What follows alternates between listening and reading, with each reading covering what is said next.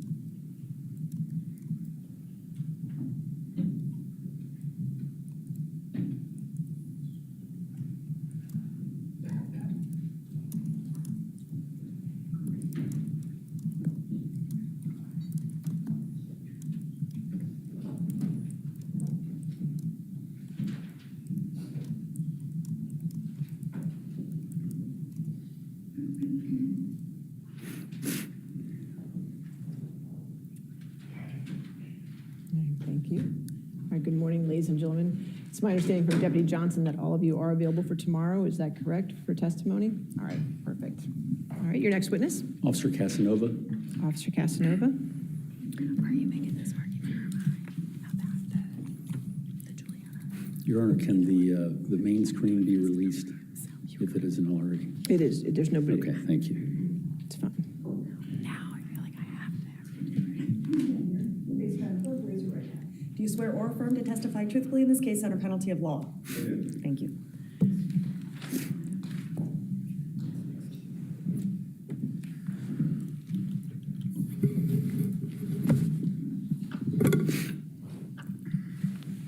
Morning, Officer Casanova. Morning. I'm just going to ask you a few questions, but the first question is I wanted you to identify the picture that's in front of you. Do you see a picture? I have a blank screen. Okay. Now I have a picture. Okay. Is there any way, based upon just that snapshot of your body cam video, as to whether this is your video? I can't say for certain. Okay, let me move forward.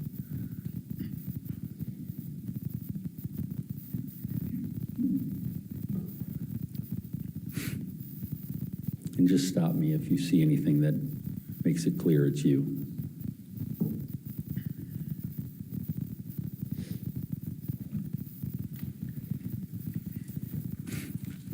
This does appear to be my video. I recognize my watch. Okay. Sir, I'm going to go ahead and play this video. We have to identify it. Sorry, Your Honor, that would be identified as Defense Exhibit 86, I believe. I have an 86. 87. 87. Do you wish to have it in evidence? Yes, Your Honor. Any objection? Yes, Your Honor, we should approach. Okay.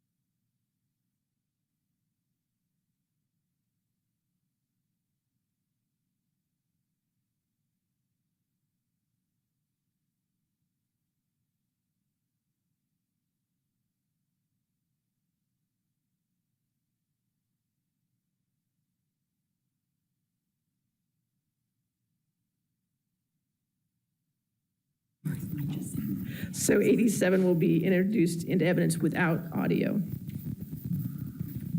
Does this need, And sir, can you, I'm sorry, does this need to be under seal? I don't know what it has on it.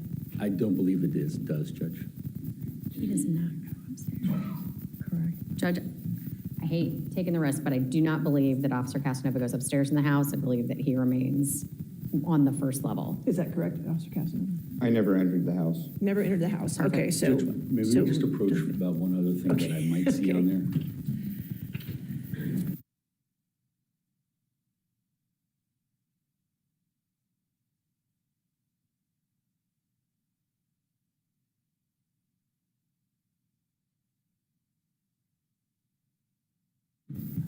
We're going to enter it without audio, and we're going to make it under seal for the moment. Okay, thank you. Sir, can you please state your name and spell your name for the court reporter? Sure, I'm Robert Casanova, Casanova. And you've indicated that this is your video based on your watch. Yes, Okay, and we're going to watch this without sound, okay. okay? And from time to time, I might stop it and ask you a question. Okay? Yes, sir. Thank you.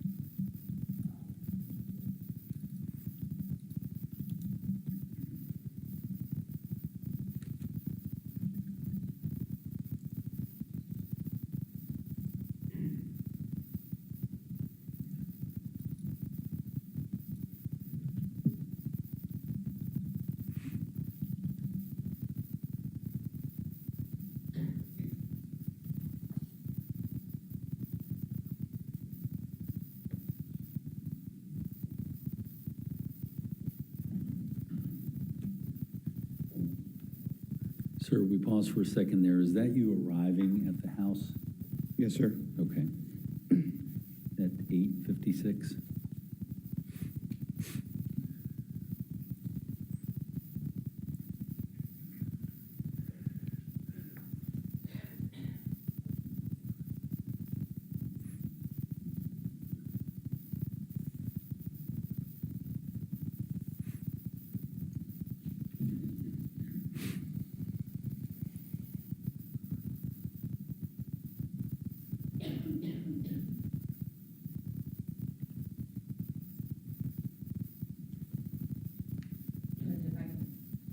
If I can ask the court to clarify for the record, counsel referenced 8:56. That would be the marker on the video, not the time of day. Right, the time of day actually says 8:14. It was 8:56. I was showing the marker on the video, Judge. Just the marker. Reference for the officer. Right, and the time on the video of the actual time would be 8:14. Okay. Thank you.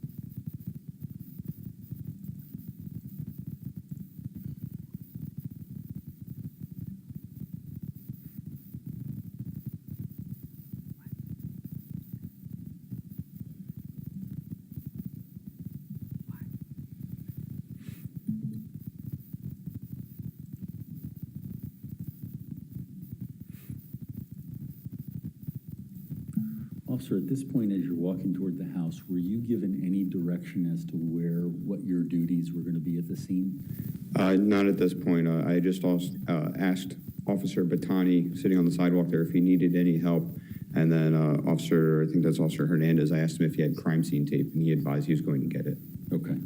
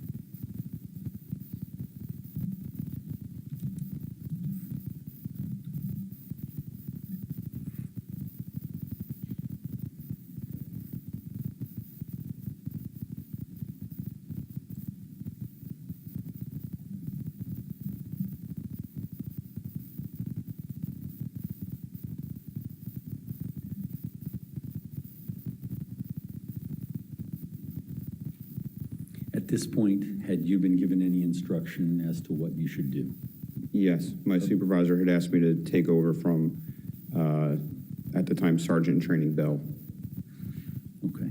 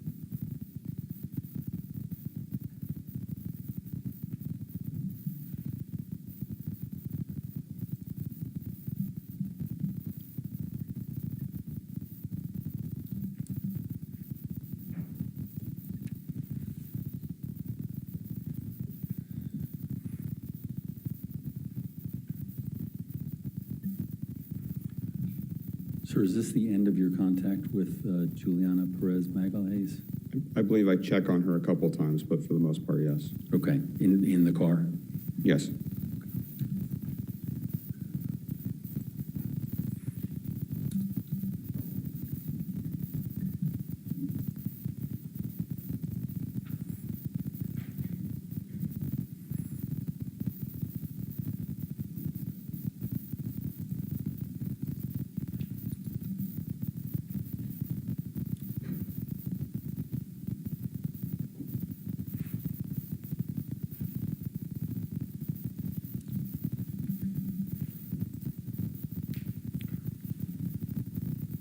Sir, ultimately, when she left the scene, was it in your cruiser or in the cruiser that she's sitting in right now?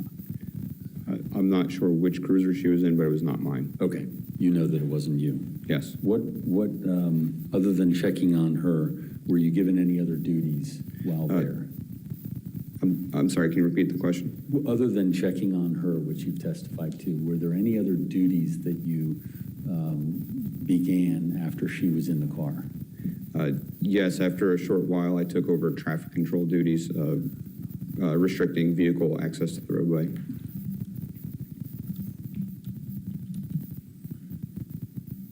Your Honor, this is 2545, and that's, those are all my questions for this officer. All right, so just to be clear, then you would just want 87 in evidence up to 2545, correct? Yes. All right, and that'll stay under seal then, okay. All right, thank you. Cross-examination? All right. No Is this questions. Is this witness subject to recall? No, Your Honor. All right, you're free to go, sir, thank you. Thank you. Your next witness?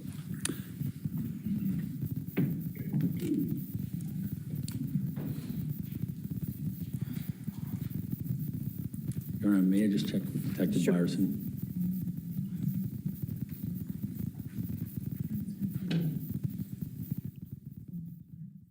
There's Sergeant Brian Ames. Sergeant Ames?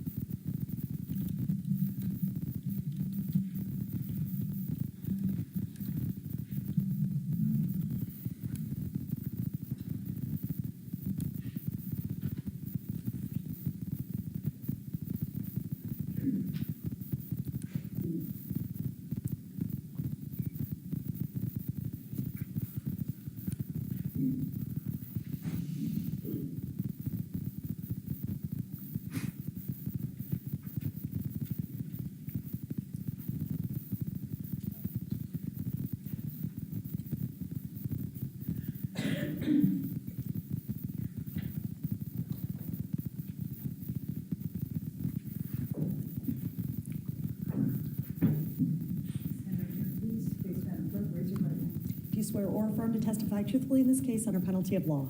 Thank you.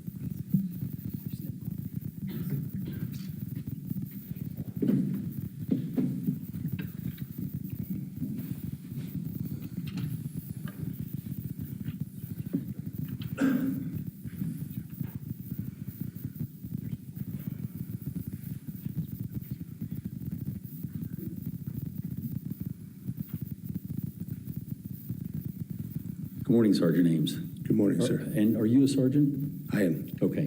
Where are you currently? What's your current station? I'm in the IAB, sir. Okay. Internal Affairs Bureau. And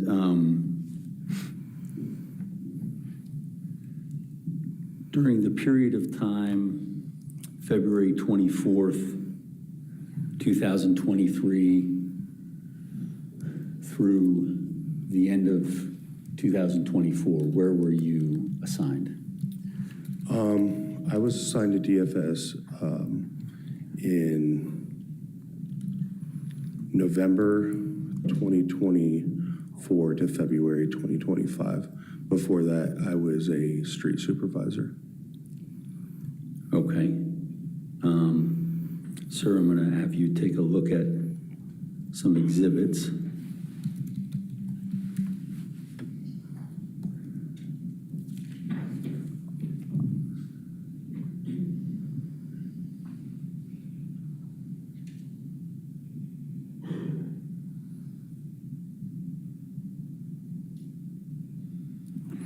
Here, and I'm going to use the Okay. overhead if I can.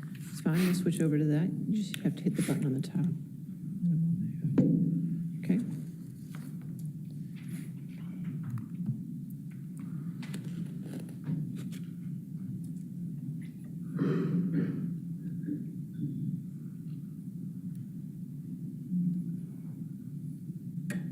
Sir, can you see that document? I can, sir.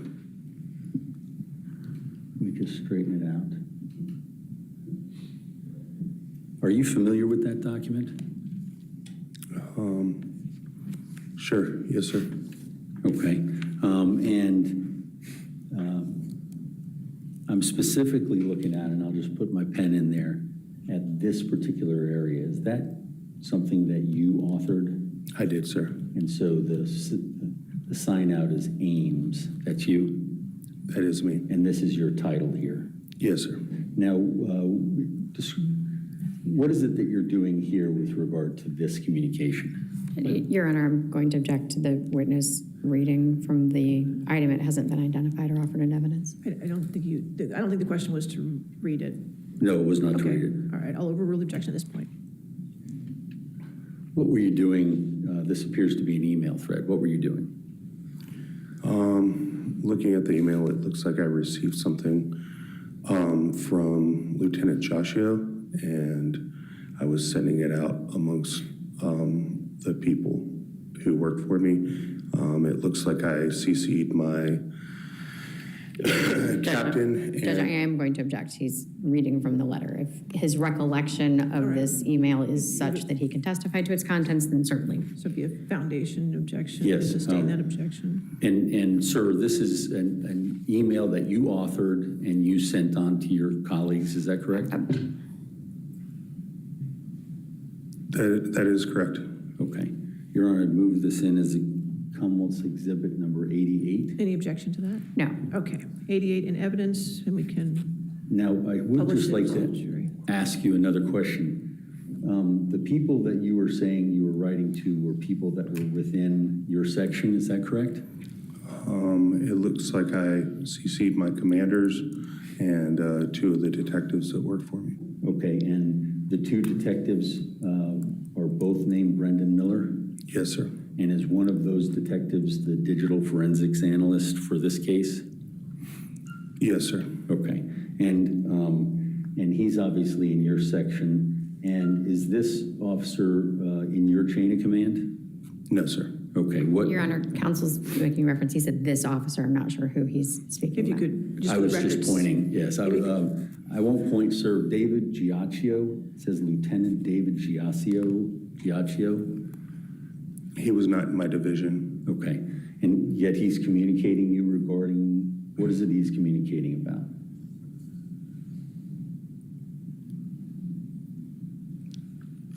An executive summary?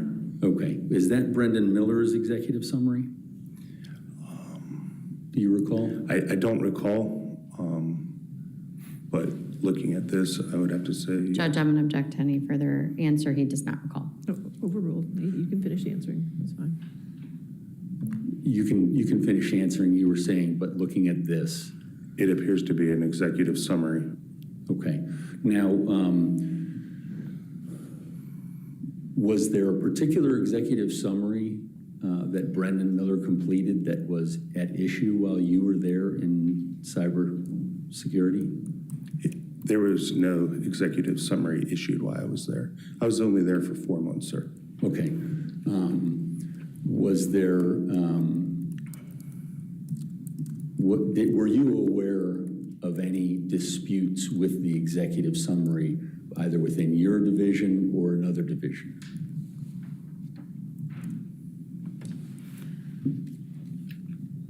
I know that executive summaries are written on every case.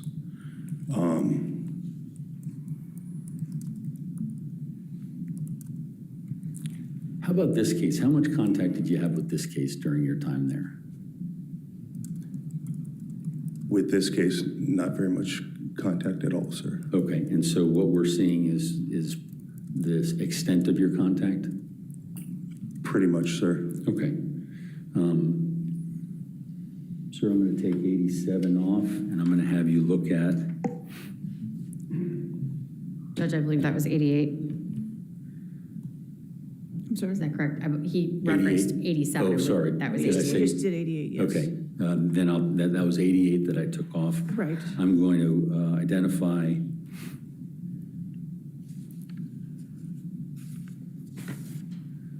what will be marked as Defense Exhibit 89. Can you see that email? I can. Okay, and does that appear to be an email that you forwarded on? It is. Actually, you know what, I'll just let you tell me what it is. It looks like Lieutenant Joshua forwarded a proffer to me, Okay, and then I forwarded on to my detectives and CC'd my supervisors. okay, and you said a proffer, or are there two proffers there? I don't know. Normally the system works where you get two different angles. I can't recall what, Okay, if that's one or two. so you never examined those proffers? No, I'm sure I clicked on them before a meeting, but I don't recall if it's two separate parts or if it's just two angles. Okay, and where you sign off as Ames, that's you, correct? Yes, sir. And Sergeant Brian Ames, all of the things relating to that were correct as of the time of this writing on Yes, sir. November 8th, 2024? Yes, sir. And you're CCing, I assume, superiors? Chain of command, yes, sir. Chain of command, okay. And Brendan Miller and Brendan Miller are the two people that this is directed to. Yes, sir. Okay, now they're in your chain of command. Would that be an order that you're providing them?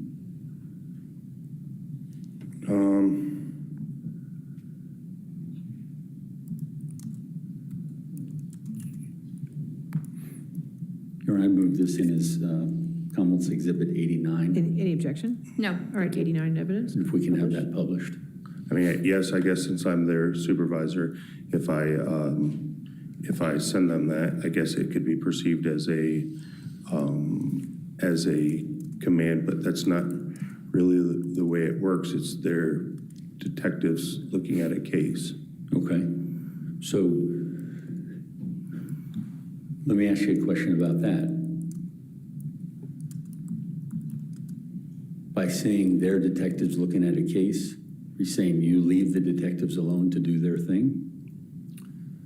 I'm saying that I had 4 months there.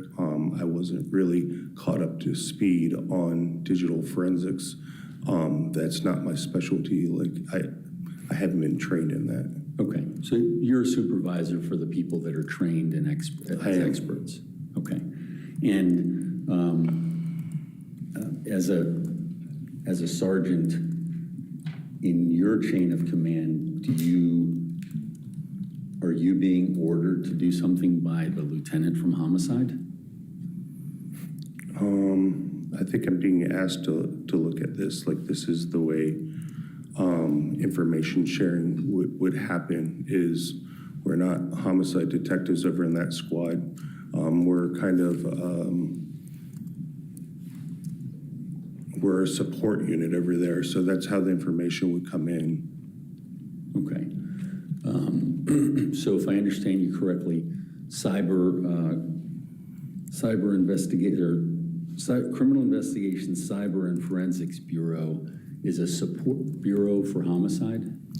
Well, specifically to digital forensics is a support bureau for all the other bureaus when they have digital evidence. Okay, and is it common for the lieutenants from other bureaus to communicate with you in this way, to have your detectives do things?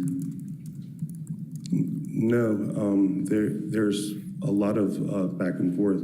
Like I kind of, when I was in that position, I kind of feel the calls, send stuff up the chain of command, figure out what the detectives think are best for the case, stuff like that. Okay, so you're going up the chain of command. Is it something related to the communications that you're receiving, or is that something that you would do with every communication? Since I was a newer sergeant at the time, it was my understanding the expectation out of my command was to link them into pretty much everything that I was doing. Okay, in the form of, in the immediate moment you received an email? If I was doing ESRs, like they got them, if we had a case that was unusual, or if we had anything, like I said, I was a newer sergeant. It was my understanding, the expectation on me was to forward stuff up my chain of command. That is correct. Okay, so this is commonplace, what these emails show? I would say at that point, when I was in DFS, with me being newer, I looped them in on a lot of stuff. Okay, thank you. Your Honor, I've moved 89. 89 is in evidence. Okay. Sir, I'm going to have you look at what will be marked as Defense Exhibit 90.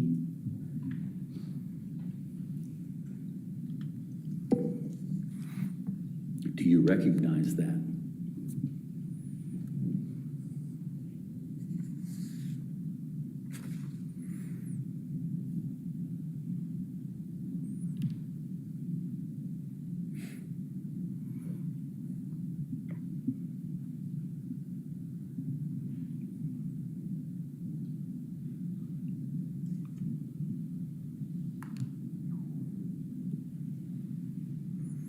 I know you send a million emails Yeah, a day, I but do send an you awful lot. recognize this particular one? Yes, this is my email, sir. Okay, and this, and I'm pointing with my pen, appears to be you, that's the way you would sign off? Yes. And this would be all of the information that's accurate as to where you were working at the time? Yes, sir. And what about this up here? What was that? Do you have any idea? I don't know without seeing it. I mean, based on the context here, it looks like it's a timeline Okay. from Lieutenant Joshua Okay. related to the proffer. Do you know, and let me just call your attention to, and this is 89, correct? That's 90. 90. Your Honor, I moved this in as Exhibit 90. Any objection? No, ma'am. 90 in evidence and published? Sir, I'm going to put 89 there next to it. Okay, not published. Take it. 89 is in. Oh, he's put 89, okay. I didn't ask you about, with regard to 89. Do you know what that is? I mean, given the context of this, it appears that it's a timeline related to this case. Okay. And I'm going to have you look back at 88. Do you know what the attachment was on 88? And when I say do you know, I'm asking, did you open it or did you look at it or anything like that? I mean, I'm sure I looked at it, but if you're asking me right now if I know what that is exactly, all I can say is I can assume that it's an executive summary that has to do with this case. Okay, thank you very much. Now, on 88, you've added Brendan Miller's, I guess, B1 and B3 they're called? Yes, sir. Okay.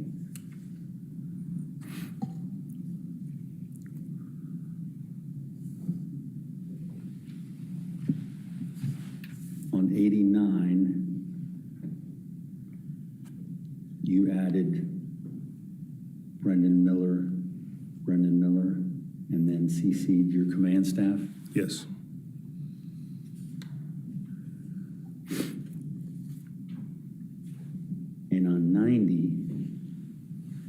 see Brendan Miller, would that have been forwarded to them, or is this just specifically for your command That's staff? just for my command staff. Okay, and so there wouldn't be an additional email to show what you sent to Brendan Miller and Brendan Miller? I don't believe so, given the context of this. I don't believe I forwarded that, but I don't know. This appears to be dated November 7th, 2024. Is that correct? Yes, sir. And let me go back to 89. This was dated November 8th, 2024, correct? Yes, sir.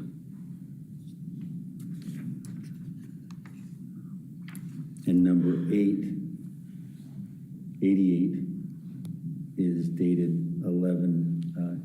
November 8th, 2024 as well, correct? Yes, sir. Now I'm going to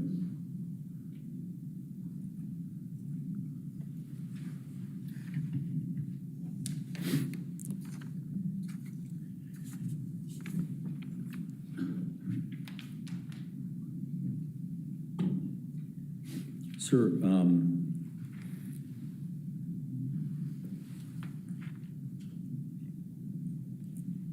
do you see that on your screen?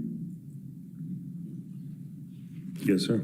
Okay, and same questions. Is this how you sign out? It is, sir. Okay, and this information is all correct? No, that is, maybe I didn't change my,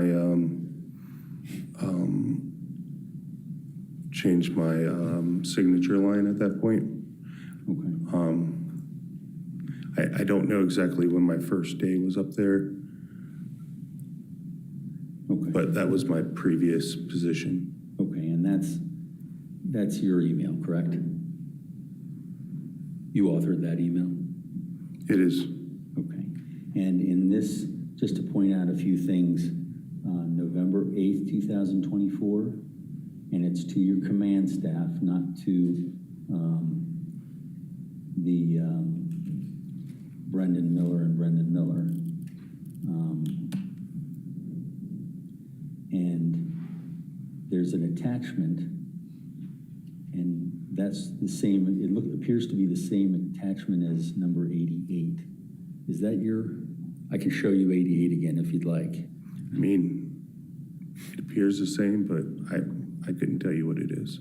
And this email is from Lieutenant. I'm going to object to the leading.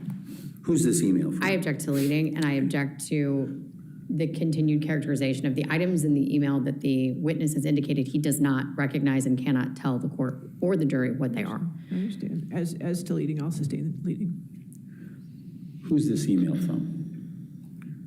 Appears to be Lieutenant Joshua, sir. Okay, and nothing's changed about his position or your position since we looked at 88, 89, 90?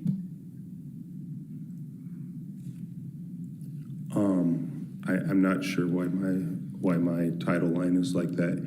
I don't know. I believe at this point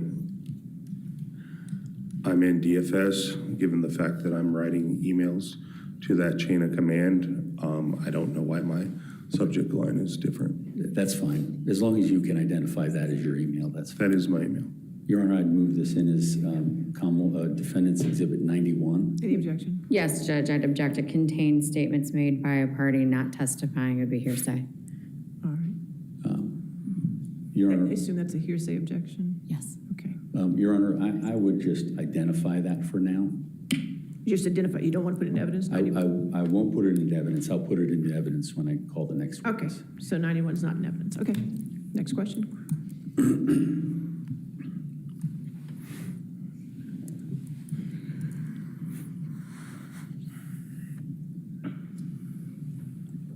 Now, Sergeant Ames, in your training as an investigator,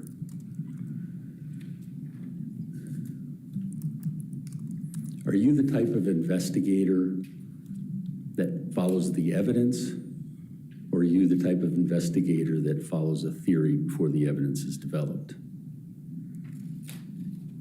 Me as an investigator, I go with evidence. Okay.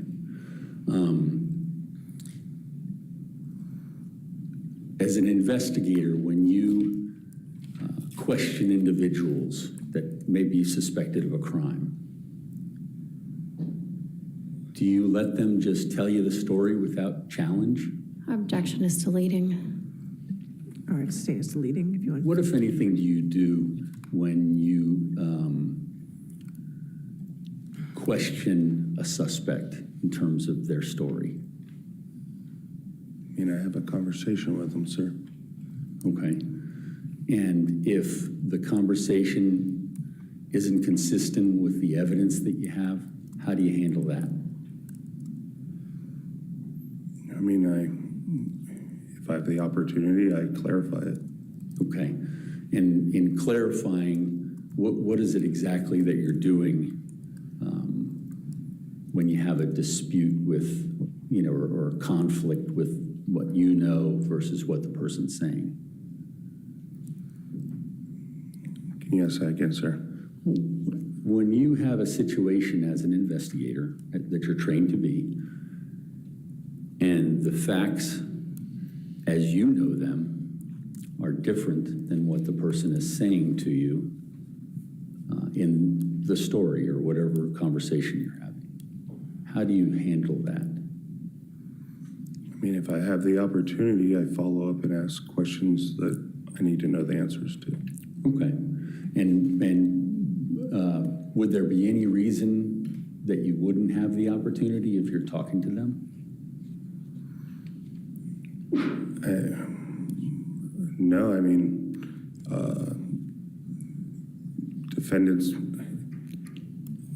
if you're talking about a suspect of a crime, I mean, they don't have to tell you.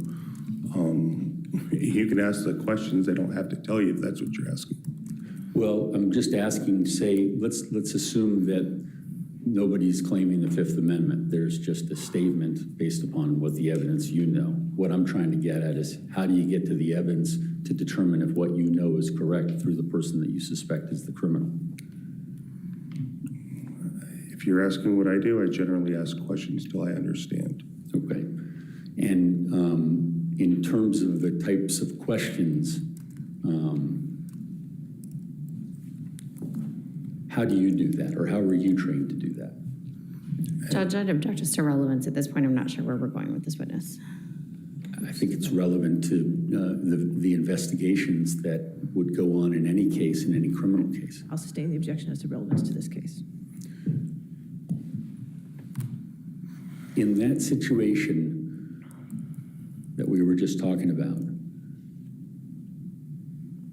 would you challenge an individual or not challenge an individual? Same objection, Judge, relevance. I'll sustain the objection. Okay, I'll move on, Judge.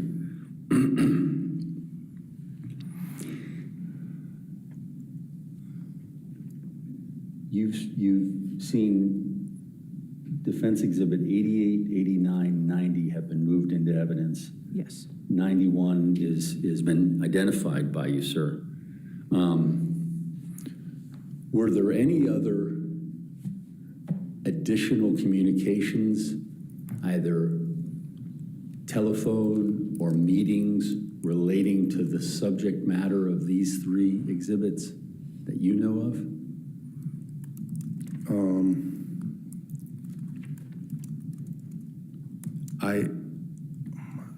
This has been so long ago now, I don't know. Okay. I mean,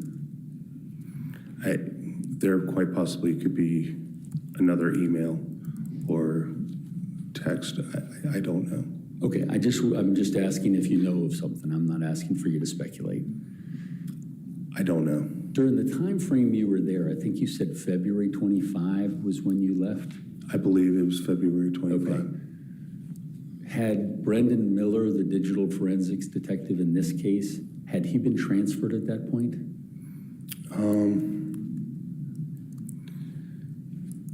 I think he transferred either right before or right after I left.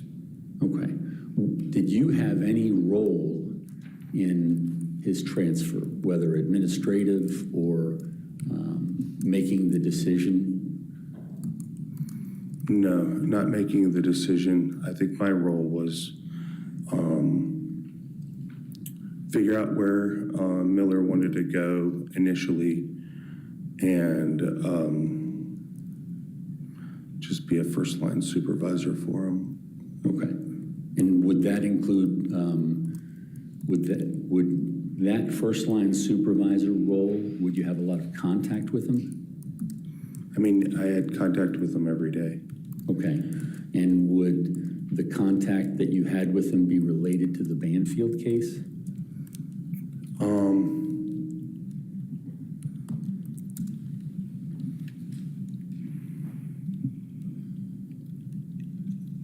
If things came up, yes, I would have contact with him about the Banfield case, but it wasn't.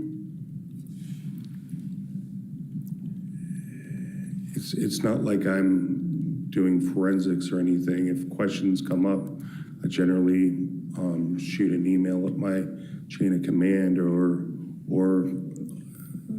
stuff like that. Okay. I mean, I'm not advising him how to go through data or anything like that. My job was, you know, I had other things that I was doing budgets and distributing cases, new cases coming in. Okay. Did you have anything, were you a decision maker in his transfer? No. Do you have any idea why he was transferred? I wasn't brought into those conversations. I pretty much was told that the decision had been made. I wasn't involved in those. Okay. And was there anything that you were told about the decision that was made? Not that I can remember. I mean, there was, right, it's a police department. There's rumors going around, but I don't know what would make the difference. But I don't know where the rumors would stop and what. I don't think I was told specifically why he was being transferred. Okay, well, I don't want to put you in that spot, so if you don't know. Were you aware of how the experience that Brendan Miller had, the one that was transferred? I knew that he was I can't think of the terminology, certified, yes, I know that Miller is experienced. Okay. And he'd been there for how long, do you think, prior to you leaving, or prior to him being transferred? I don't know. Okay. In terms of your making the decisions of assignment of cases, where would he be in the decision process for you? I don't know what you're asking, sir. Would he be one of the more experienced ones that you would assign to, or one of the less experienced ones? The other Miller was kind of the person who I bounced what we were going to do. He was the other Miller was the more senior Miller on the squad, so I bounced most of my decisions off of him. Okay, and then he'd assist you with that? He would, yes, he would assist me in that. And do you know how long he had been in the digital forensic section? No. Okay. I know it was a while, but I don't know. Okay. Judge, I don't have any further questions. All right, cross-examination. I'm going to leave 91 there if that's okay. Oh, that's fine. Good morning. How are Good you? morning, ma'am. How you doing? All right. So just so we're clear, you weren't in digital forensics very long, correct? I was not. Okay. And you didn't get involved in any of the actual digital forensics involved in this case, correct? No, ma'am. Okay. And you weren't involved in Detective Miller's transfer, No, ma'am. and you weren't involved in Detective Miller's work on this case, correct? No, ma'am. Okay. These emails you've been shown, you just passed them on, is that correct? That is correct. They didn't require any specific action of you, correct? No, ma'am. Okay, and those requests were to examine the evidence in this case in the context of new evidence that had been received, isn't that correct? That's correct. Okay. Did you change, distort, or hide any evidence in this case? No, ma'am. Did you direct anyone to change, distort, or hide any evidence in this case? No, ma'am. Thank you. Nothing further. All right, any redirects?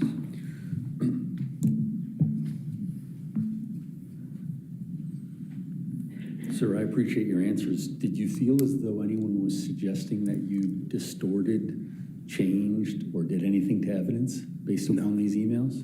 No. Okay. Thank you. I don't have any further Is he questions. subject to recall? No, Your Honor. No, ma'am. All right, you're free to go, sir. Thank you. Have a Thank good you. day. Your Have next a good day. witness? Leah Smith. Excuse me? Detective Leah Smith. Detective Smith?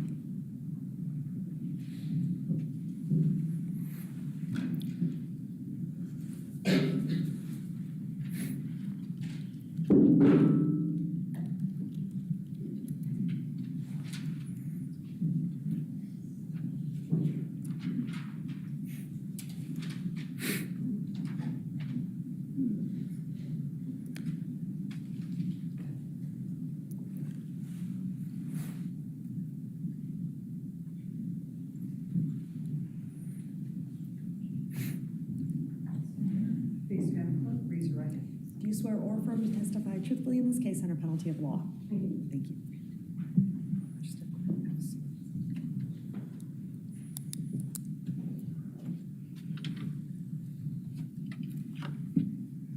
Good morning, Detective Good morning. Smith. Can you please state your name and spell it for the court reporter? Leah Smith, Leah Smith. And what division in the Fairfax County Police are you currently in? Homicide. Okay, and were you in homicide during the time of February 24th, 2023? I was. Okay, so you're familiar with this case, and the Banfield case, and the Juliana Peres Magalhaes case? I am. Okay, and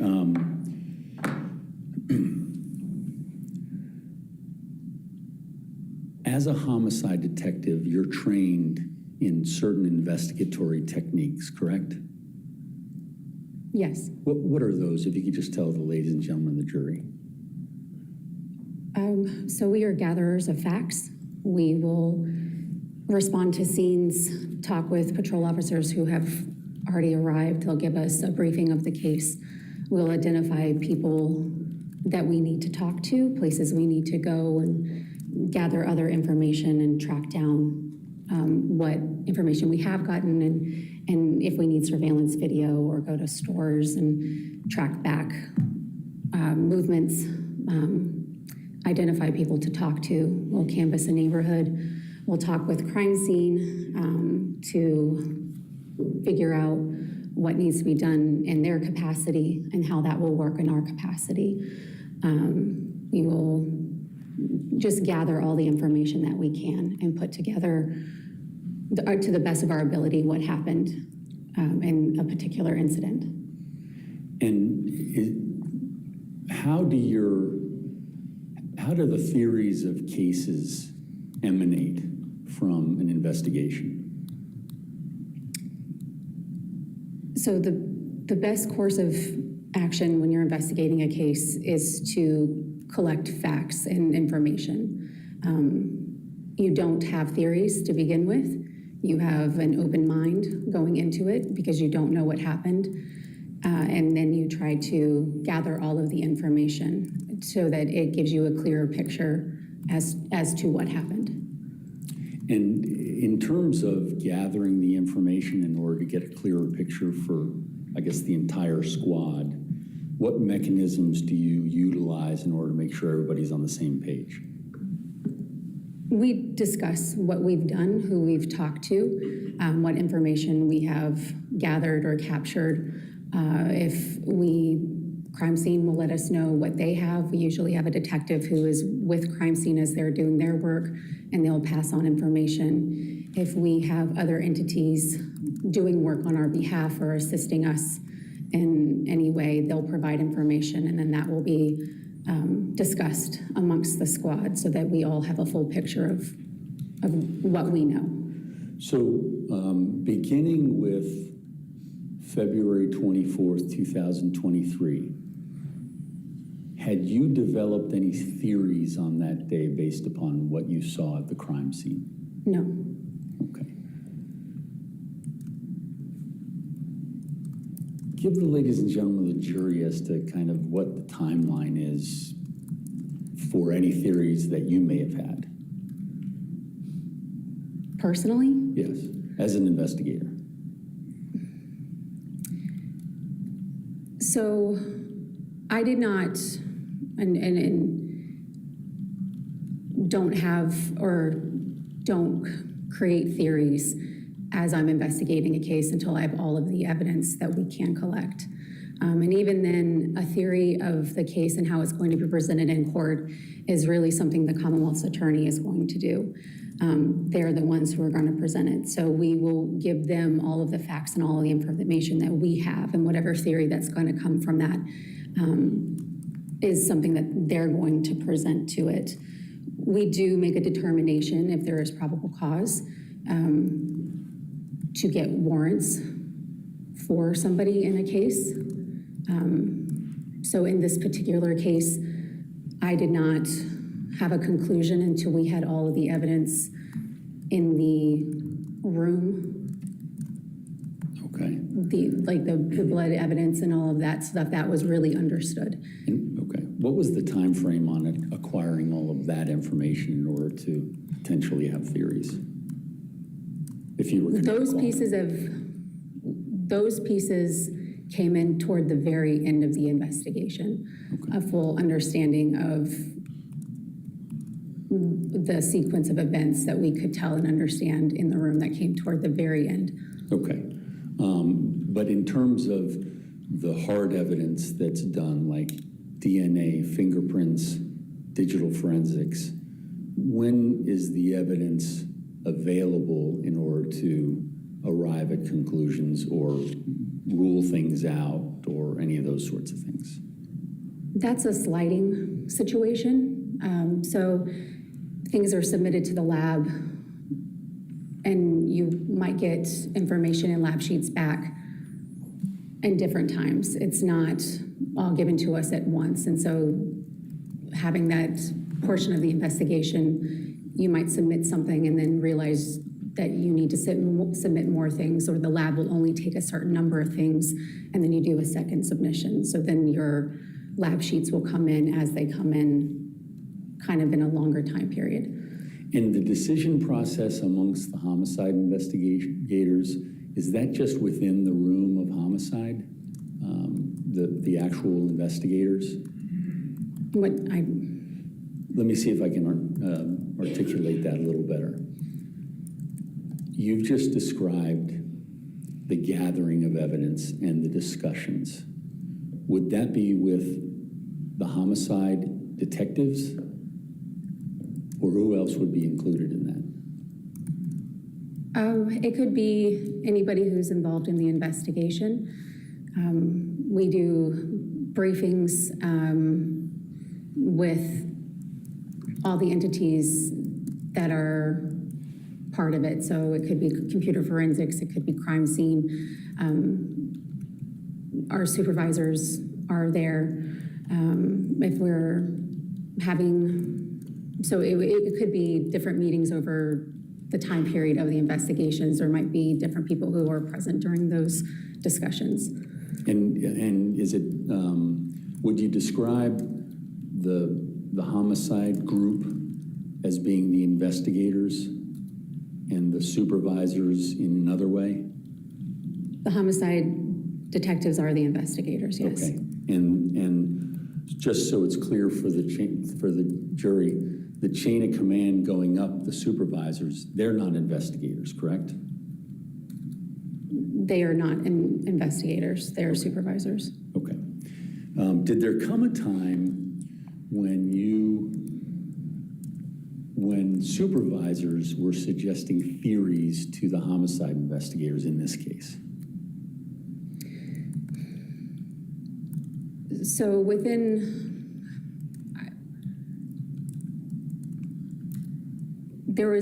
had a briefing within the first week of the incident where we were discussing everything that everybody had done and the information that was collected. And our supervisor at the time told us there were two theories in the case and we needed to get behind the right one. Who was the supervisor? Lieutenant Smuck, Okay. Who was in the room? the homicide investigators, the detectives. Okay, were there any other people? I don't recall if there were victim services or advocates or our crime analyst or others who might be there during a briefing when we have just had an incident.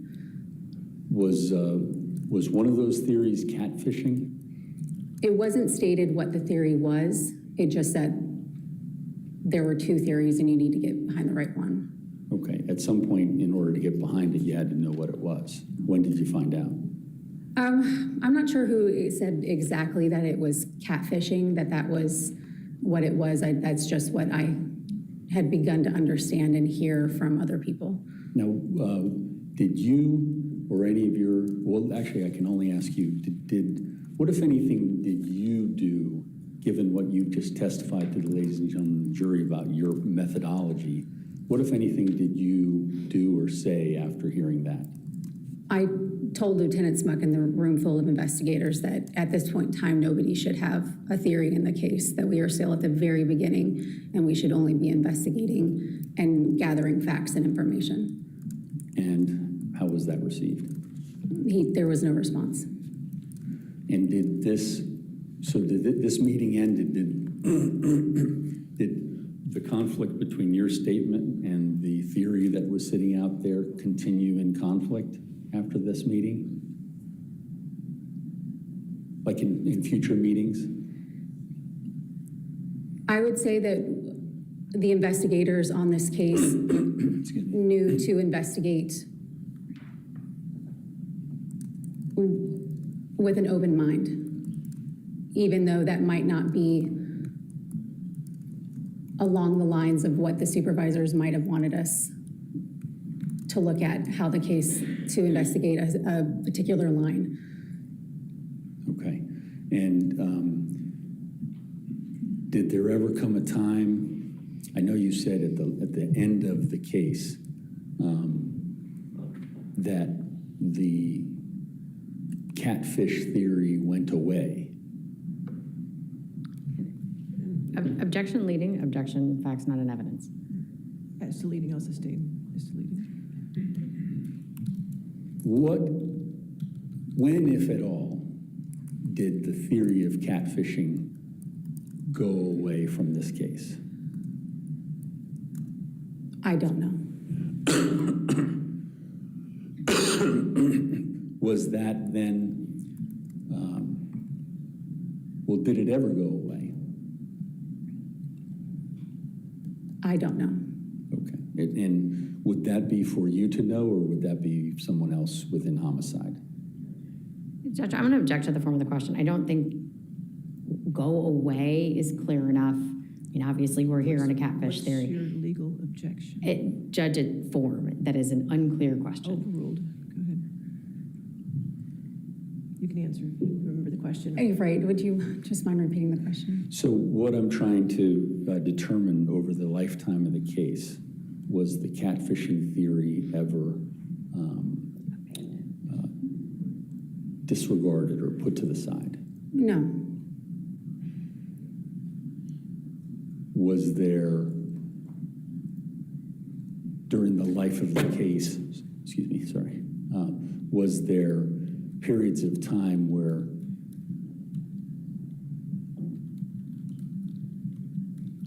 the homicide squad was not supporting the catfish theory? So everything is on the table. I wouldn't say that it wasn't We explored all options, and that was always on the table. Okay. And when was it that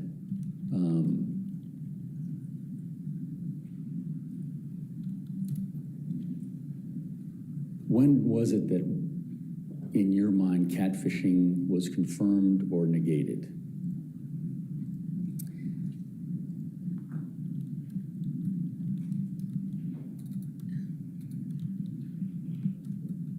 It was toward the end, I would say, that once we understood the full for the investigation, catfishing is maybe how you got to a point, but what happened in the room, in the bedroom, that is really what you need to figure out. That's the determination of who would be charged in the crime of murder. So once you understood all of that and what happened within the room, and then you have the other evidence of it coming forward and through the digital forensics and the interviews and all of this, that decision was made on who to charge for it based on the forensics evidence. And you charged Juliana Peres Magalhaes in October of 2023, correct? Yes, So was it concluded at that point? she was charged for her involvement in the crime. So she wasn't charged with Christine. Right. And so was it based upon her recantation that Brendan Banfield was charged? No.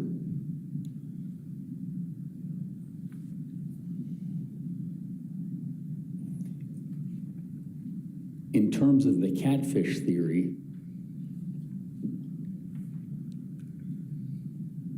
actually strike that, Judge.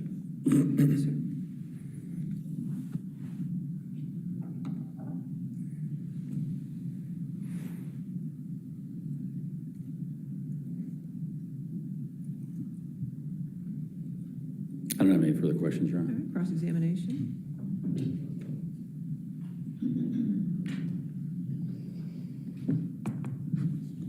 Good morning, Detective. Good morning.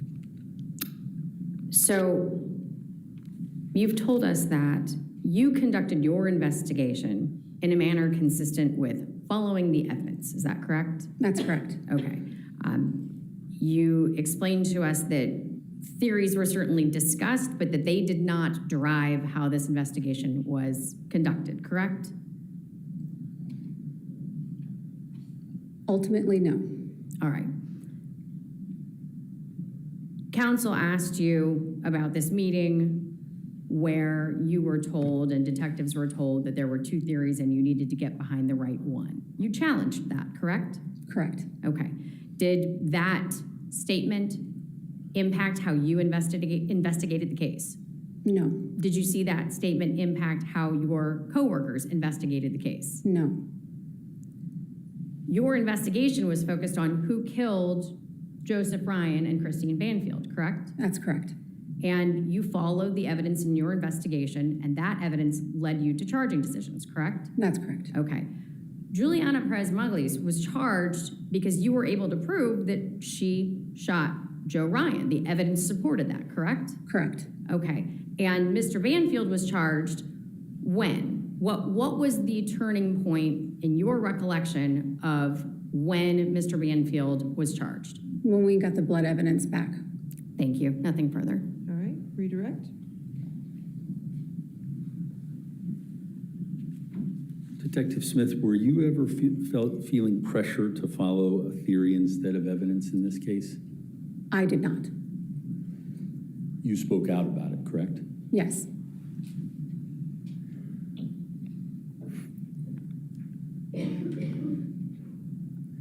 Did you feel pressure by command after you spoke out about it?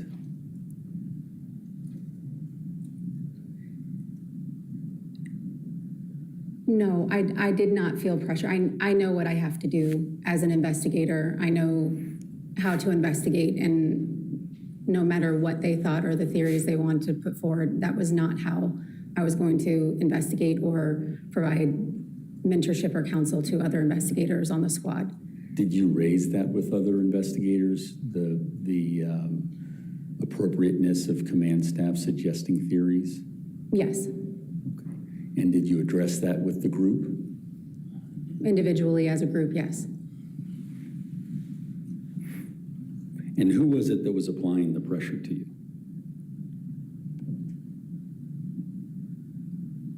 Whoever was in charge at the time, at the beginning, Lieutenant Smuck, who made that comment in the first time. After March 24th, March 24, 2024. It would become from Lieutenant Giascio and Bruce. I think at the time it was a Captain Bruce. Thank you. I have no further questions. All right, is this witness subject to recall? No? No? No, ma'am. All right, Detective, free to go. Thank you. Thank you. All right, ladies and gentlemen, since we started a little early, I'm going to go ahead and have our 15-minute recess now. All right, do not discuss the case and do not do any outside research. We'll see you in 15 minutes. Okay?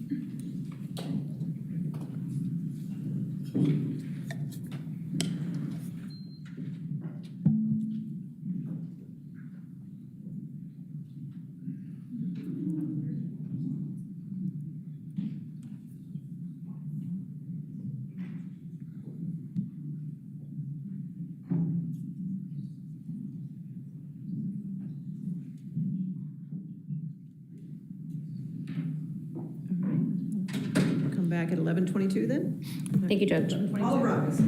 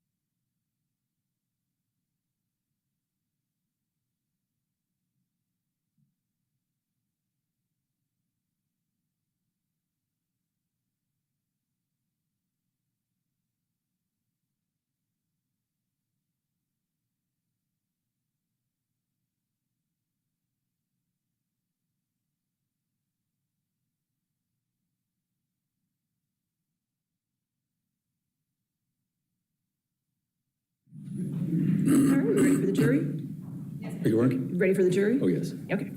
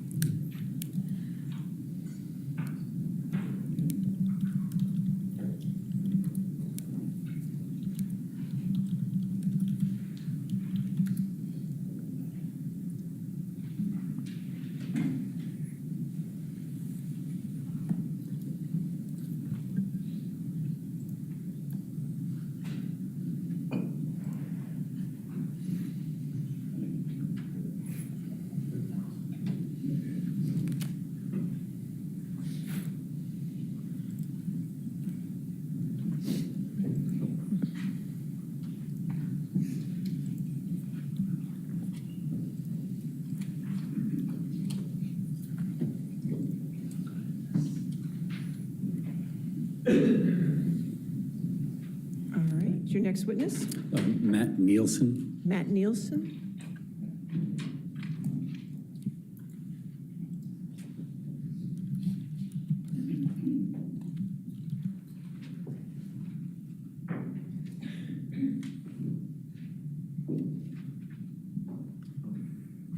Stand here, please, Madam Clerk, raise your right hand.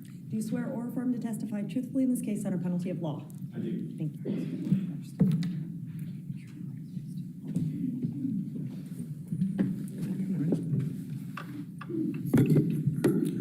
Good morning, sir. Good morning, sir. Can you please tell the ladies and gentlemen of the jury your name and spell your name for the court reporter?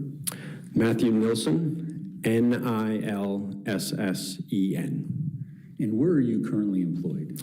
I'm currently employed with the Fairfax County Police Department as a detective sergeant with the Major Crimes Bureau. Okay. Were you previously in the homicide division? Yes, I was. When was that? I was employed as a homicide detective prior to my promotion to sergeant from approximately February 2023 until what would have been November of 2024. Okay, so I'm sorry, you were the homicide sergeant at that time? I was a detective on the squad. Okay. And then you transferred to where you are now, which is in the homicide division? I work for the Major Crimes Bureau. I am not the supervisor of the homicide unit. Okay. I work for what areas are you working in? I supervise the sex crime squad. Okay, gotcha. Now, calling your attention to February 24th, 2023, were you involved actively with the homicide that occurred at the Banfield house? Yes, I was. Okay, and what role did you play in that? I assisted beginning on that day with the investigation by handling investigative tasks such as writing search warrants, and then throughout the remainder of the investigation with tasks that were assigned to me by my supervisor and other detectives handling the investigation as primary. Okay, and based upon the time frame that you said you were there, you were still there in October of 23 when Juliana Peres Magalhaes was charged, correct? Yes, sir. Okay, and were you involved in that? Yes, I was. Okay, was there any sort of planning that went with that? Yes. Okay, what was the ultimate goal of charging her with murder? I would state there were several goals that included the fact that evidence supported probable cause to charge her with murder at that time. But based on our investigation, there was belief that there was more to the story that could be elicited from her.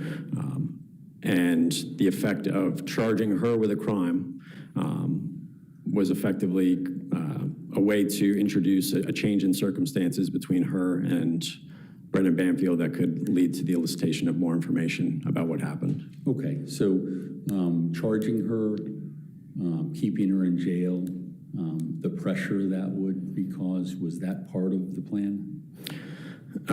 Yes, in terms of in any type of incident in which you have multiple people involved in the carrying out of that act, there is competing interest between self-interest and cooperation. And by introducing circumstances that would encourage cooperation with law enforcement over cooperation with other parties, it could change the outcome of the investigation change the amount of information available to us as investigators. Okay, like a plea agreement to a lesser charge and no further jail time, something like that? There's a number of different ways that could be accomplished, or the ultimate goal could be accomplished. And that's ultimately what happened, though. That's what caused the change in Juliana Peres Magalhaes. My understanding is she did at one point cooperate with detectives. I was not involved at that point in the investigation. Now, while you were on the homicide squad, were you ever assigned to listening to the jail phone calls? No, I was not. Okay. Was that something that was employed in order to determine whether or not she was subject to the pressure that had been intended? I know that someone was assigned to review those calls, and the information learned from those calls was part of our investigation. Okay. Thank you, sir. I don't have any further questions. Cross-examination? No. All right, is this witness subject to recall? No. All right, you're free to go, sir. Thank you, Your Honor. Your next witness, Your Honor, Patrick Bruce. Patrick Bruce.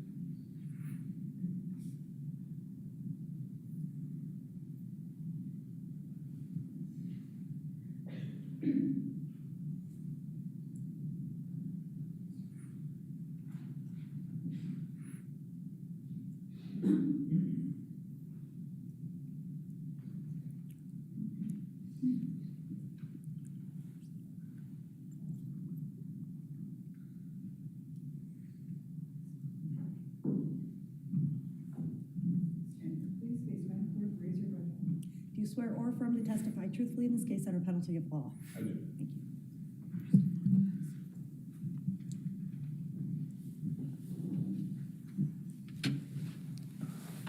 Good morning, Mr. Bruce. Good morning. Can you please state your name and spell it for the court reporter?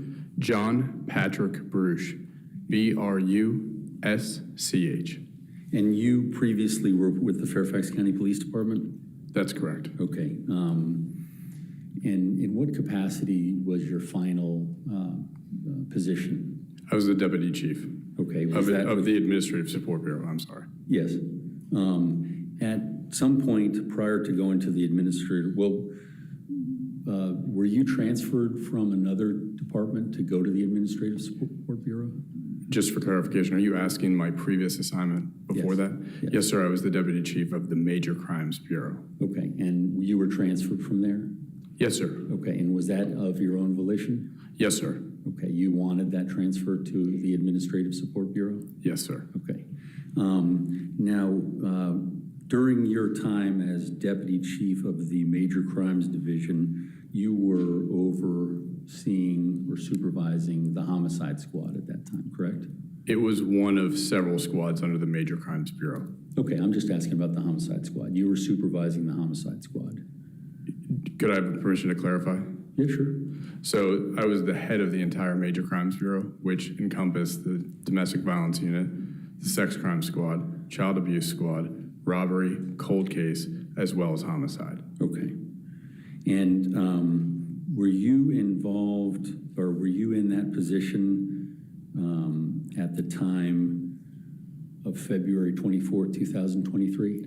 So at that time, I was the captain of the Major Crimes Violent Crimes Division, so not a deputy chief. And when did you become deputy chief?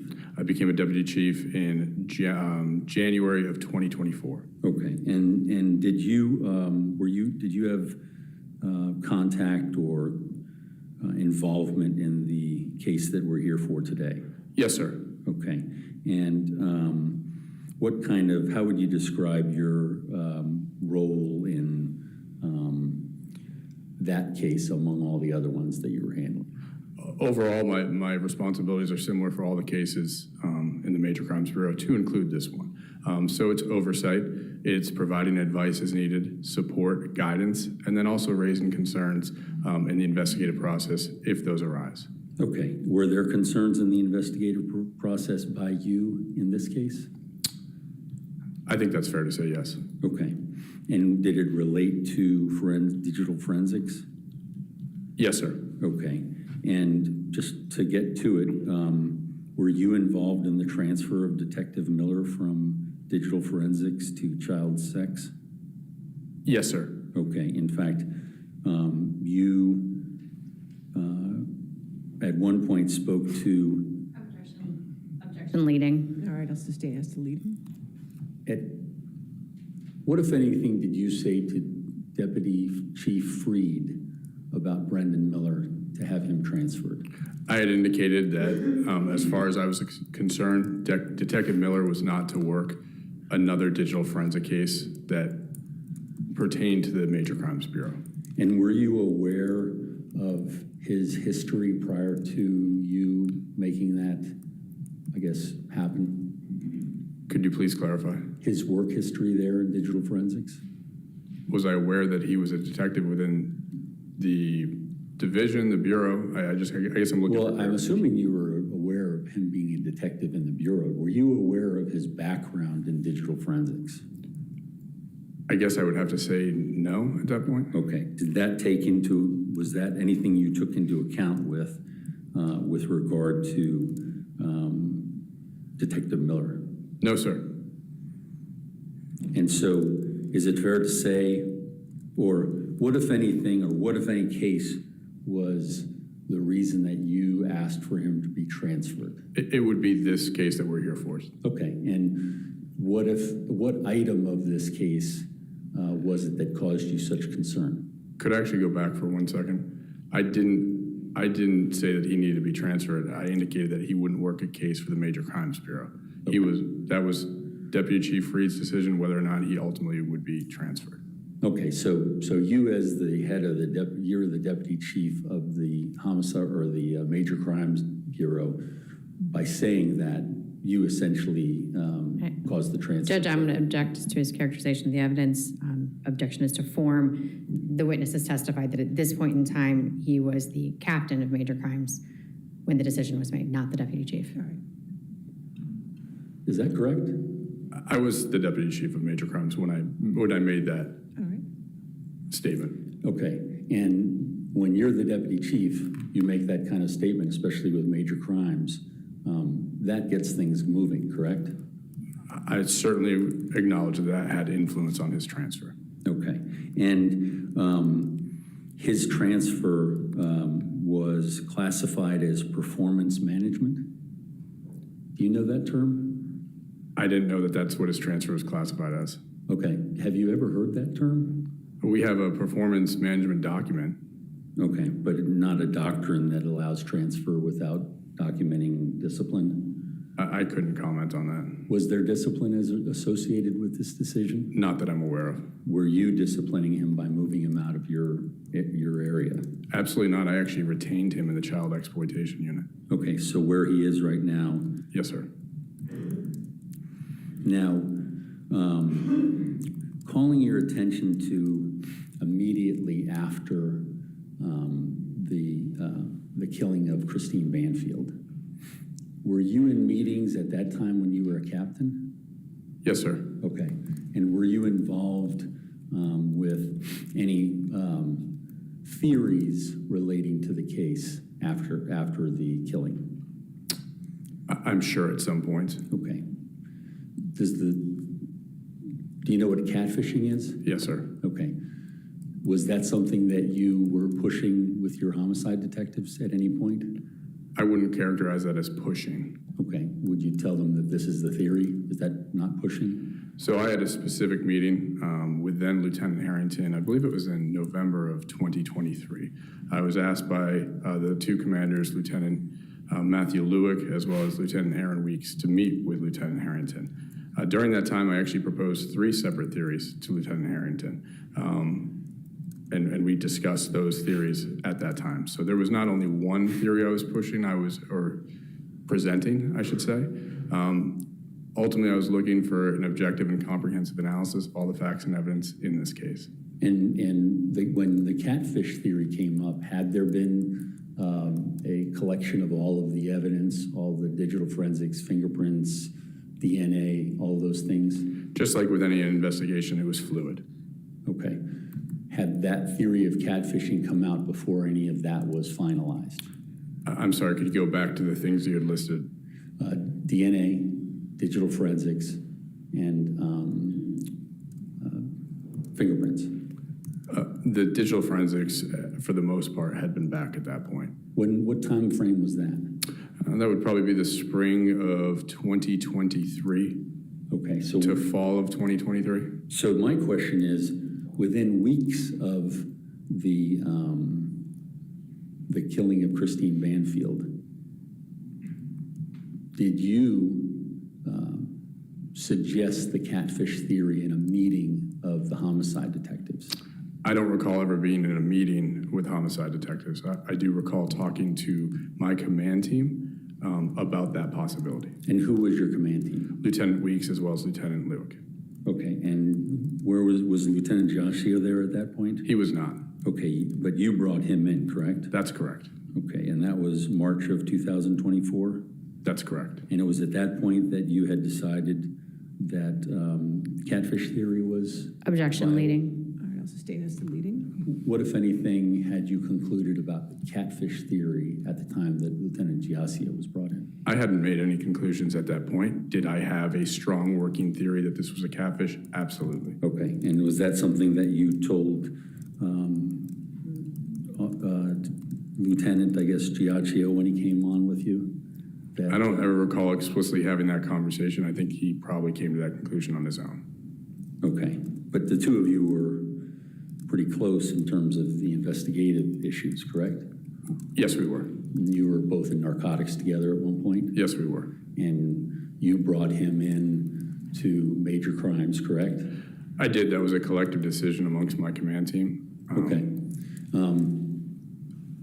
And so is it not true that you insisted you had to have Giaccio come in March of 2024? That is not true. Okay. Were you aware that he was on the Brady list? Yes, sir. Okay. What's the Brady list for the ladies and gentlemen of the jury? It's basically an indication of a time or a potential in where you weren't totally forthcoming. So truthfulness? It could be. But that's essentially the basis of the discipline in the police department, truthfulness, correct? I think that could vary as well. Okay. Ethics, not necessarily truthfulness, so it varies. But at the time you hired him into that division, he was on the Brady list, correct? I did not hire him. Okay, at the time that you asked him to come in and be a lieutenant in your section. So could I have an opportunity to explain the transfer process? Judge, I think at this point in time, I would object. I'm not sure the relevance of a non-testifying witnesses being on the Brady list. Oh, I think we've already established that if you want to move on from that. Yes. Okay.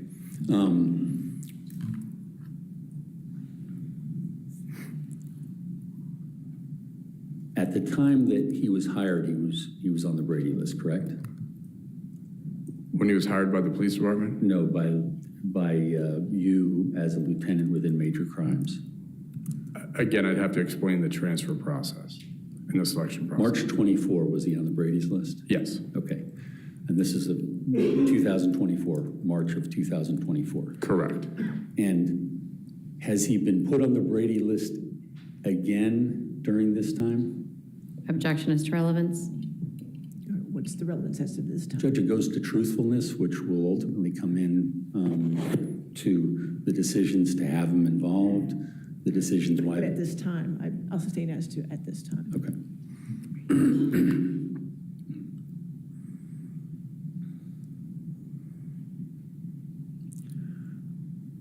Now, sir, you indicated that you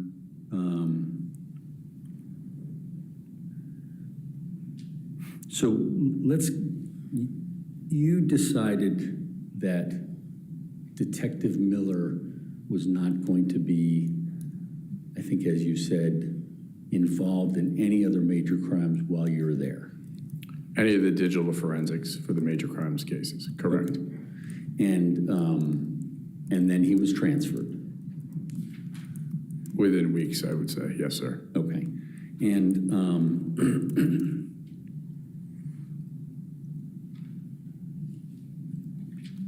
what was your basis for that?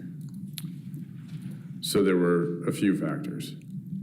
Would you like me to expand on this? Were they related to this case? Yes, sir. Exclusively related to this case? Yes, sir. Okay.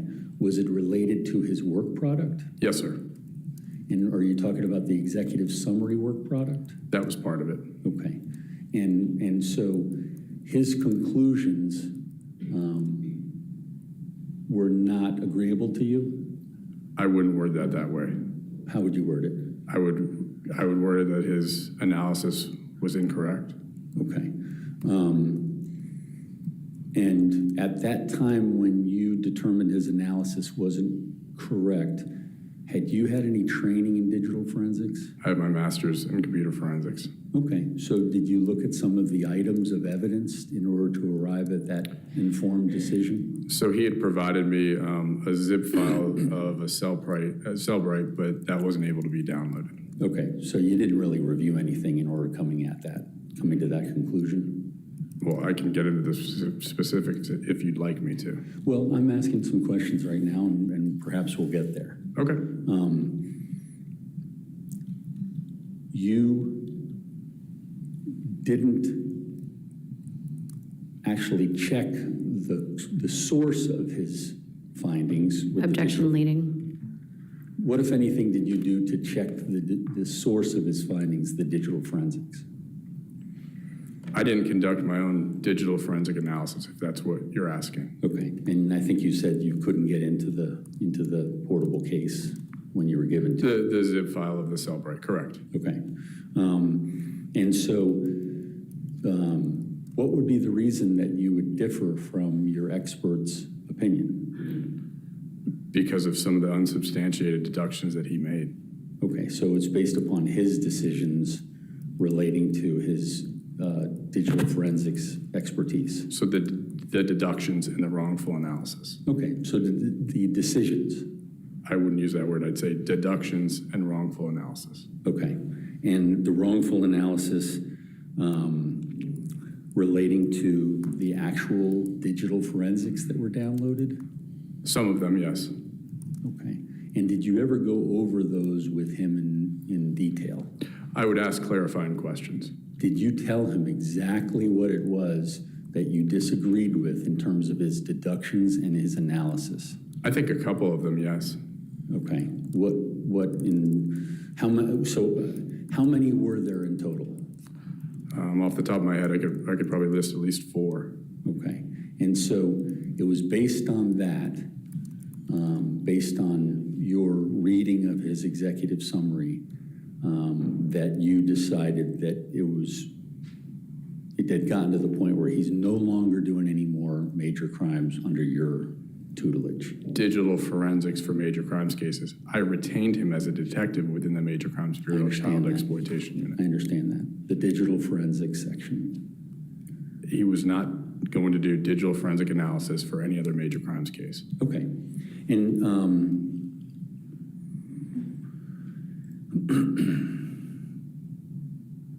sorry, bear with me for a second.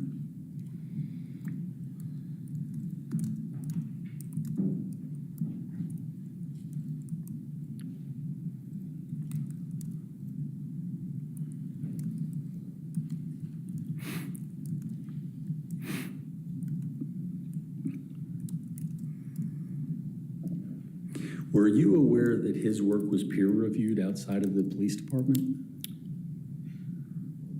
I was. And were you surprised to see that they concurred in his findings? I have a question to clarify. Did they concur on his extraction or his analysis? Both. That's news to me. Okay, so that peer review held no weight for you because you had already decided that the analysis was wrong. Objection leading. All right, sustain as to leading. You want to rephrase? Why was it that the peer review did not hold any weight for you? Because ultimately the analysis was incorrect. Okay. Now,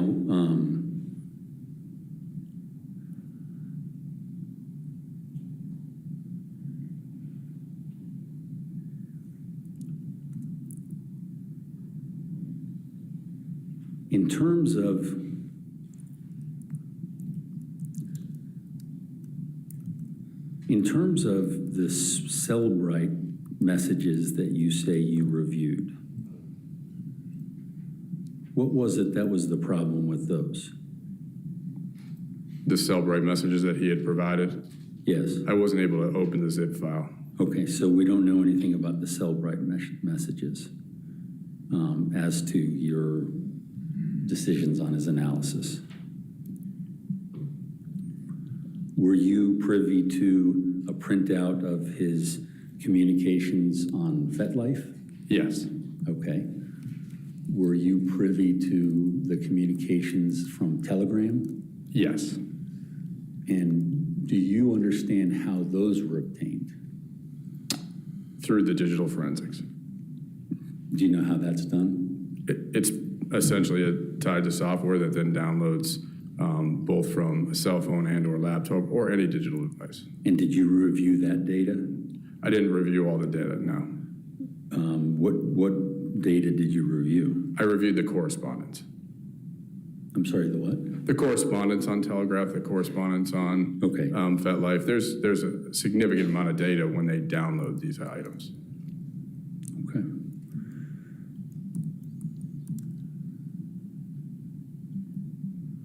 Now, are you still working as a police officer? I am not. Okay. On July 10th, when we were here before the court, you had just moved to the Administrative Support Bureau, correct? I moved there in February of 2025. Okay, so, but that's when we found out you had moved, or I found out that you moved to the Administrative Support. Objection, counsel's testifying. Overruled. Go ahead. Correct? I can't testify to when you found out I was Okay, moved. on the 10th, we talked about this, correct? Yes. And how you had enjoyed this position and you were really looking forward to, you know, the things that happen in an administrative support bureau and the challenge of not having, that's being in more of an administrative role than being in major crimes.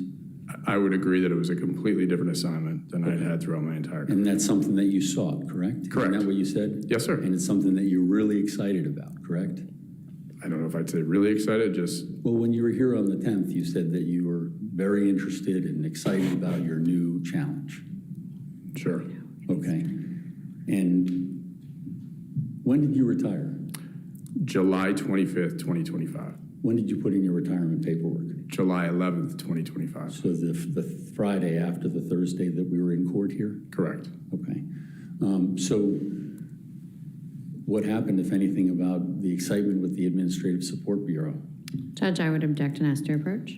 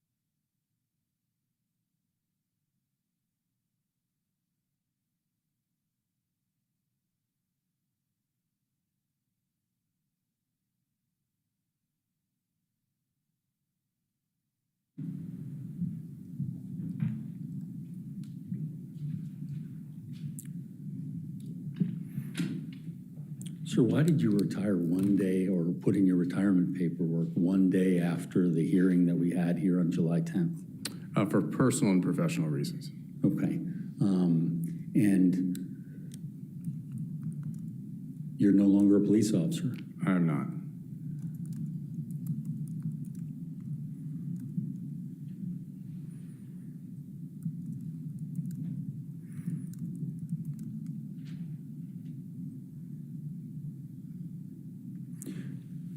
Sir, I'm going to change tack here for a little while. Your Honor, I think we have ID'd 91, so 92 would be the next. All right, yes, sir.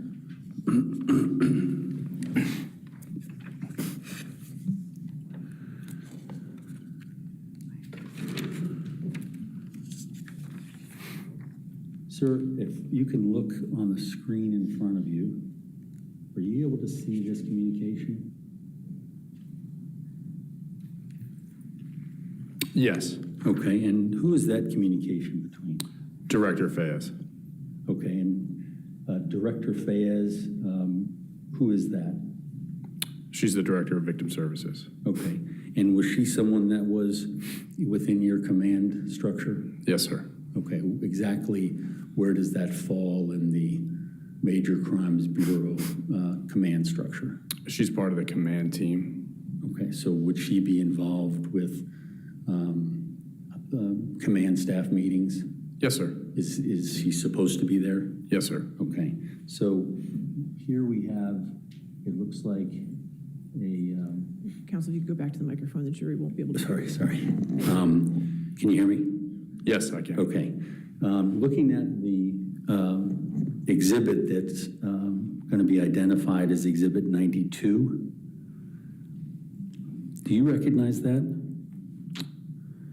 Yes, sir. Okay. And there's reference to a jail call. Is that you or is that someone else? They're responding where it says my name. Okay. And so who else was on this thread? I believe it would have to be, based on the response of One Last Favor GI, would be Lieutenant Giasio. Okay. And so it was the three of you, and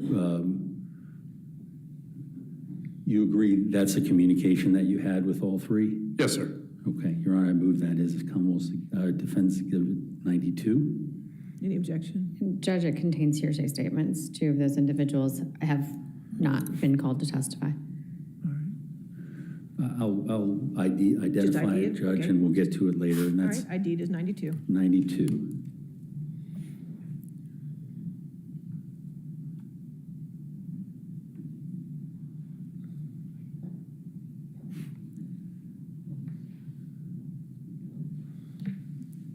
Sir, do you see that on the screen? Yes, sir. Okay, and it looks to be 3 people. That's correct. Okay, and who are those 3 people? Based on the text message, it would be Chief Kevin Davis, myself, Director Fayez, and Lieutenant Giasio. And the date of Friday, October 25th, 7:32. Correct. Does that have significance for you? I believe that's the date that Juliana proffered. Your Honor, can I identify this as Defense Exhibit number 93? 93 identified as 93. And I'd move that into evidence? Objection contains hearsay. All right, it's sustained as hearsay at this moment. I'll just identify it, Okay. Your Honor. and- Identified as 93.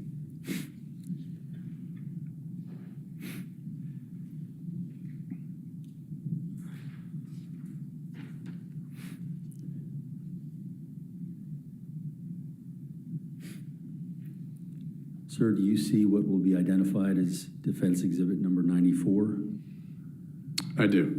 Okay, and is that a message group that you were involved with? Could you just give me a second to read this, please? Absolutely.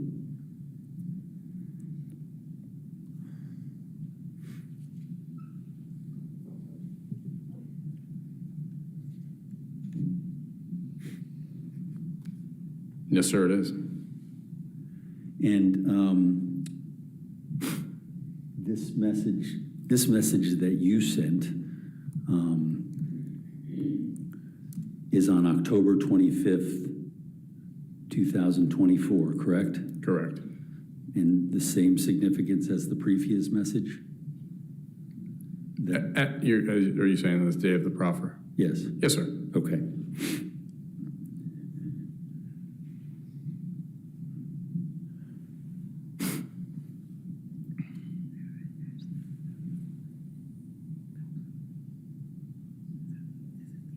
Your Honor, have I identified this one yet? You identified it as 94. 94. I'd move that into evidence, Your Honor. Same objection. Objection. All Here's right, I'll sustain the objection at this point. But Okay, it is I'll- ID'd as 94. ID is 94. Thank you.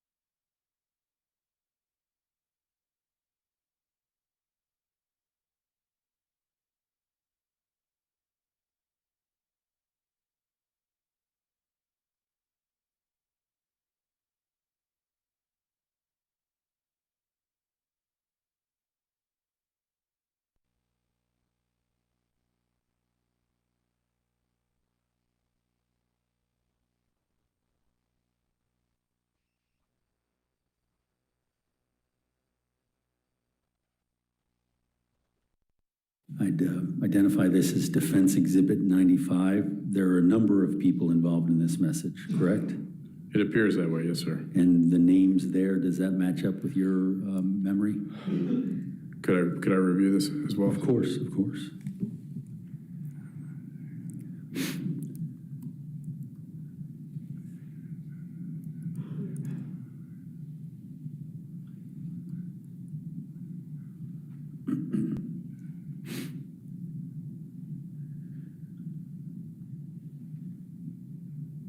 I've reviewed it. I don't recall this correspondence, but my name is certainly on it. Do you have any idea who is writing in the blue boxes, I can't tell.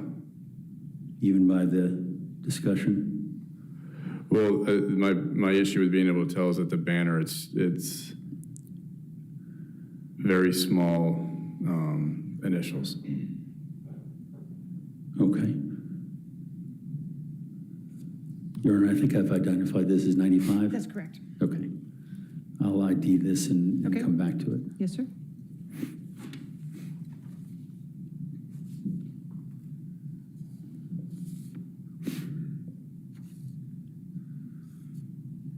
Sir, I'm going to have you look at this. It'll be identified as Defense Exhibit 96. Take some time to read it.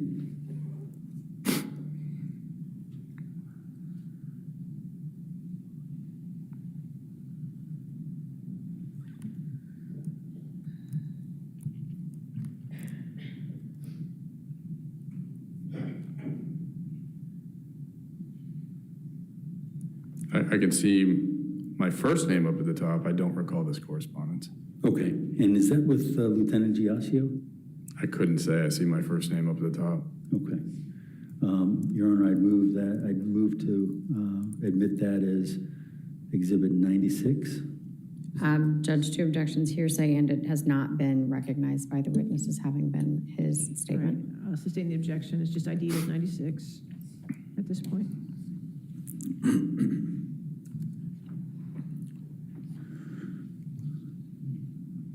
Sir, please look at this message. This is going to be identified as Defense Exhibit 97.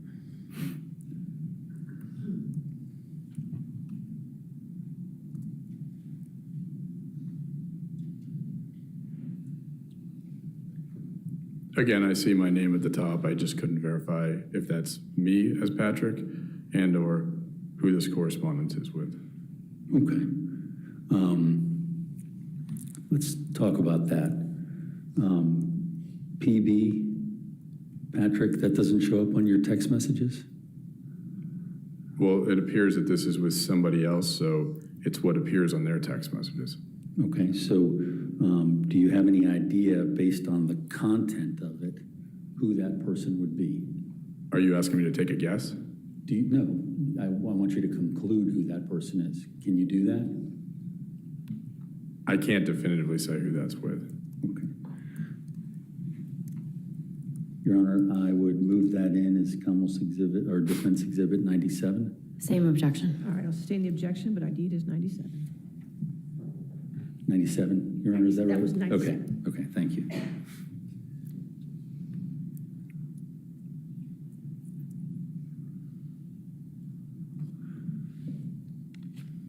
Sir, I'm going to ask you to identify what will be marked as Defense Exhibit number 98. Please read it.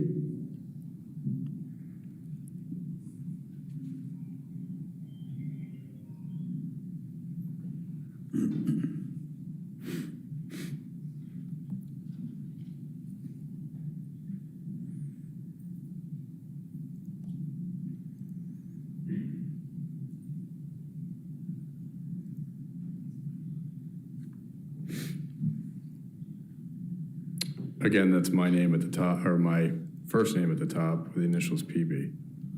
I don't recall this correspondence.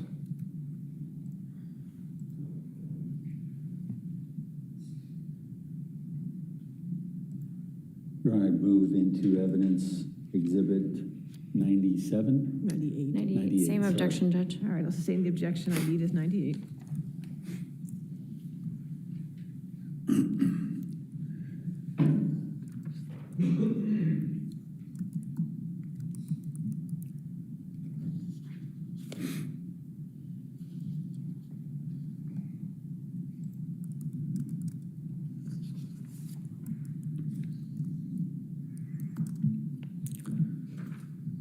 Sir, can you look at the screen in front of you and tell me if you recognize this message?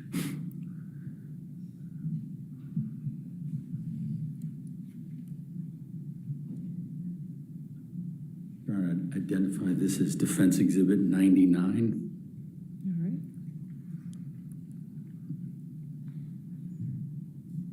right. Again, I see that my first name at the top, the initials.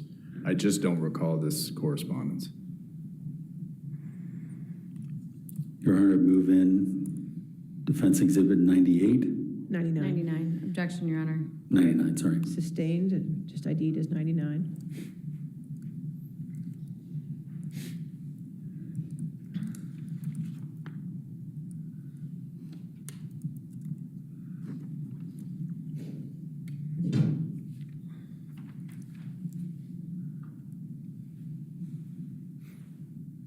Sir, can you see the picture in front of you?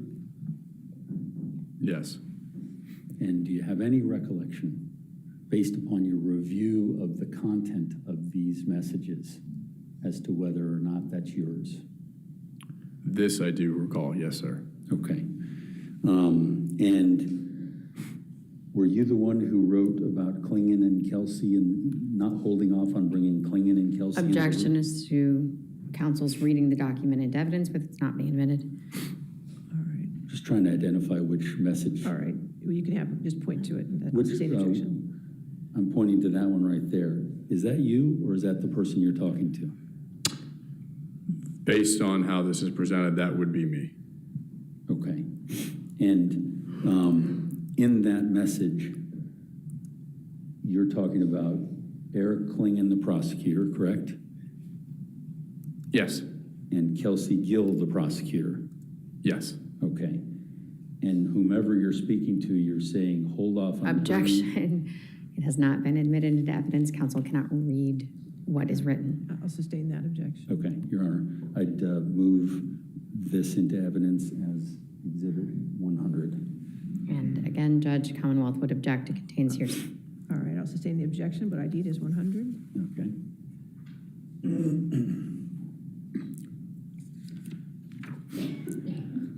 Sir, this is going to be identified as Defense Exhibit 101.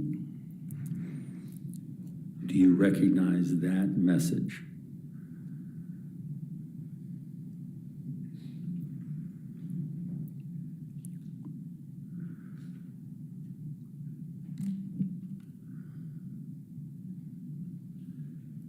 I don't recall this specific message.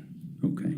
Is that, do you know if that is your communication, even if you don't remember the content? I don't recall. Your Honor, I'll hold this as identification 101. before moving in. Okay. 101.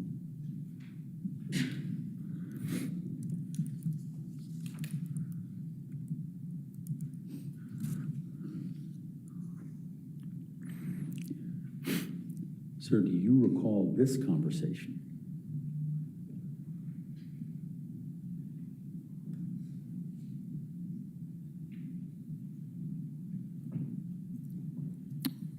Yes, sir. Okay. And do you know who you were communicating with? Lieutenant Giasio. And which color of the bubbles are you communicating on? Gray. And this is Friday, October 25th. Well, tell me the date. What does it say? It says Friday, October 25th. Okay, and what's the significance of that? That's the date of Juliana's proffer. Okay. Your Honor, I'll hold off and All right. move that. That's This is 102. ID is 102.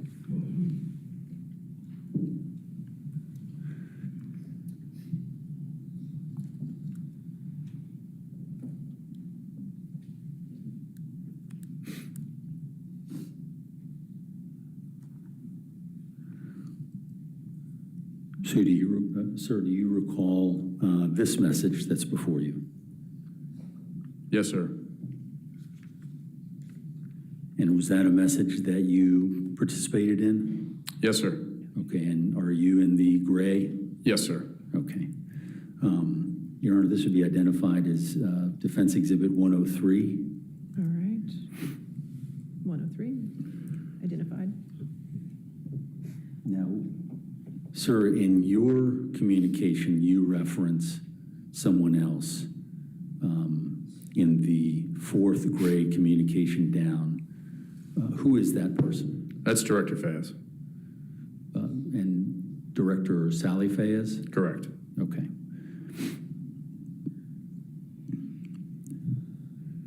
Your Honor, it's identified It's as identified as 103. 103. Yep. You got it.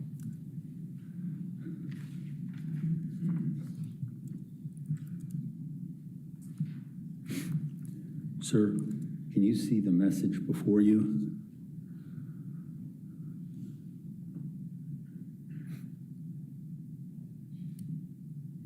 I do. Is that a message that you were participating in? Yes, sir. I'm again in the gray. Okay. And the second box, those are your words? Yes, sir.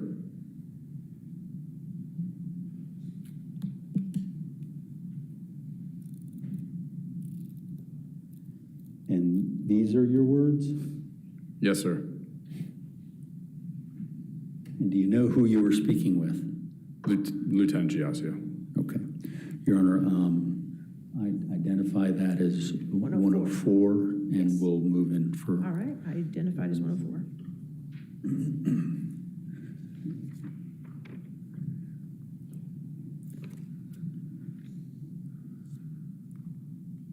Sir, this is Defense Exhibit 105.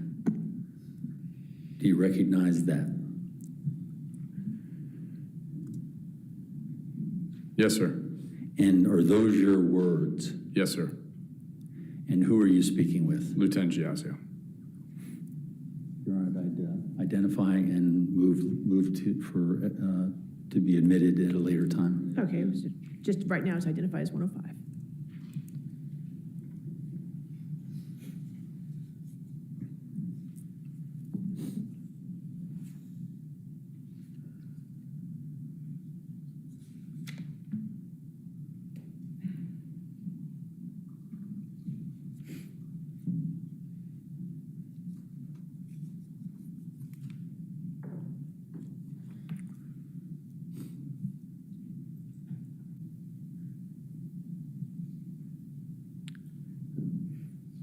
I do not.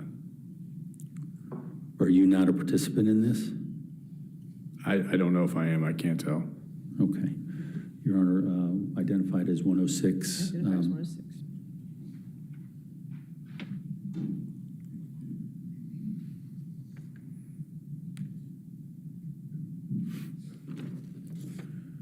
Sir, I'm going to ask you to identify what will be marked as Defense Exhibit 107. Are you involved in that message? I don't believe I am because I'm referenced in the third person. So if you see the second gray box down, wasn't for your leadership and Bruce believing in you. I don't refer to myself in the third person. Okay, but you don't remember it if, in fact, you were included in this? I don't recall. Okay. Your Honor, I move that, I would identify it as Identified as 107. 107.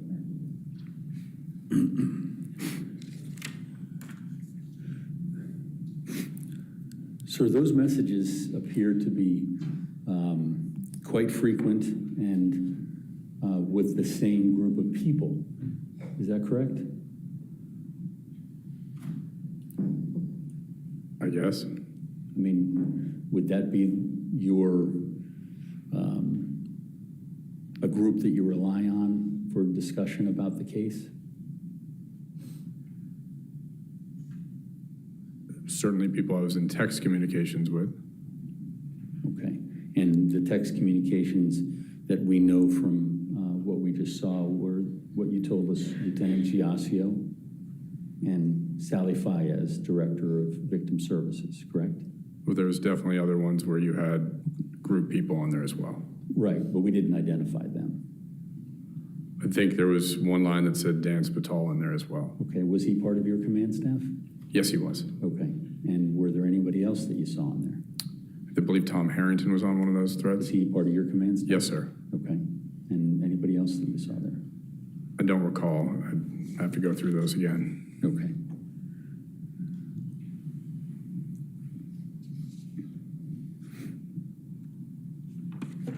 You're on court's indulgence. All right, yes, sir.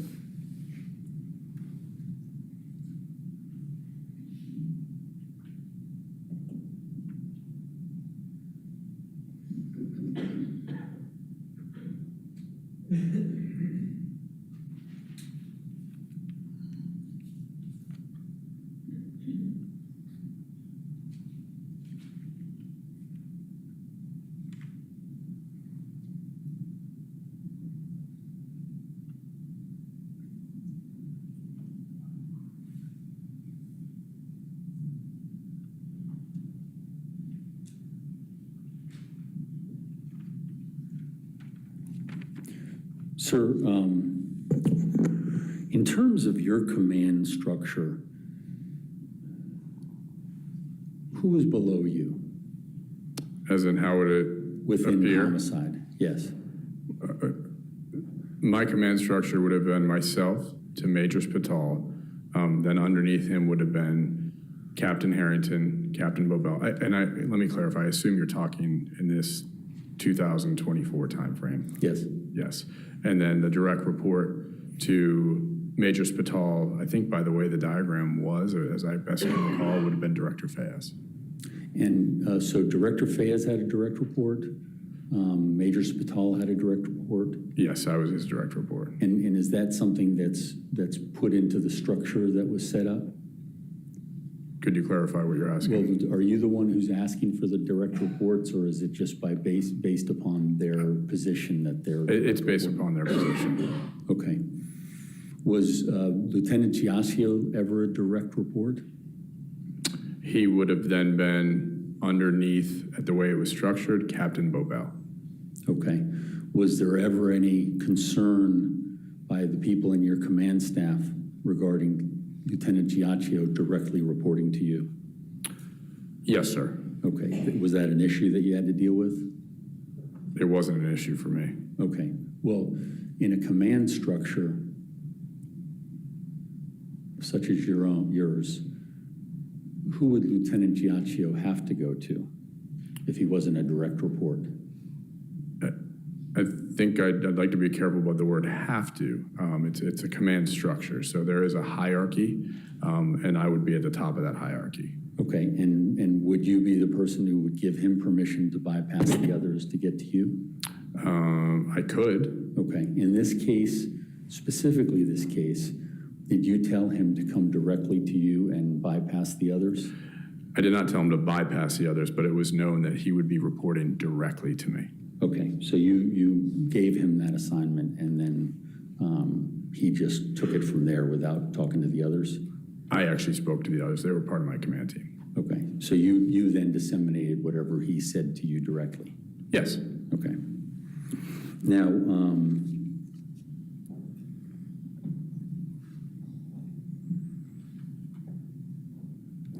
when you came into your position as deputy chief, were you told to clean up the homicide division? No, sir. Did you in turn tell anybody to clean up the homicide division? No, sir. Were you aware of anybody saying that they were here to clean up the homicide division?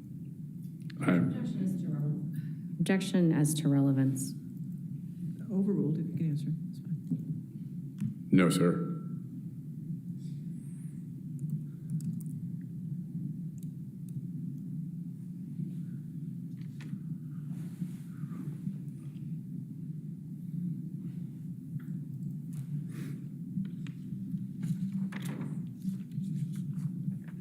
Judge, I don't have any further questions. All right, cross-examination.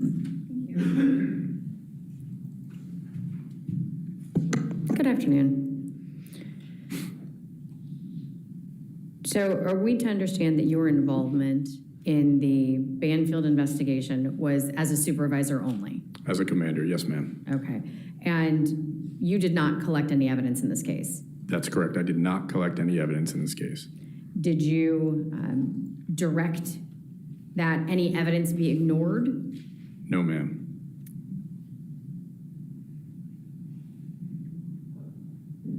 You spoke about Brendan Miller and your concerns about his work.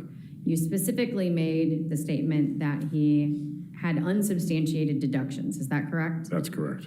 Was one of those unsubstantiated deductions recorded in his executive summary that Christine Banfield was the operator of her devices when interacting with the FetLife account? That's correct. Okay. And was it that type of unsubstantiated deduction that caused you concern? Exactly. Okay.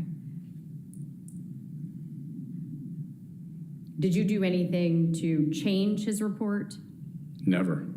And did you do anything to change the evidence that he had collected that he believed substantiated his report? Never. Okay.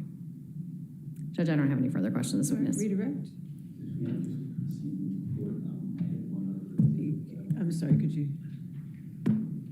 I had one other exhibit that I neglected to All introduce. right, do you have in any my objection direct- to him? Just, he has one more No, text asking message. questions, certainly not. That's fine. Okay, go ahead.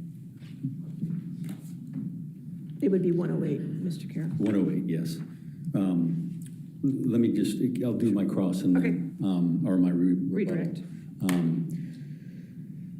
Mr. Bruce, the word unsubstantiated can be a difference of opinion in digital forensics, right? Correct? I guess it would depend on how it applies. And your statement that it's unsubstantiated was in conflict with your digital forensics expert statement that she was in control of her devices on the FetLife communications, correct? I don't know that I agree with part of that statement. Okay, which part? So there was a conclusion that Christine Banfield was always in the possession of her devices. The crime scene definitively Relating demonstrates to that to FetLife, be which is what she incorrect. asked. The question was relating to FetLife.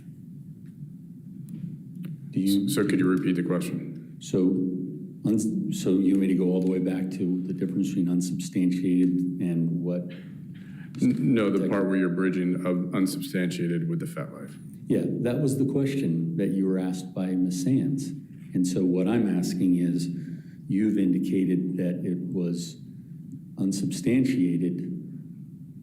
I'm assuming as to the question as to the FetLife communications, correct? That's what Ms. Sands asked me, correct? Yes. And so I think your answer was you were talking about generally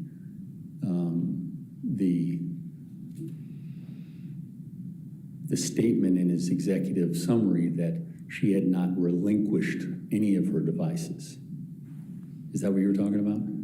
Well, those are two different things. I answered Ms. Sands' question, which would be that, yes, his deduction that Christine Banfield was communicating with Joe Ryan was not only actually unsubstantiated, it was wrong. Well, so what did you look at to reach the conclusion that it was unsubstantiated? What digital forensics did you look at? So going back to my education and being a master's in computer forensics, you never attribute a device and or a username to a person. Okay, and is that what you're relying on to make that point? With regards to Ms. Sands' question, yes. So that's not supported by any review of the items that were extracted from the 60 different devices that he did? Well, by happenstance, it is unsubstantiated. Unless Detective Miller was sitting next to Anastasia or Taco Supreme, he could never attribute whomever was talking on those devices. And so what your position is that you're not going to believe that you can conclude someone's control of the devices unless you have a video or you have someone who was watching it?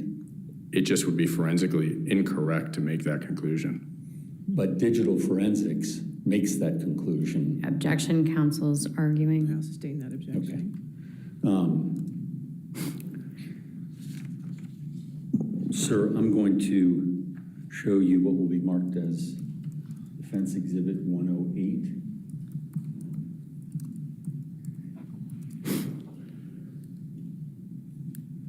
You recognize that?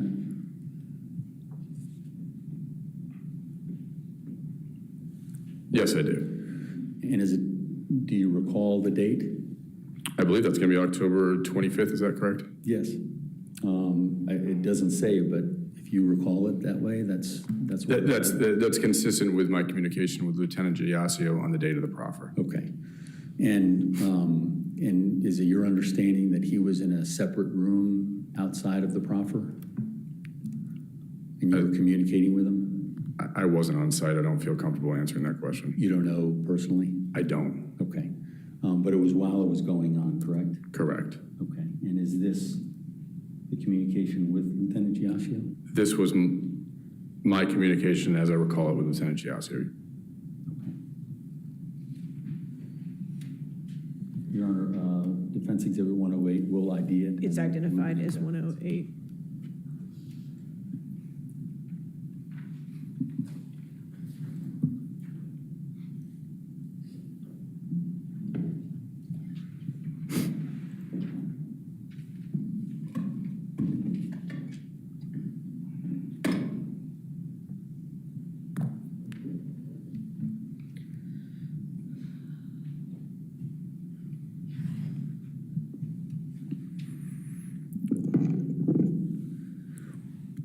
Were you also involved in the transfer of Kyle Bryant, the lead detective? Yes, sir. And was that due to his performance? Performance due to inexperience, as well as the phrase I would use, I believe he was in over his head as a homicide detective. Okay, and so Miller, so from the group that was in place in October, Detective Brendan Miller was transferred. He was transferred, I believe, in November. Okay, but and then Detective Bryant, who was the lead homicide detective in this case, was transferred. He was transferred in January of 2025. And that was as a result of your deciding he had to go? I just didn't believe he was experienced for the homicide squad. So you transferred him? He was transferred to the sex crimes unit. Okay. And In that same time frame, you were transferred, correct? I was transferred in February of 2025. And Lieutenant Giasio was transferred Correct. during the same time frame? Right around that same time frame. Okay. I don't have any further questions, Your Honor. All right. Based on Exhibit 108, did you have any questions? Since that was a new, No, but it was not offered into evidence yet. no, it's just so, ID'd. Yes. Okay. Is this witness subject to recall? Not by the Commonwealth. No, are you free to go then? Thank you. All right, your next witness? Giasio.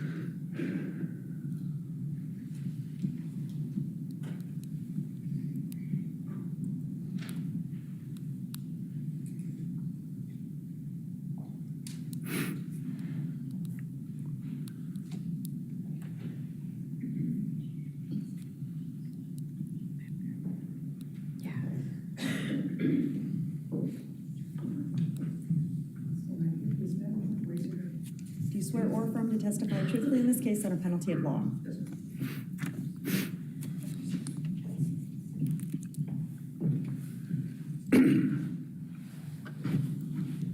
Good afternoon, sir. Can you please state your name and spell your name for the court reporter? Lieutenant David Giasio, Giaccio, And where are you currently stationed? the Sully District Station, Okay. And where were you prior to the Sully District Station? the homicide unit. Okay. And you were lieutenant there? Yes, Was that under, at one point, Deputy Chief Bruce? yes. Okay. Or actually, during the entire time you were there, was under? During the entirety of the time I was there. Because he transferred as well, correct? I'm sorry. Because he had transferred around the same time you did. Yeah, I think about a month before I arrived, he was there. Okay. I am going to ask you to identify what has been marked and introduced as Defense Exhibit 88. It's just been marked, not introduced, but. Oh, sorry. I thought 88 was. Oh, 88 is, you're right, 88 is in evidence. Do you recognize that? It's an email. Okay. And what's your role in this email?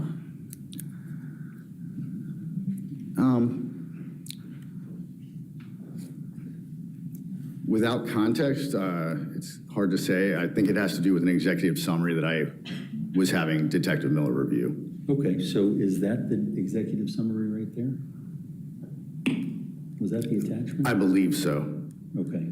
Well, during that time frame, perhaps you can recall, during the time frame of November 8th, were you communicating with Sergeant Brian Ames then? Yes, I was. Okay, and you were communicating about the digital forensic executive summary? That's correct. Okay. Your Honor, I think that's in evidence. That's in evidence. Can we publish that? Is it already? It's already been published. Okay, If it's in thank you. evidence, we publish it. Sir, I'm going to have you look at what has been marked as and moved into evidence as number 89. Does that give you more context in identifying it? Yes, I believe this was after the co-defendant in this case came in for a proffer. And those attachments or links, I guess would be the better term, at the bottom are links to the attachment or to the body-worn camera that was used to record that proffer. There were two parts. Okay, and in this instance, you went to Brian Ames with the two proffers, correct? That's correct. And was there a phone call that went along this? Where did he get his direction from? I don't recall. I think we talked, I don't remember if it was a phone call or an in-person conversation, but after the proffer, we had a conversation about some of the forensics reports, and the need to revisit them. Okay, and the need to change them, correct? No, sir. Okay. Was there an attempt to update, sorry, I'll leave that there so you can see it. Was there an attempt to update the digital forensics based on the proffers that you sent? So we had a meeting, I think it was after these emails, there was a meeting set up with Sergeant Ames and the two Brendan Millers. Names are slightly different, but they work in the same unit to go over the basically all the digital forensics and to understand why they came to certain conclusions previously and understand how the evidence was correctly, how it would have been correctly analyzed. Okay, and that was entirely based upon the proffer of Juliana Peres Magalhaes? I think it was partially based on it. I think there was some question about the analysis from the leadership, both me and above me, prior to that. Are you talking about Deputy Chief Bruce? Yeah, he would be one of the people, yes. Okay, and so, well, I guess, so what you're saying is that you analyzed the digital forensics and you arrived at a different conclusion than your expert? So I reviewed the data, and I think the data is what the data is. I think the context and how you analyze what it may mean is different. Okay, and so you were looking at the more the conclusions? I would say the logic used to arrive at certain conclusions. Okay. And this is with Brendan Miller's report? Correct. The executive summary? That's one of them, yeah. Okay. And did you ever talk to Brendan Miller and have him show his work? Yes. How many times did you do that? Several. Okay. And when you were doing that, were you trying to get him to change? Not the data, the analysis. Okay. And I wouldn't say change, I would say to understand what I was seeing.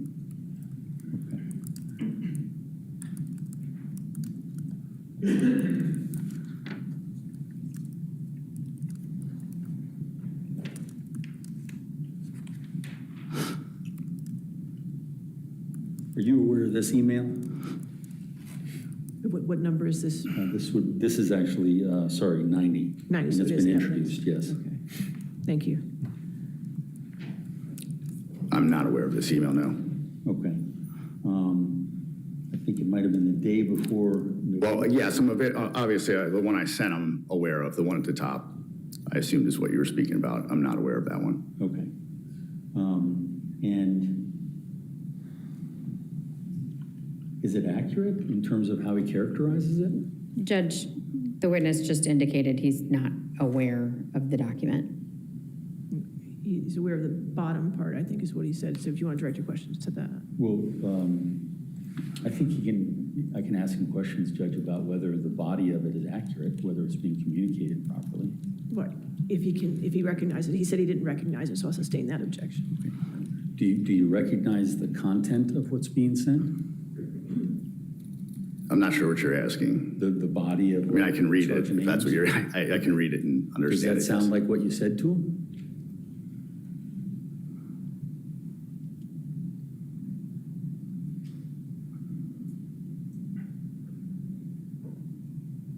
Yeah, I think that's pretty accurate. Okay.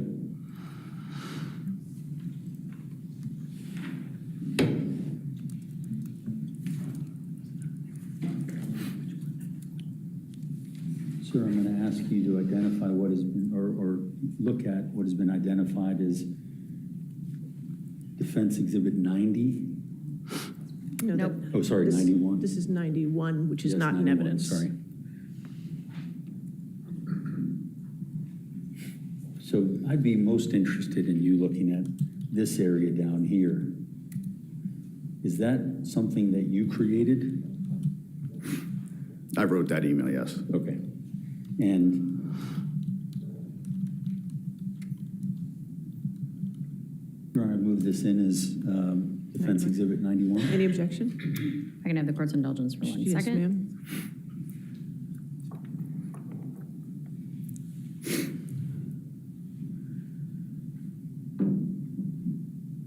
No objection. All right, 91 in evidence. Publish it, or it goes away. Now, I'm going to go through a series of communications where it's multiple people. And so what I'm going to ask you is whether or not you recognize the communication and whether you're involved in the communication. Okay. Okay? So this would be exhibit number 92. Do you see that?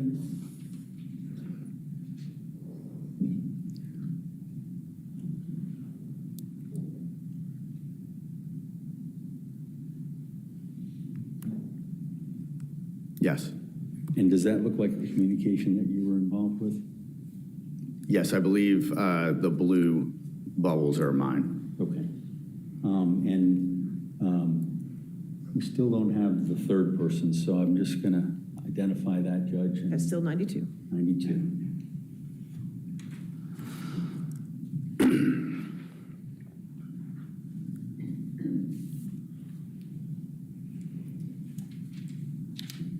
Sir, do you recognize that text message chain?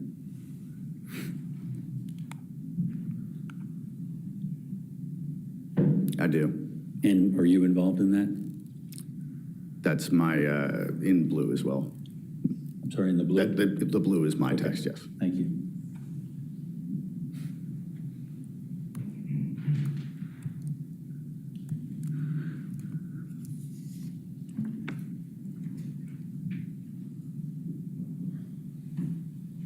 Do you recognize that message? That would be Exhibit 93.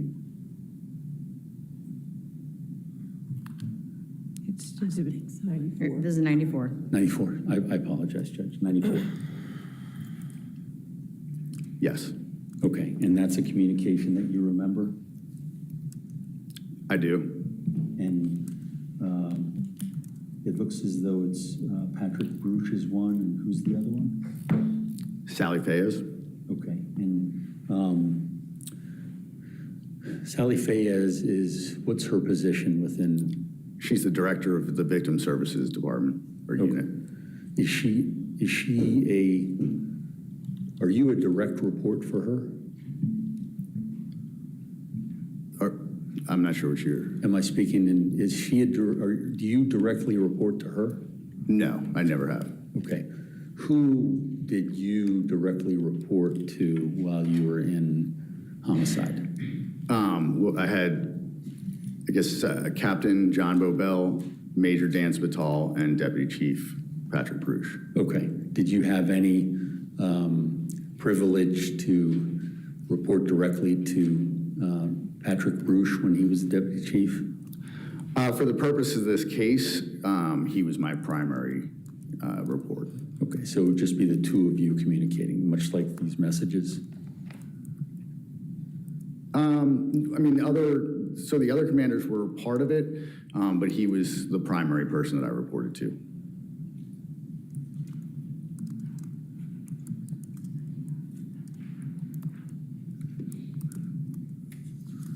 Sir, I'm going to ask you to identify if you are involved in this, if you are involved in this, which is a Defense Exhibit 96, 95. 95. Yes, I believe that's my text in blue as well. Okay. And do you remember this day? I believe that was the day after the arrest of the defendant. Okay. Thank you.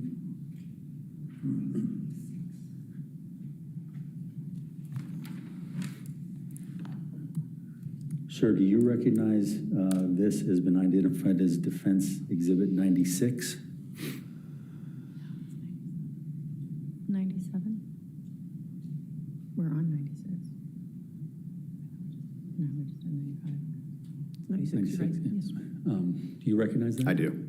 And that's just a direct message between you and Patrick Bruch? That's correct. Okay. And do you remember the context of it based on looking at it? That was on the eve of the preliminary hearing for the co-defendant. Your Honor, I'd move this in as Defense Exhibit 96. Any objection? No objection. 96 in evidence, can be published. So you're in blue again, correct? Yes, sir. Okay, and Big Day, you're speaking of what you just said, which is the preliminary hearing? Correct. Okay, and you reference Klingon? Are you Yes. talking about Eric Klingon, the prosecutor? Yes, sir. Okay, he was the prosecutor on this case back then, correct? Yes, he was. And what just describe for the ladies and gentlemen of the jury, what's the communication about? Your Honor, if counsel is asking the witness to read it, I would object. It has not yet been moved into evidence. He asked him what it's about, so I'll overrule the objection. You can go ahead and answer. It's about being nervous for the preliminary hearing. Okay, and that's between you and Deputy Chief Bruce? Correct. Okay, were you directly involved in the preliminary hearing that day? No. Okay. And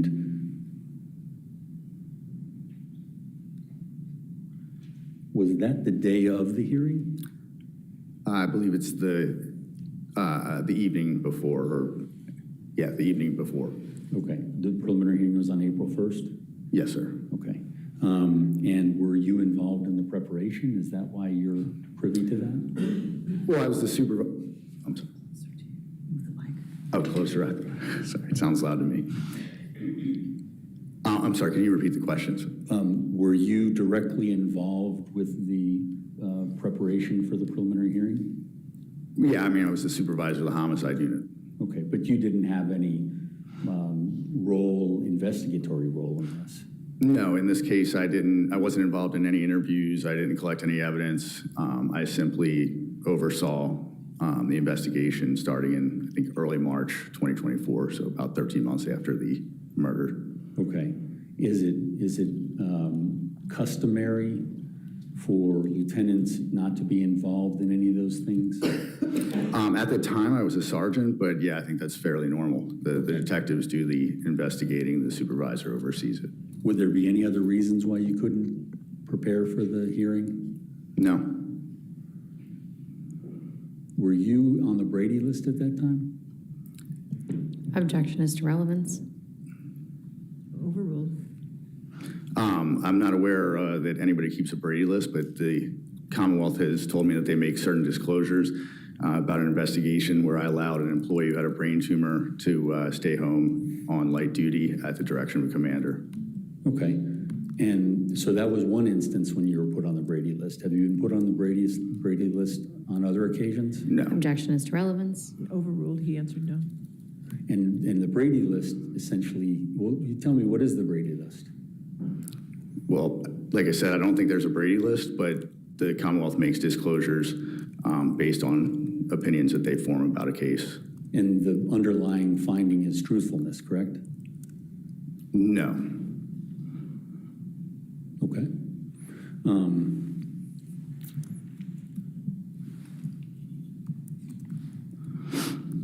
Now, there's comment in here about catfishing. Was that a concern on March 30th, 2024, amongst you and Deputy Chief Bruce? Was catfishing a concern? There's a comment here. I'm just trying to get the context of that. So based on the evidence, I think that after I reviewed it, it was about a month in, I believe that it was overwhelming that this was a catfish. I think the term has been used kind of across the board now. That was set up by the defendant, yes. Okay, and after doing 1 month's worth of work as a lieutenant, you were able to arrive at that conclusion? I was a sergeant at the time, but yes. Okay, and describe for the ladies and gentlemen of the jury, what were your digital forensics qualifications in order to arrive at that conclusion? Well, I reviewed sort of the evidence that was provided to me by the digital forensics people. You know, for instance, the accounts were created in January. They had never, you know, they were brand new accounts. That was unusual to me. We reviewed Christine's history, I think it went back to the mid-2000s. She had never so much as visited a porn site that we could find, so I thought that was... I guess my question was about the digital forensics. Well, I think reviewing her digital footprint, there was no evidence of that. There were 2 occasions where the co-defendants were out of town for 48 to 36 hours, and none of the accounts, the CB 920 at Gmail wasn't used, the FetLife account wasn't used, the Telegram account wasn't used. It seemed unusual to me that that wouldn't happen while they were out of the house. So if I can, let me just redirect you back to digital forensics. Well, this is all part of the digital evidence, right? So, Not your opinion as to whether or not it's unusual if they're in or out of town. Just want to ask you ask your next question. Yes. In terms of catfishing, that was a theory that you were pushing, correct? that I was, Pushing. it's what I believe the evidence overwhelmingly supported, yes. And you then attempted to educate the homicide detectives about that, Objection, correct? leading. All right, I'll stay in this lead. What, if anything, did you do with the homicide detectives in order to convince them of your theory? We reviewed the evidence many times between March and September. However, it wasn't until the co-defendant came into proffer that everybody was in agreement that the catfish was the actual correct. Okay, so once again, it was the co-defendant, not the digital forensics, that caused that conclusion, correct? That's not my opinion, no. Okay.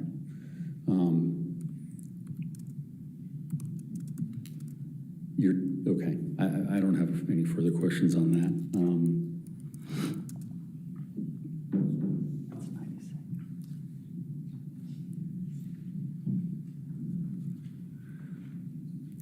Sir, I'm going to have you look at what will be marked as 98, Defense Exhibit 97. No. It's 97. 97? It's 97, correct. You see that, sir? Yes, Okay. And in that, this is between you and Deputy Chief Bruce, is that right? it is. Okay. And there's some concern about losing the probable cause hearing, correct? Yes. Okay. So question for, Your Honor, I'd move that into evidence. All right, any objection, 97? Yes, Judge, our previous witness did not identify that as his information, so it stands as hearsay. It's kind of a follow-on of 96, it just keeps going down, so I I'll can- rule the objection on Thank you. 97 in evidence. Is this communication with Patrick Bruce? It is. Okay. And in here, there's discussion about the prosecutor's plan, correct? Yes. And are you in the blue or the gray? Blue. Okay. And there's something about a fail-safe that's been put in place. What's that? We had evidence that the co-defendant may have misrepresented things on her visa application, and I think Customs and Border Protection had planned to investigate that and potentially arrest her for it. Okay, so if the preliminary hearing didn't go well, you wanted to get a hold of her immediately afterwards. Correct. So if the preliminary hearing hadn't gone well, just for the ladies and gentlemen of the jury, the case would have been dismissed, Correct. and then she would have been released. Judge, counsel's testifying. I'll stay as the leading. Sir, what would have happened if the preliminary hearing had been dismissed? The co-defendant would be released. And so the fail-safe was to have Customs and Border Patrol there to grab her? Correct. Okay, so come to the jail before she's released. I think they were planning on getting arrest warrants. I'm not fully read into what their plan was. And was this a plan between you and then Deputy Chief Bruce, or was this a plan amongst everyone involved? It was the detectives on the task force that was created set it up. Okay. And so who else would have known about the fail-safe? Detective Bryant, Detective Goodell, and Detective Smith, I think, was still pretty well involved at that point. Was Detective Bryant the chief detective at that time? He was the lead detective, yes. Okay. And Detective Goodell was another co-lead detective? Correct. And was Detective Smith a lead detective, or she? Yeah, so essentially when I arrived, Detective Bryant had been the lead for the first year or so. I think at some point prior to my arrival, Detective Smith had been assigned to help him. And then once I got there, I assigned Detective Goodell. So there was 3 detectives plus myself that were reviewing all the evidence. Okay. Okay, did you say in a prior statement that as a lieutenant you wouldn't review all the evidence? No, I would absolutely review the evidence. I wouldn't take part directly in the investigation. I didn't interview witness, collect evidence, or have any real direct involvement, just in reviewing and advocating for investigative leads.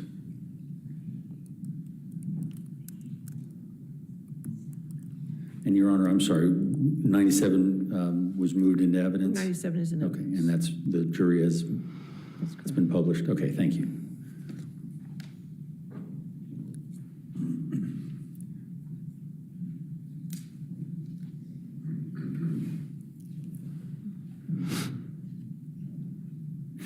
Sir, can you see that communication? Yes. Is that the communication with Patrick Bruce? Yes. And this is from November 8th, correct? Yes, Okay, do you recognize this? I do. And you're in blue? Correct. You're going to move this in as Commonwealth's Exhibit number 98? Judge, I'll renew the objection that former Deputy Chief Bruce could not identify this item. On this one, he could not identify. I think the witness just identified him. All right. Correct, but the witness indicates based on the document I'm going to itself. sustain the objection since he testified that he did not recall it. So I'll sustain the objection. Okay. Sir, in the blue box, you indicate that you did something. What is that? I used the words markup. Took a red pen. What I did was highlight in red on a document. And did you actually take a pen? No, it was the red. I changed the font to red rather than black. Okay. And the document that you were referring to there,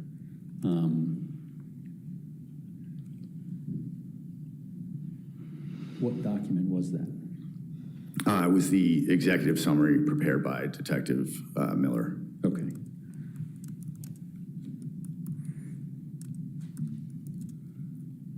Your Honor, may we approach on 98? Sure.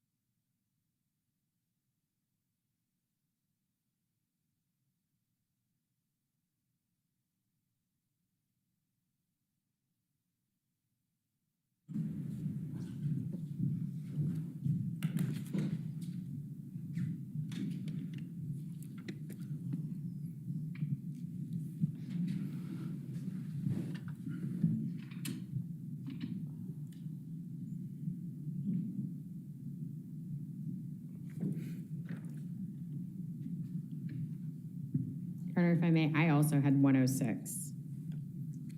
I had 106, I put that on his. Okay, and 107. Yes, Yes. thank you.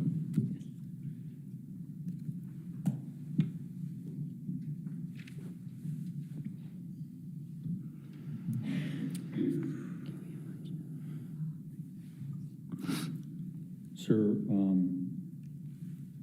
do you identify what's been marked as Defense Exhibit 100?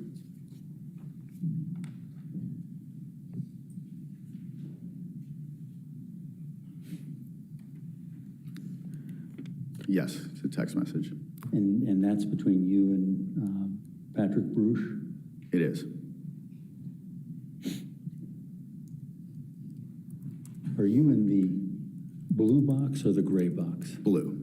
Okay, Your Honor, I'd move that into evidence as No objection. Got Comments 100 in Exhibit evidence. 100. And we'll publish. So what, if anything, did you do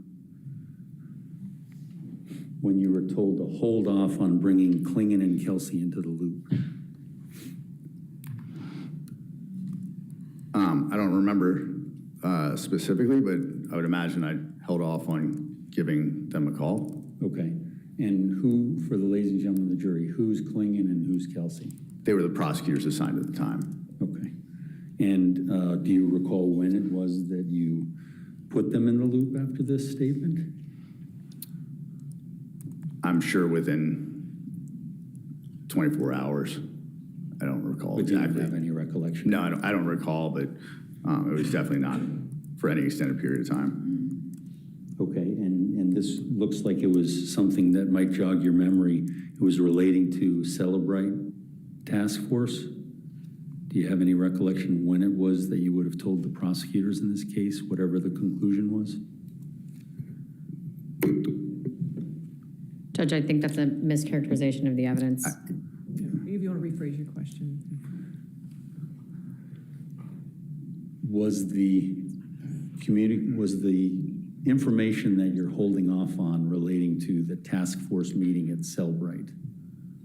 I believe it was the blood inside Juliana's shoes and on Brendan's pants. Okay, and so how long did it take for you to communicate that to the prosecution team? Like I said, I don't remember exactly, but it would be something that I would bring them up to speed on within a short period. Okay, but you don't remember if you did? I'm sorry? But you don't remember if you did? I certainly remember that they're aware of it. I just don't know exactly what that time frame was, Okay. but I would guess within 24 hours. Thank you. Mr. Carroll, would this be a good time to go ahead and take our Okay. lunch break? Yes, thank you. All right. Ladies and gentlemen, we'll go ahead and take our lunch break for an hour. Please do not discuss the case with anybody and don't do any outside research, okay? Thank you.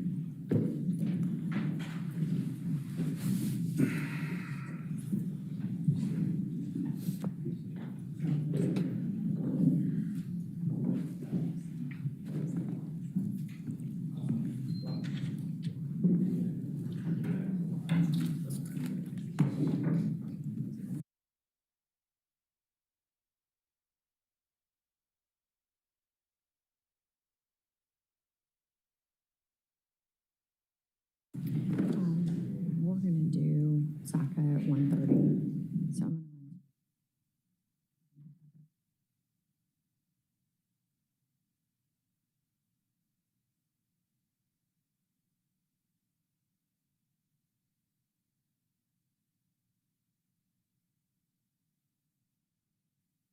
The prosecution or the defense at this time, okay? Yes, Your Honor. All right. We'll be back. Let's go at 2:05, okay? 2:05.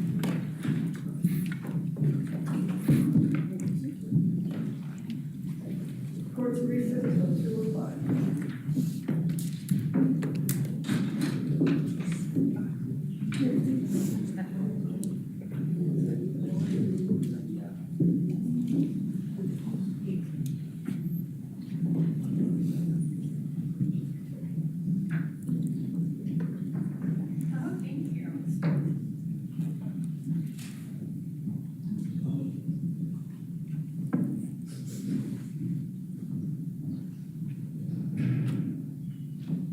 Hi.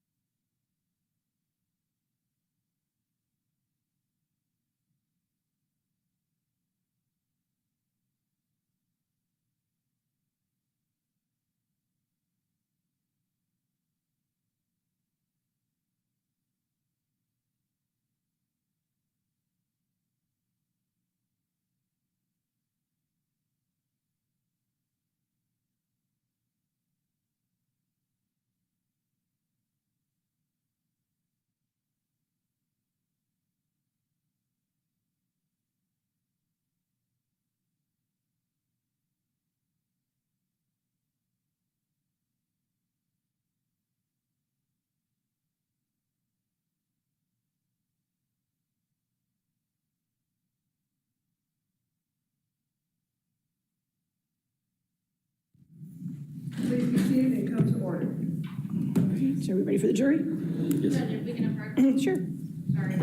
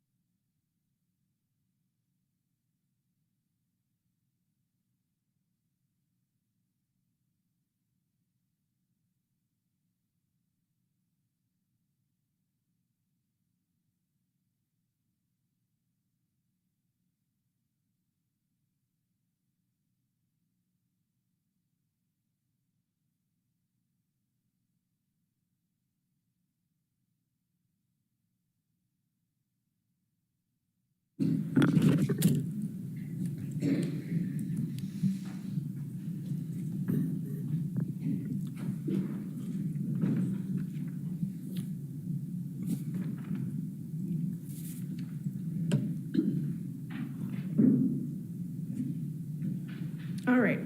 Are we ready for the jury then? Yes, ma'am. I love listening, Mr. Carroll.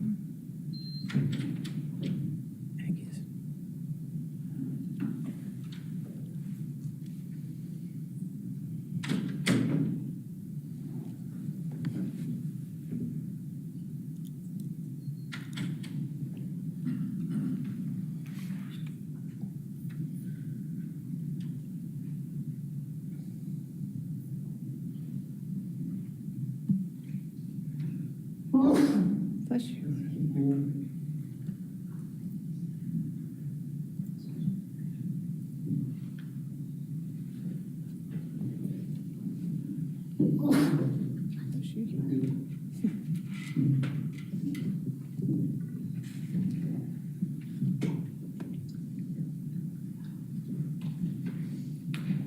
Great. Let's get the witness back on the stand.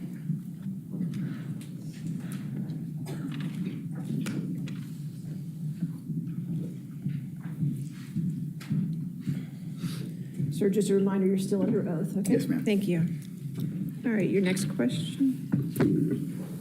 Yes, sir, Mr. Giacchio. Could you move the microphone back towards yourself there? Oh, sorry. There you go. Can you hear me now? Yes, Okay. very good. Lieutenant Giacchio, I'm going to ask you to look at what has been identified as Defense Exhibit 102. Do you recall that conversation and who it was with?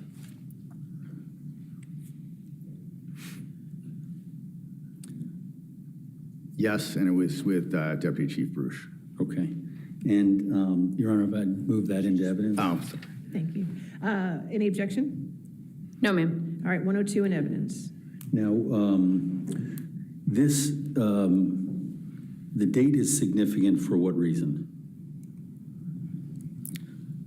I believe that's the date of the proffer. Okay. And was the proffer occurring at that time? It was later that evening. Okay. And what time did the proffer start, do you know, in the evening?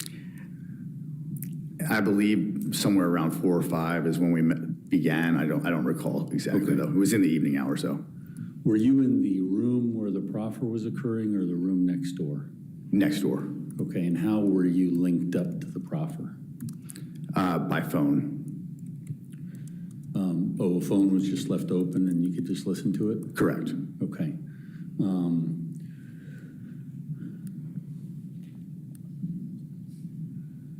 Was there not enough room in the area where the proffer was occurring?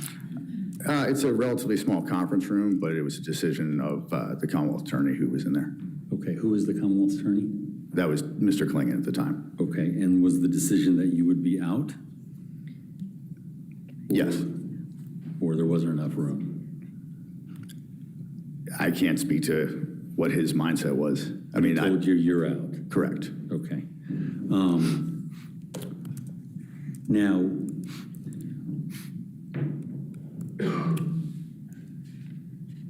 I think we have a previous exhibit where it was requested that you hold back information from Klingon and Kelsey Gill. Do you recall that? Yes.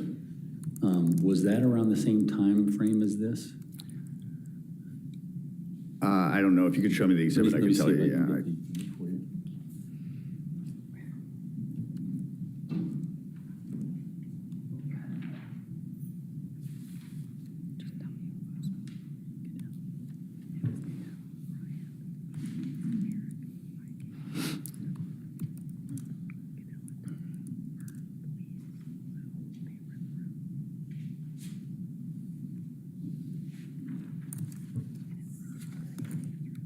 Exhibit 100. It looks like that was in June, middle of June 12th. Okay. Did it ever come to light that you were holding back information from the Commonwealth Attorney? We weren't holding back information. It was simply to allow time for, I think, Deputy Chief Bruce to notify up the chain of command. Oh, okay. So is that reflected here in this message? No, but that wasn't unusual. Okay. Was there some reason that Deputy Chief Bruce or you, if you can answer, didn't want to include the prosecutors in this case? We always included the prosecutors, but there was a major piece or a major change, then I would notify Deputy Chief Bruce and he would notify it up the chain to the Chief of Police. And we wanted to allow time for him to be aware of it on our side so that he would hear from it from us rather than from the Commonwealth Attorney's Office. Okay, so looking at this exhibit that's been introduced into evidence, was the meeting with Cellbrite a major change?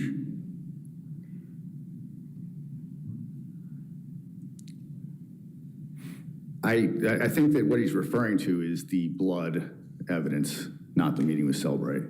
Okay, because Cellbrite doesn't have anything to do with blood, correct? No, that's digital evidence. Okay, I'm just following my questions up on your statement saying whenever there are major changes, we might delay so he can go up the command staff chain before telling anyone else. So what I'm asking about is in this one, is Cellbrite a major change? Judge, I'm going to object. I think objection is to form. Mr. Carroll is misreading the information. There was no meeting with Cellbrite. The statement is meeting with task force after Cellbrite. All right, also Fair states to enough. form.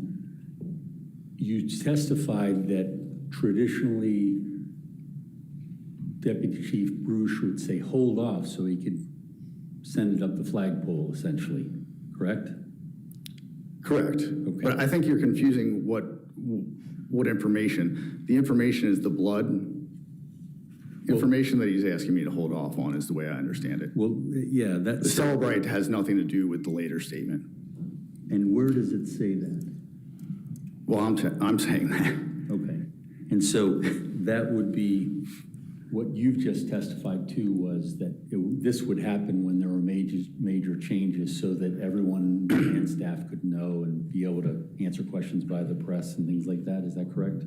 Correct. Okay. And in this case, what I'm saying is, what is the major change in the case that would cause there to be some delay in talking to the prosecutors? The blood evidence. So Christine's blood inside Juliana's shoes and on Brendan's pants. Okay. That was new information, so that was something that I considered significant. Okay, you sent that on.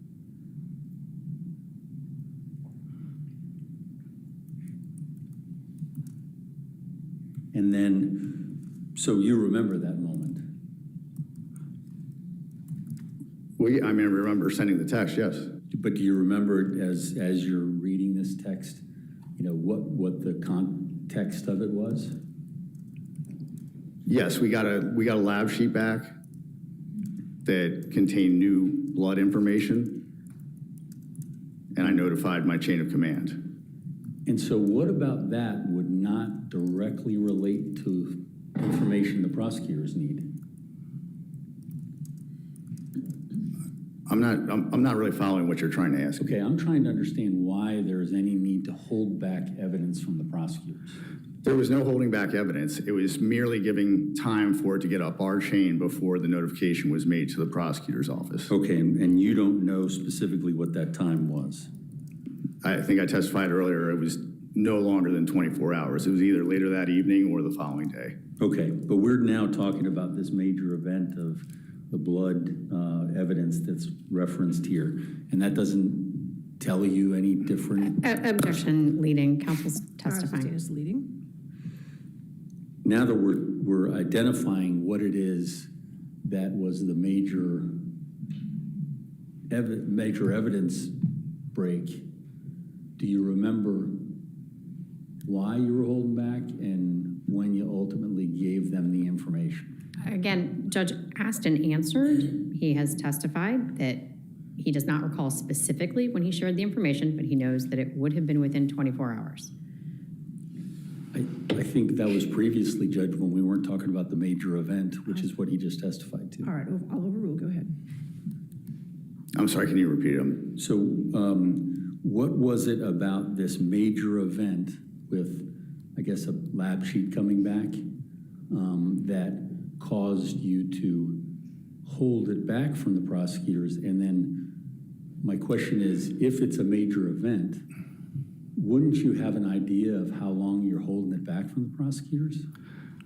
I wouldn't say major. It's a significant thing that we get a lab sheet in that shows blood evidence. There's no holding back. The evidence was all provided to the Commonwealth Attorney's Office, but we allow time when we get some kind of information for it to go up the chain of command so that they're all aware of it, so that they can, if the Commonwealth Attorney's Office calls over to somebody higher ranking, that they can speak educated about it.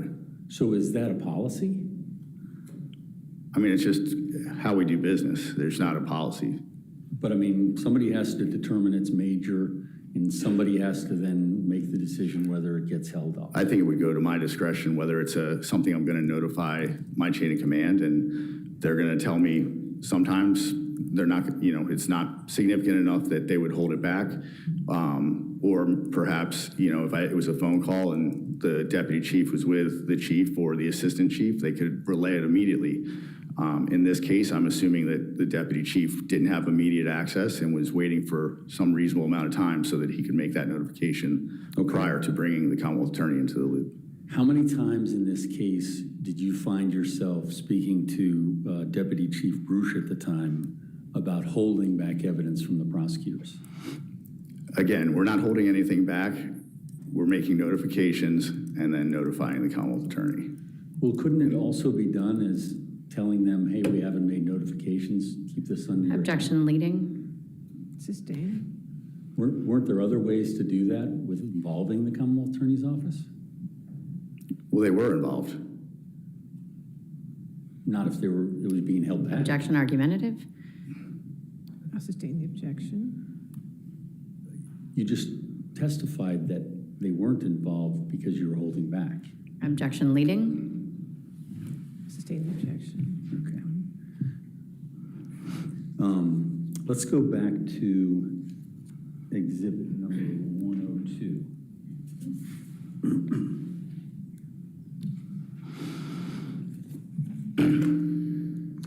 This was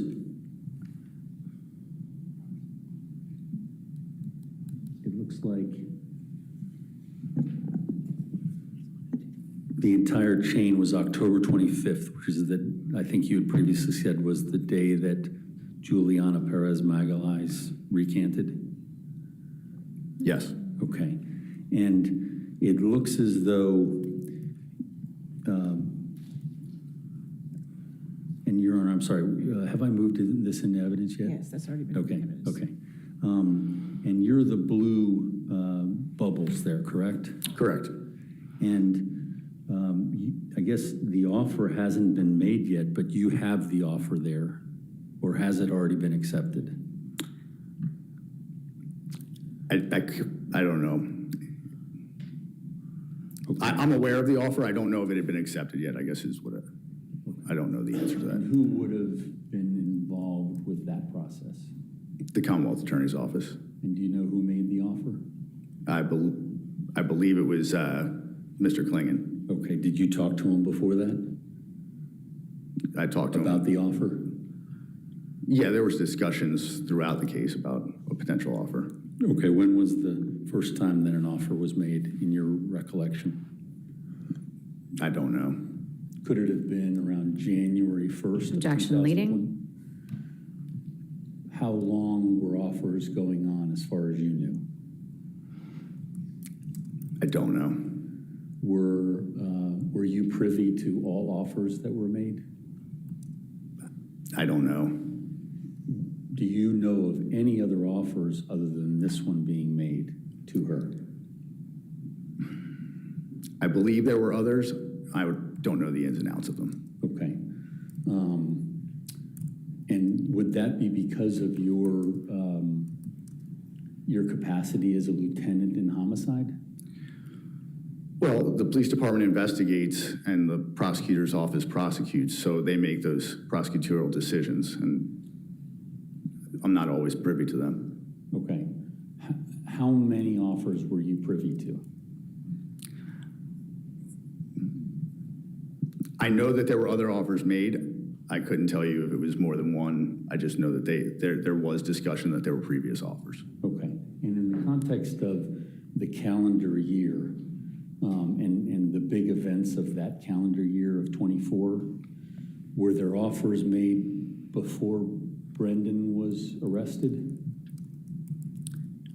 I believe so, but I wouldn't know the details of that. Okay. Were there offers made before the preliminary hearing that was a cause for concern for the fail-safe? I believe so, but I don't know for sure. Okay. That was a pretty big event, though, wasn't The preliminary hearing? it? Mm-hmm. Yes. And that was something that really stood out in your mind? Objection leading? All right, Is that something that stood out in your mind? I mean, it was the first, with my involvement in the case, it was the first sort of major milestone, I would say. Okay. At any point, did you hear of an offer of a misdemeanor for her testimony? Not that I'm aware of. Or not that I remember, I guess would be the more appropriate answer. And I was just going to follow up. There may have been, but you don't know. Yeah, I just don't know. Okay. Now, were you involved in any way in your capacity, either directing or performing review of jail calls? I listen to them regularly, yes. Okay, and you were listening to them. Objection leading? Were you listening to them when Juliana had been arrested and was in jail and Brendan was out? I don't recall when I started, but I believe it was before. I at least listened to some. I listened to more after. Okay, but you were the command staff person. Was there someone assigned to listen to calls all the time? Yes. And what was the reasoning for that? Well, part of it was that with Juliana, she spoke in Portuguese, so we had a Portuguese-speaking police officer that listened. Okay, was that who was assigned? Yes. Okay, and what was the goal of listening to her jail calls? To gather evidence. Okay. And was there ever any discussion amongst your group about the pressure that was applied to her relating to her being incarcerated?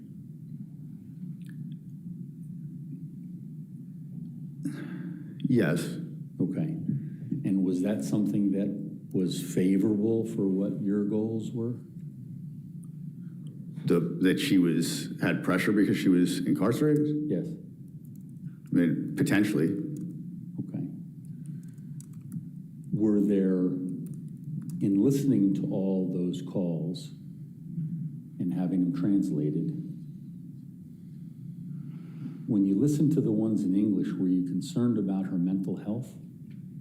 There were times where the officer who was listening had concerns, and we relayed those to the sheriff's department.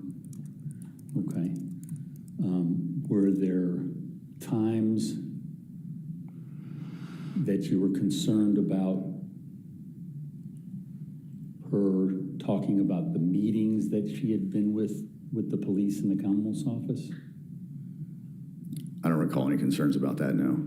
Okay, so you didn't hear any calls where she was telling somebody what's going on? Objection leading? Sustained. Did you hear any calls like that? Like what? Recounting what the offers were or talking about the case after talking to the police?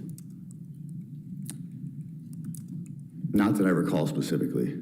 Okay. And so how often did you find yourself as a supervisor listening to those calls? If I had free time, I tried to listen. Was the Portuguese officer that was monitoring them, was it just on the Portuguese calls? I think he checked all the calls and he summarized them. So from time to time, he would, send a note if he thought something might be worthy of the detective or somebody on the task force giving it a listen to see what context it had. And what kind of things were said? I couldn't specifically tell you. I would have to go through emails. So it would be something that would be beneficial to the case? from your Objection perspective? leading. Would it be something that would be beneficial to your case? Yeah. Yeah, I mean, anything that he thought was unusual or stood out to him, he would pass on. He wasn't directly involved in any investigation, and hadn't reviewed the whole investigation, so sometimes he didn't really know what something might mean. He would forward it on. In assigning him, did you or anyone give him parameters on what you're interested in? He was assigned before I got there. Okay. Did you ever educate him when you got in there, what you wanted? No, I don't think there was, like I said, he was there and had been doing that for some time before I arrived. Now, when you arrived, what were you told to do when you arrived? My job was to be the homicide supervisor. Also, I was asked to review this case and other open cases. And were you told to close this case? Well, of course, that's the goal for any open case. Specifically this case? Yes. Okay. Were you told to clean house in homicide? If necessary. Did you ever say, or what, if anything, did you say about cleaning house of the existing homicide detectives? I think I told all of them when I first got there that was not my goal. I hope to keep everybody who was there. Okay. And did people leave? Yes. Okay. And how many people left the homicide squad? During my time there, 5 were promoted to sergeant. I think they're all back in the Major Crimes Bureau now, and 1 was transferred out. Okay. And who was that one? That was Detective Bryant, or I'm sorry, 2. Detective Bryant and Detective Hanging were transferred out. Okay. Now, did you have any control over Detective Miller being transferred? No. Were you aware of Deputy Chief Bruce at the time saying that he was no longer working on any Major Crime Bureau cases? Yes. Okay. And were you aware of any... I'm sorry. You okay? Were you aware of any proceedings for transfer for Detective Miller? No. Okay, so you had no say in that? No. Okay. Or were your discussions with Deputy Chief Bruce informing him as to his decision to transfer? I mean, we discussed it, but that wouldn't be, it's not even our bureau at that point, so I would have no real input. Okay. Now, Detective Bryant, he was transferred. He was. And that was, I guess, was the decision around the time of October 25th? Which is I think he was transferred in January. okay, but the decision, when was that made? Shortly, I mean, probably in January, maybe late December. Was the reason for his transfer the October 25th? Objection leading. What, if anything, did the October 25th recant and the time leading up to it, what, if anything, did that do to hasten his transfer? I think once Juliana came in proffered and provided more context to the evidence, everybody agreed that the evidence was overwhelming and that they had missed the mark, and he was the lead, so that's what ultimately was what caused him to be transferred. So he was transferred because he didn't get it done. You needed Juliana. Objection leading. Sustained deleting? So am I to understand it was because of Judge, Juliana? that's still leading. I don't know what the question is, but go ahead.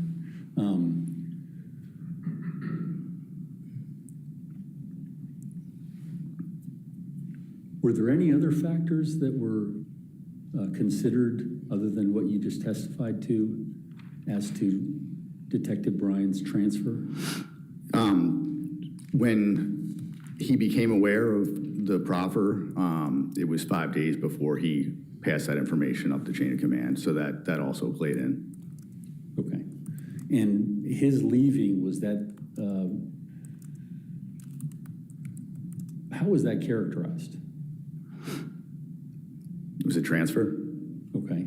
Was it related to discipline because he didn't notify command staff? No, it was a lateral transfer. Was that the circumstance of performance management that was talked about last summer? Yeah, I would say that's the term used. What is performance management? Well, if somebody isn't performing at a level that you would expect for the position they're in, you might move them to another unit to gain further experience. And that's what happened in this case. And he's now in digital forensics. Is that correct? That's my understanding. Was that where he was transferred from homicide to digital forensics? No, he went to sex crimes, also in the Major Crimes Bureau. Okay, so sex crimes and then now digital forensics? That's my understanding. I don't have any knowledge of that transfer. Okay, you haven't I kept wasn't track involved in of it, no. anything like that?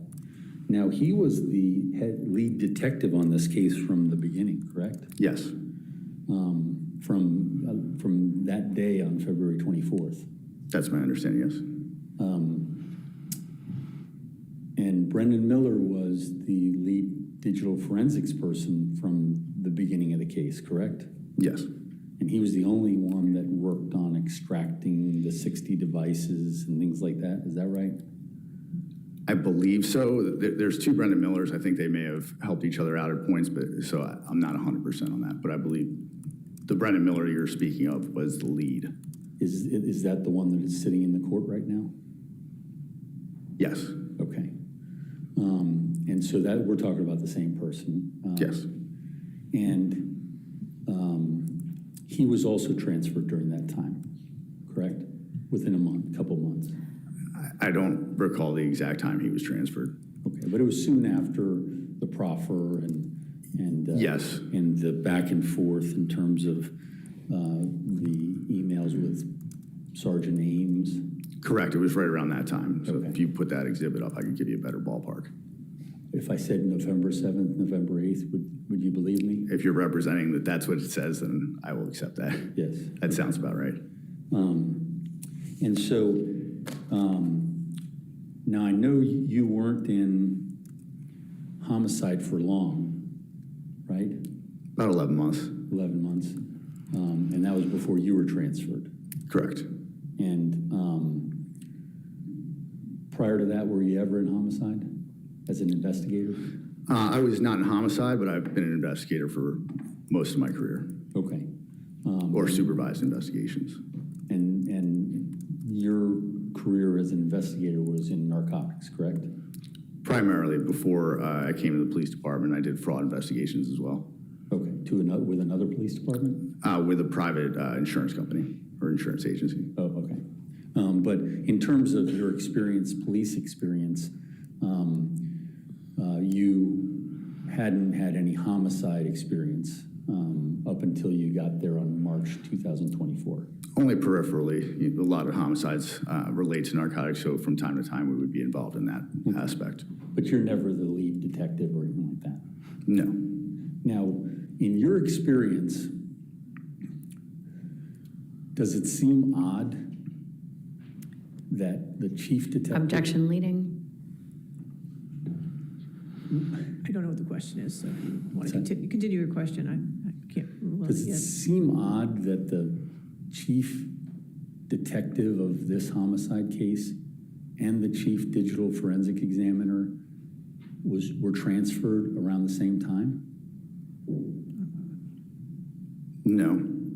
Have you ever seen a case where the lead investigator is transferred and another lead investigator is transferred prior to it coming to court?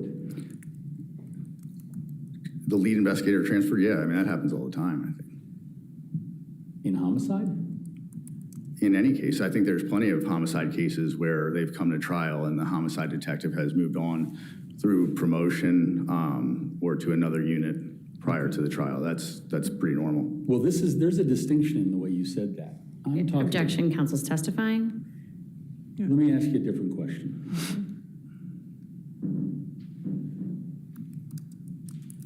If the case is getting to the point where it hasn't gone to trial and a homicide detective is moving, that's different than what you just testified to, right? Objection leading. No, overruled, I'll allow it. I think that's exactly what I just testified to. Sometimes there's an arrest, there's a transfer, and then there's a trial. Okay. I think, I don't want to quibble with you about it, but I think you had said once the case has gone to trial, then the person transferred. No, that's not, if that's what came out, that's not what I intended. I don't think. Perhaps I misunderstood. Yeah, I think it's relatively normal for a homicide detective to leave the unit, whether it be for transfer or promotion, and then still see the case through to trial. Okay. And when you were transferred, did you have any additional duties with regard to this case No, beyond what you had as a watch commander? not really. I mean, I provided what I had and moved on to my new assignment. You gave your one drive and then moved on? For the most part, obviously, I've been here to testify a couple times here with you. So other than being subpoenaed, you're... No, I didn't have any more investigative responsibility with the case.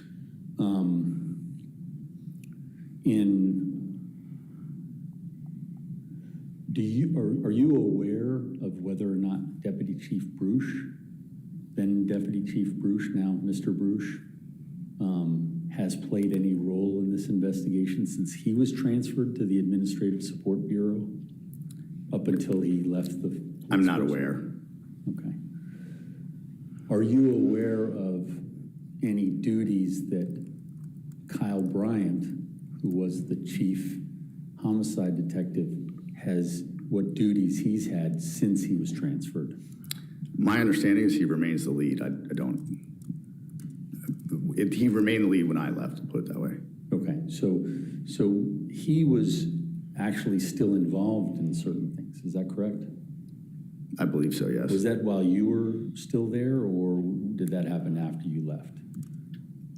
Well, he was transferred when I was still there, but my understanding is he's remained the lead, and if that changed, that would be news to me. Was that in talking to him? In talk about... Is that how you learned that? You spoke to... Well, I was still the supervisor, and I think I told him that he will remain the lead. Okay.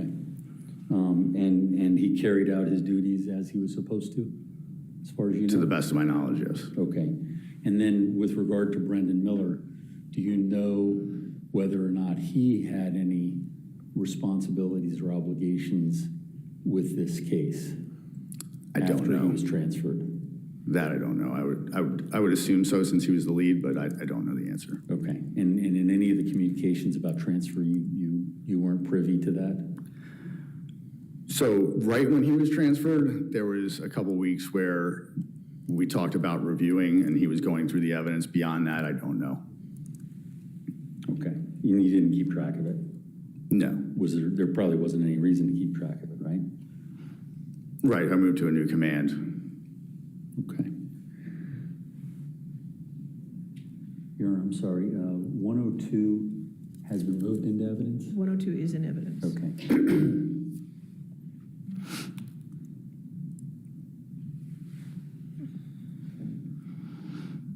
Now, were you when you were speaking to the victim's family, you indicate that you're on a call with Joseph Ryan's family? Judge, can we identify the exhibit? Which exhibit? I don't know what we're looking at. I'm sorry. Is it still 102, correct? Yes. Okay, thank you.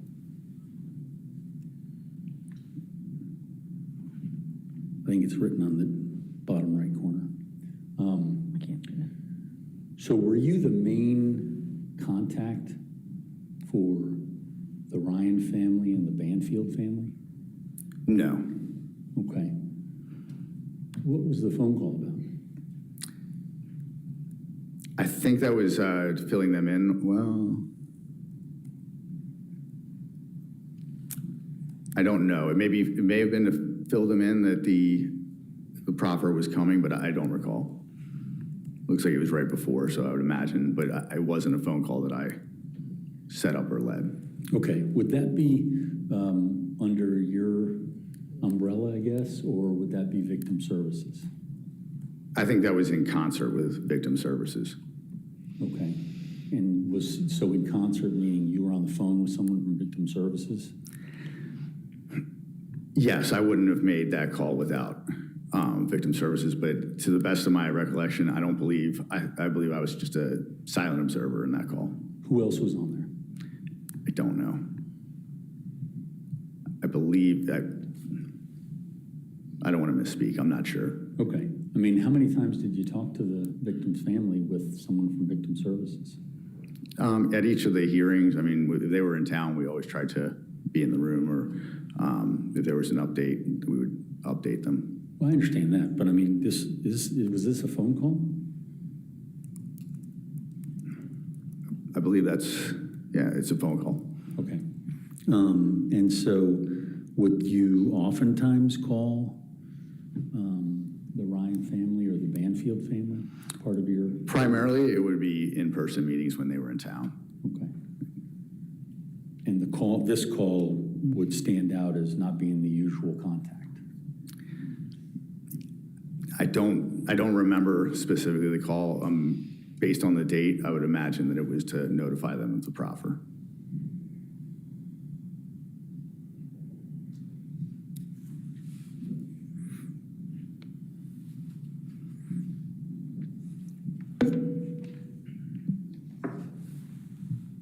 Sir, can you see what's on your screen? Yes. And have you reviewed that? What number is that? Defense Exhibit 103. 103, thank you.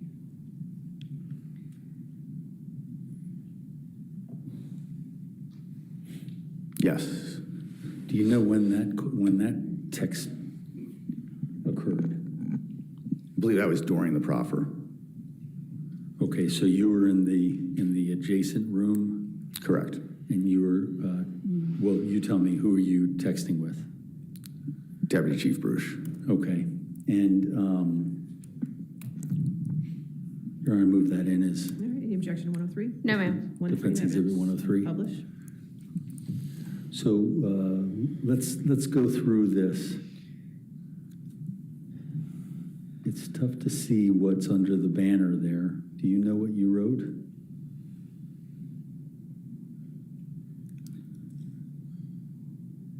I think it says no real response yet. I did let Klingon know. Okay, and you said this is while it's going on? Correct. So were you communicating via text with Klingon at the same time you were communicating with Patrick Bruce?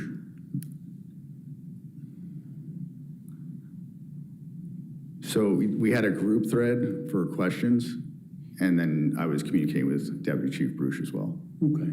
Who was on the group thread that you're talking about? I believe it was Mr. Klingon, Detective Goodell, Detective Bryant, and Miss Brisler. Was Detective Miller on there? No. Was there anybody on there that had expertise in digital forensics when those No. questions were being asked? Was he still in his position at the time this took place? Yes. And was there any reason why he would have been excluded as the expert? So for the investigative and interview stuff like that, it would be the homicide unit, and then we shared that video later with him. Okay, but was there any benefit to having his perspective, like it would any other part of the agency that did some investigation? I mean, I think there's a number of people you can have, that are present. So we made it to task force and provided that recording to everybody else afterwards. Okay, But there would have been room because there was an ante-room that you were in. Sure, there would have been room. Okay, and so who made the decision to exclude Detective Miller? Mr. Klingon determined who was going to be there. Okay, that's different from my question. You just answered my question by saying he determined who was going to be there. Was there anybody who excluded Detective Miller? Mr. Klingon, I guess. I mean, he determined who was going to be invited. And okay, So I imagine the converse would be true. So because he wasn't there, it had to have been Eric Klingon. Objection, counsel's testifying, and I think that would be a mischaracterization of the defendant's, or I'm sorry, the witness's statement. Sustain the objection. Next question. I don't want to mischaracterize. Tell me what you were just saying about who was invited and who wasn't. Mr. Klingon, I believe in concert with Ms. Sprisler from the prosecution team, determined who and where this would occur and who would be invited or excluded.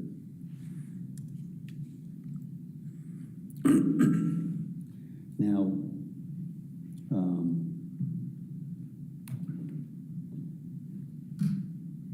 it looks like there's additional back and forth chat.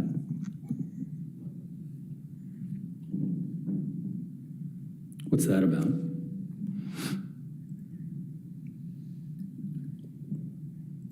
It's about the, has been characterized, the catfish theory. And does that highlight the dispute as to who believed in it and who didn't? I think that's fair, yeah.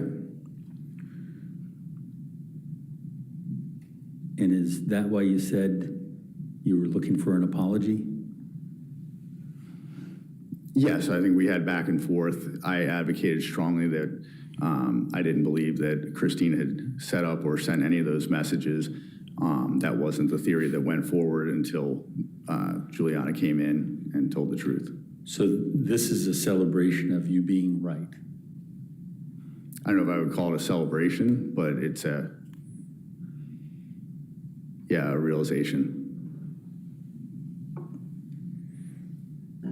Confirmation. And then it looks as though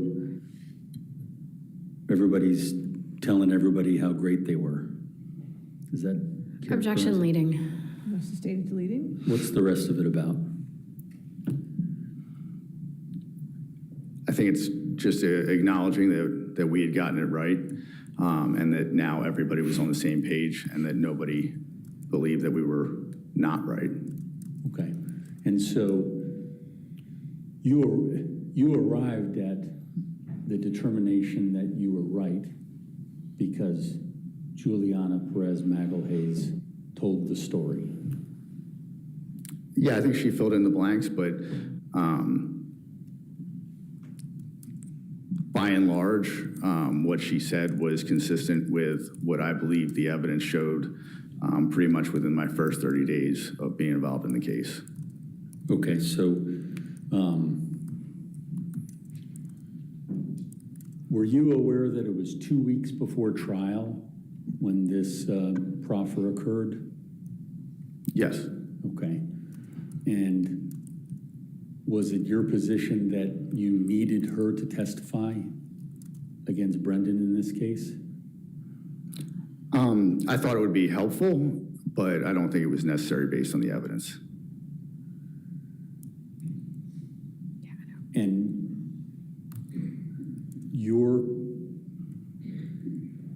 your opposition to Detective Miller's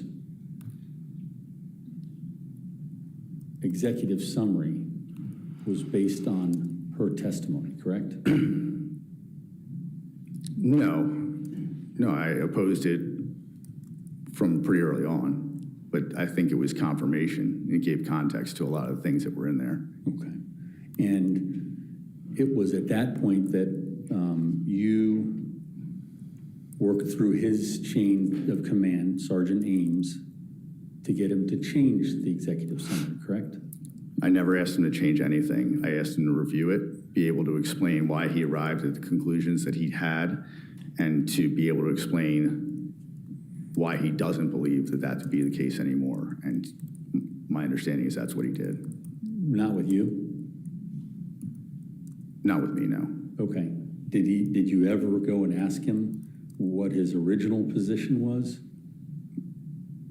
I think it's well documented in his summaries. I mean, No, we I'm discussed sorry. it. That was an inartful question. Did you ever ask him to go through like a math problem and show your work as to how he arrived at those conclusions?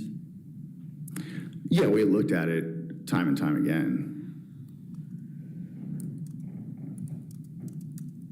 Okay, but I mean, I'm talking about a comprehensive explanation based on his expertise that arrives at his, did you ever do that? Judge, I'm going to object, asked and answered, not just now, but earlier, prior to the break. Sustained. Next question.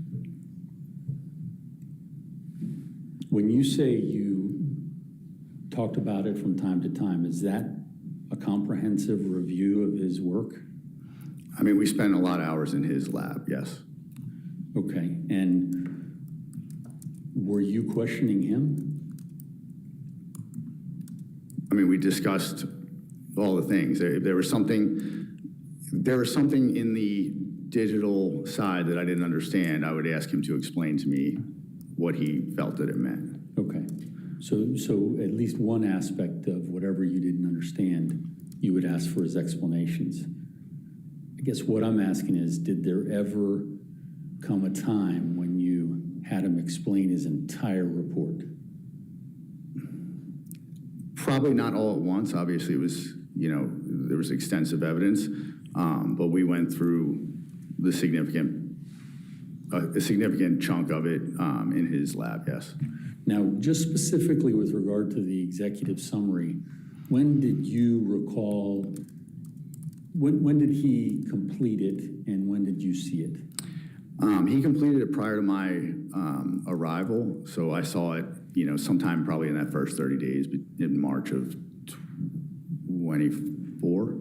Okay, and at any point did you agree with it?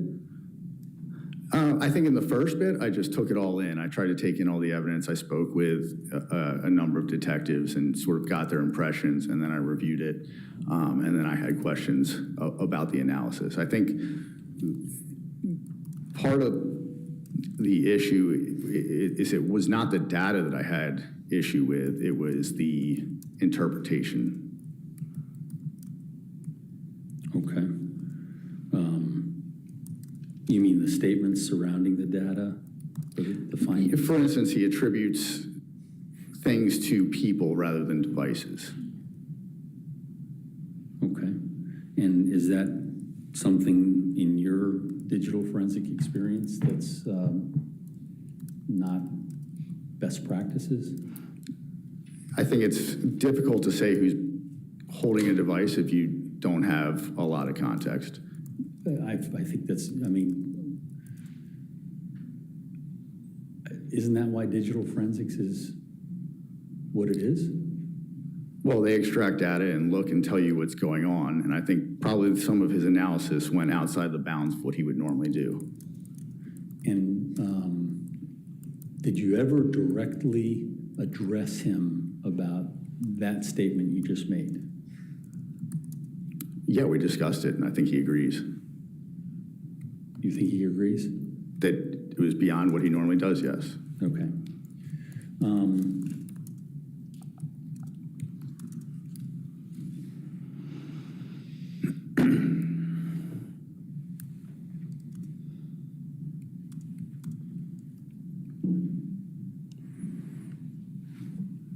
Were you aware of the peer review of his executive summary and files?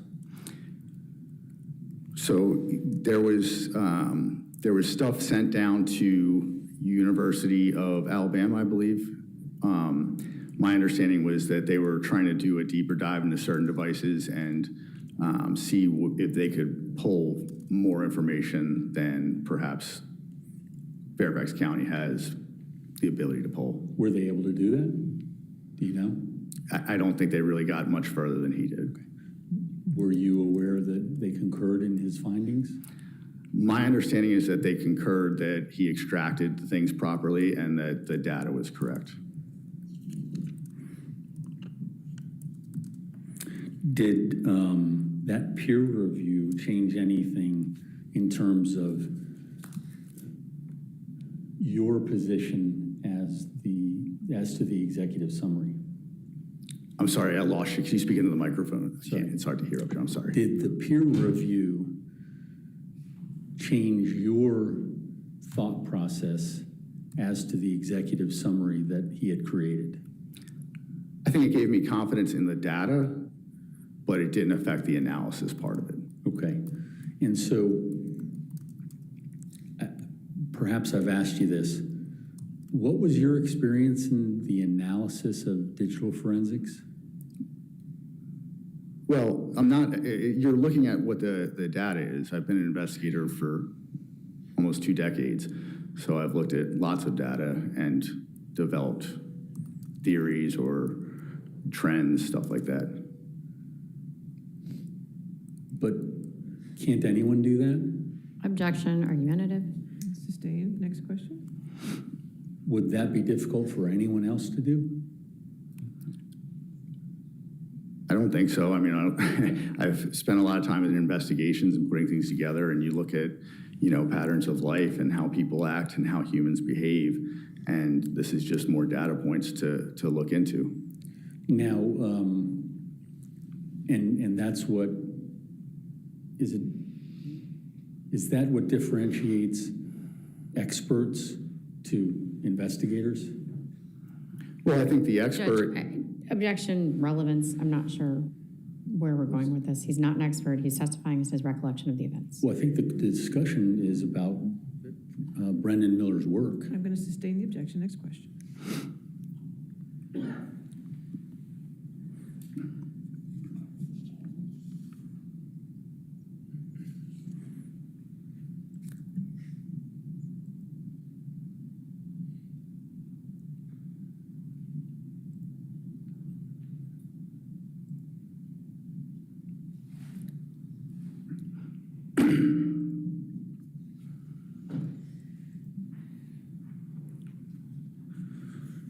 Sir, I'm going to ask you to look at defense number 104.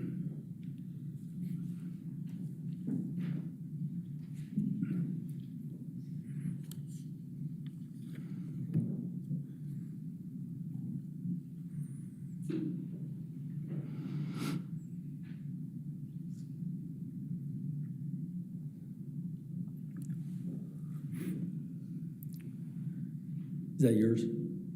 Yes. And that's with Deputy Chief Bruce? Yes. You're going to move that in as Defense Exhibit 104? Any objection? No objection. We also would not object to 105 as it appears to be page 3 of this same conversation. Okay, 104 and 105 in evidence. And sir, you're in the blue, correct? Yes. And so your first statement there, what does that mean? Which, The first You're- statement can you- in blue. I'm sorry, without the microphone, it's very difficult to hear you and understand. The first statement in blue?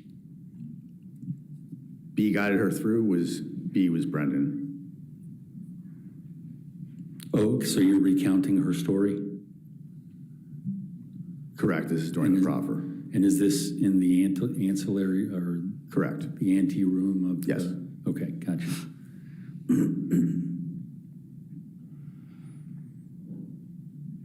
And this is Detective Bruce's statement? That's Deputy Chief Bruce speaking, yes. Deputy Chief Bruce, sorry.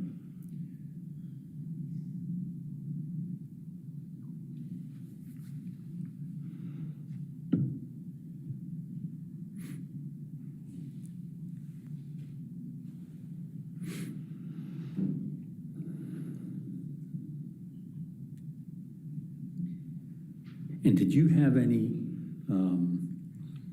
in your text group, did you have any say in any of the questions that were being asked? Yeah, so we, in the text group, if there was something we wanted to, explore, we would put a question in there, and then Mr. Klingon would either ask the question or not, depending on, his expertise, I guess, as a prosecutor. Okay.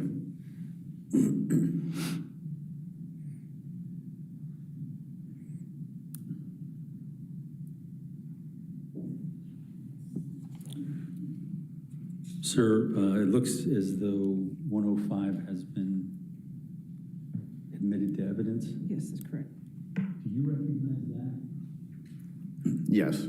Okay, and is this part of the chain of text messages back and forth? Right, it's a continuation of the previous exhibit. And the discussions in, I guess, the gray is then Deputy Chief Bruce, correct? Yes, sir. And then you're in the blue responses? Yes. And so these are what you guys are in this, well, tell me what you're talking about there. So we're recounting some of the stuff that's coming on from the proffer and talking about some of the days leading up to the proffer, and then sort of the response of people who became aware of it. And the discussions about specific situations, those were your theories going in, correct? Well, confirming the account that Brennan and Juliana created the account is, yes, part of our theory. And then the revenge rape or was she dead was a question as part of that theory as well. And it looks as though Klingon is a prosecutor, correct? Yes. And there was comments about him? Yes. And what about Kyle and Tommy? Who were they? That's Detective Bryant and Detective Goodell. Okay, and those were the two head detectives at the time? Correct. And is that just banter between the two of you? Yeah, it's a text thread between the two of us.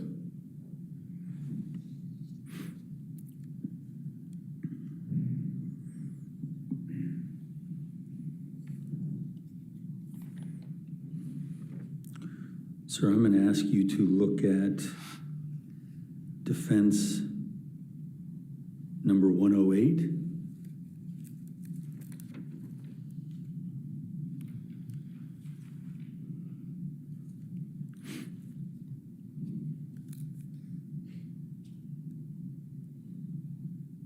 Is that your communication? Yes. And who are you communicating with? Deputy Chief Bruce. Your Honor, move that in as Defense Exhibit 108. Any objection? No, thank 108 you. in evidence and published. So it looks like, well, tell me what you're saying here. Which part? This part.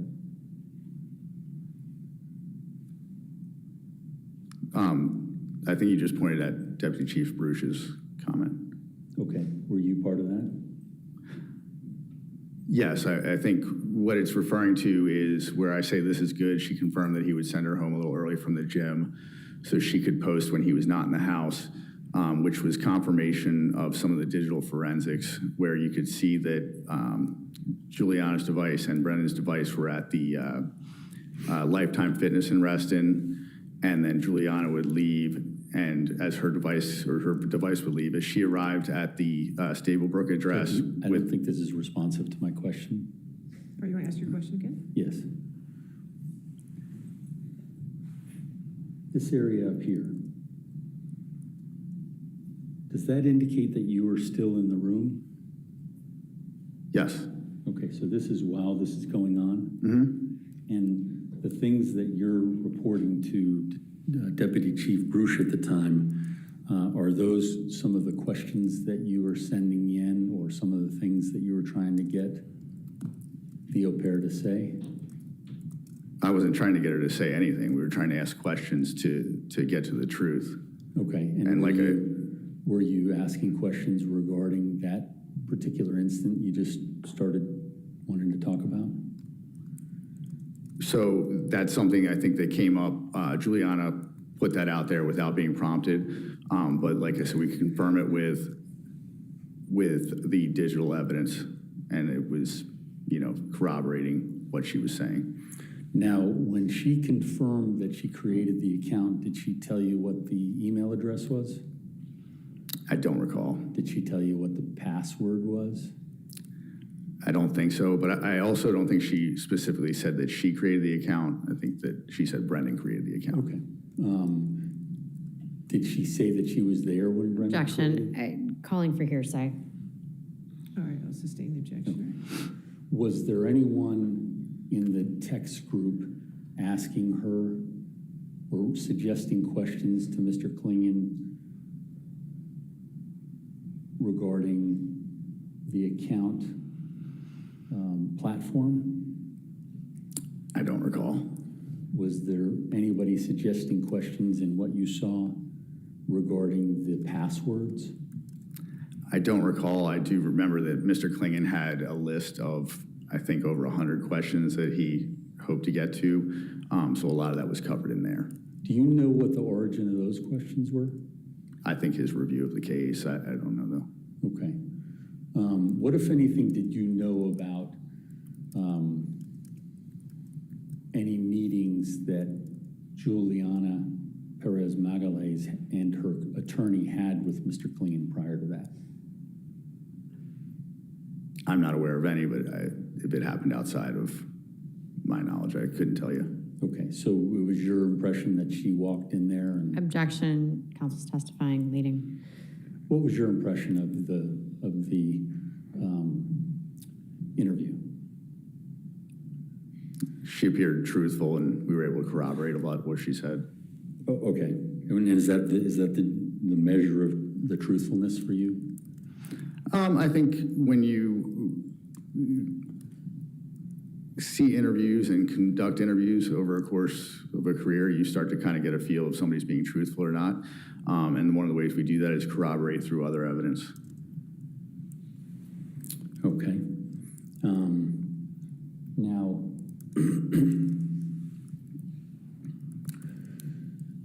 with regard to your digital forensics that you did, and forgive me if I've asked you this, but it's something that I want to make sure we cover. Did you ever extract anything from any of the phones or devices, or I think there were 60 of them? No. Okay. And I think you'd said that you don't have any problems with the data that was generated from those. No, as far as I can tell, the data appears to be extracted, in compliance with the industry standards, and as you said, University of Alabama confirmed that. Okay, so what did you do to determine what the industry standards were and what he did? I just took what the Detective Miller represented to me and the University of Alabama report. Okay, so he says this was industry standards and you accepted it? Yes. Okay, so there wasn't any real, to inform your conclusions, there wasn't any real investigation. as to- Objection, leading. Was there any investigation relating to digital forensics that informed the conclusions that you were working from? I reviewed the data. I don't think I did any quote unquote digital forensics work. He provides data. In this case, he provided some other reports and summaries, but the data is the data. You can look at it and sort of figure out what it means. And if there was something I didn't understand, I would ask him for help. But it was the analysis, I think, of that data that I thought was problematic. Okay.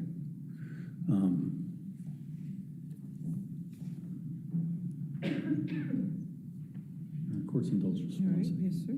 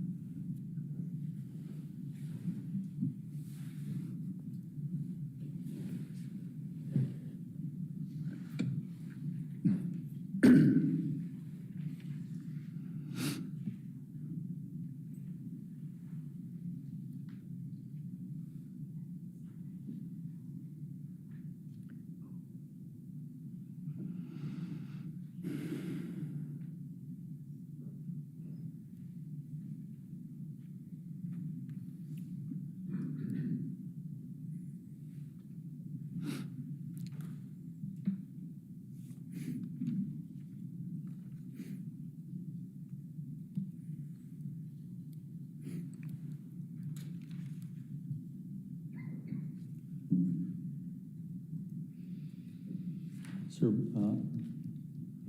this is Defense Exhibit 104. I think you've previously looked at it. This particular statement right here on the October 25th, that was when you were still in the anteroom where the recant was happening, correct? Correct. And that's a statement that you wrote. Is that what was said? I mean, that's my understanding of what was said. I don't recall the specific wording. Okay, but you were in the moment and you said that Yes, was... that would be what I understood it to mean. Okay. Now, did you, I know it was a goal, or I won't say it that way. One of the things, what if any,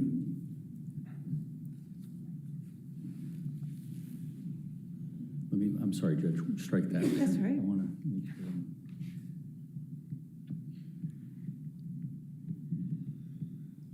Was there anything that occurred in the recant when you were in the anteroom that challenged any of the questions that she was asked, or any of the answers that she gave? I'm not sure what you're trying to ask me. I'm sorry. Was she challenged on any points in this recant? You mean did Mr. Klingon ask her clarifying questions? Yeah, I think so. Okay. Do you remember any of those? Not offhand, no. Did so the people that were in the room, and I can name Detective Bryant? Detective Bryant, Detective Goodell, Miss Sprisler, Mr. Klingon, I think Mr. Campbell and his co-counsel may have been in there as well, and Juliana. Okay, and that was it? I believe so. Did anyone else, other than Mr. Klingon, ask questions of Juliana Peres Magalhaes? I don't think so. Did anybody, if you had a vantage point to see this, did anybody interrupt him to try to get a point across before he asked a question? I didn't have the ability to monitor the room. I could only video monitor. I could see it on the phone, or got me crossed up there. It was just an open phone line, so I couldn't see anything until afterwards. So there was no video feed? No, I couldn't see into the room. Did you hear anyone challenging like a detective would to what she was saying? Objection leading. What, if anything,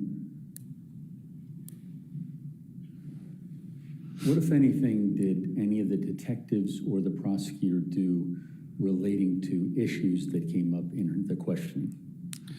I don't remember specifically. I think the plan was for Mr. Klingon to do all the talking from the prosecution side. I don't know that any detectives actually spoke during that proffer. And there were definitely times when he asked clarifying questions, but as to specifics, I'd have to watch the video. It's been quite some time. Okay, and I guess that brings up another point. Is it unusual in your investigations to have the prosecutor question the cooperating co-defendant versus a detective?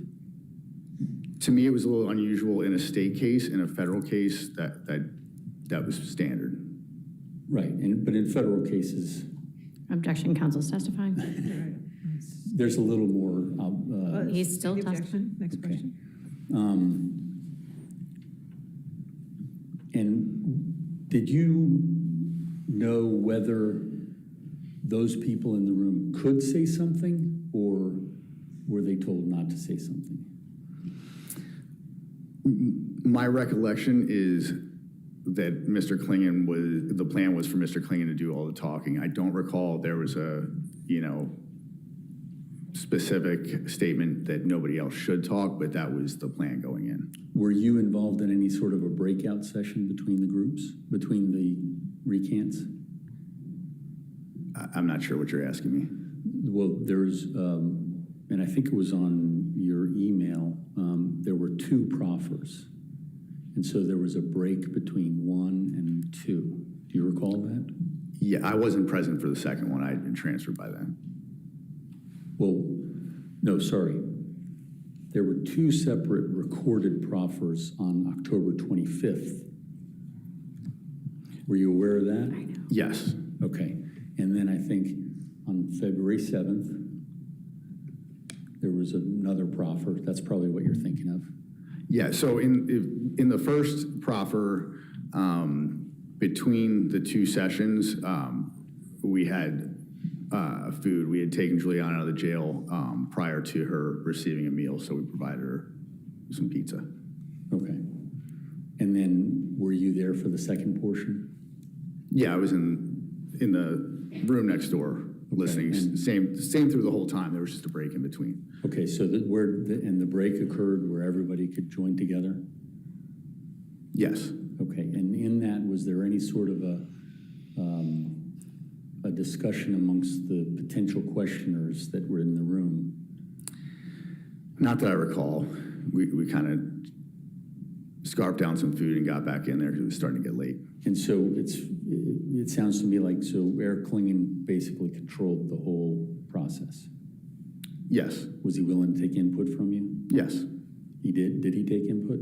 Yes. Like I said, we had a text group where we, provided questions and, and I kind of remember in some cases we would send a question, but by the time,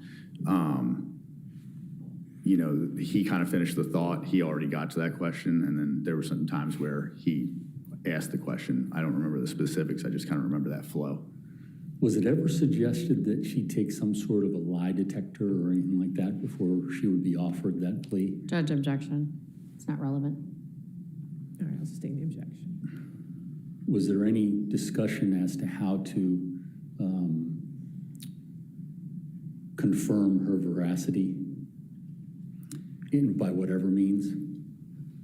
Yeah, so like I said before, we tried to corroborate a lot of what she said through evidence, whether it be digital or documentary. Like, for instance, the windows, we were able to, that was something we had no idea about.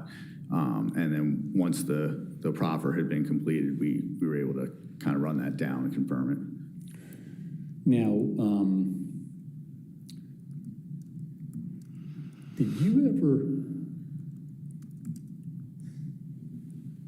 did you ever say to any of the investigators that they arrested an innocent woman, talking about Juliana? No. That was never said by you to anyone? About me? By you to anyone? No. I think what you're probably referring to is I expressed concerns about the articulation of how, the reasons they charged. But I think the charge was solid. And who was that with that you expressed those concerns? Detective Bryant. Okay. I don't have any further questions. All right, cross-examination.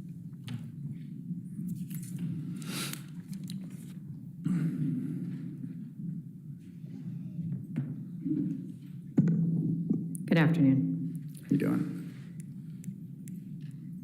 Okay, so let's talk about this case and how the Fairfax County Police Department Homicide Division got involved. Do you all have a rotation for call-outs when there is a crime committed?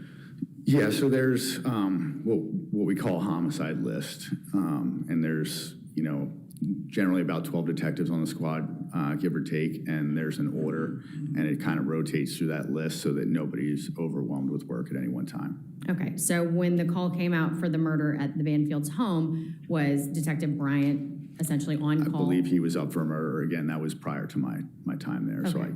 And so his assignment, you indicated that it's not uncommon for cases to be handled by multiple detectives over the course of the case's life. Is that correct?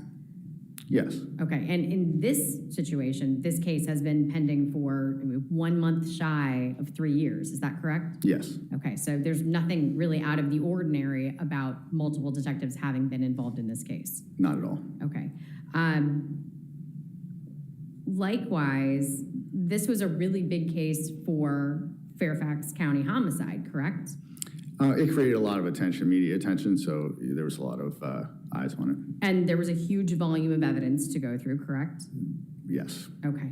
And as such, your leadership was very involved in this matter, making sure that they were up to date on how the case was progressing, correct? yes. Okay, so was there anything, again, intended to be hidden from the Commonwealth by making sure your leadership was aware of developments in the case as they arose? Absolutely not. Okay. Turning to Ms. Peres Magalhaes' proffer, you all were working as a team in developing the questions for Ms. Peres Magalhaes, correct? Yes, Okay, and it was simply determined that Mr. Klingon would be the mouthpiece in the room, nothing more, correct? correct. Okay. Ms. Frissler was present as she sits here at the table today. This is Ms. Frissler, correct? Yes, Okay. And Ms. Peres Magalhaes' attorney was present, correct? correct. Detectives Goodell and Bryant were present. Correct. All right, and you were all smushed in a room, is that accurate? Well, they good were for you. smushed. They were I smushed, was you were comfortable in outside. Miss Bristler's office. Okay. Was there room for anyone else in that particular room at the time? It's a small room, as you know. Okay, thank you.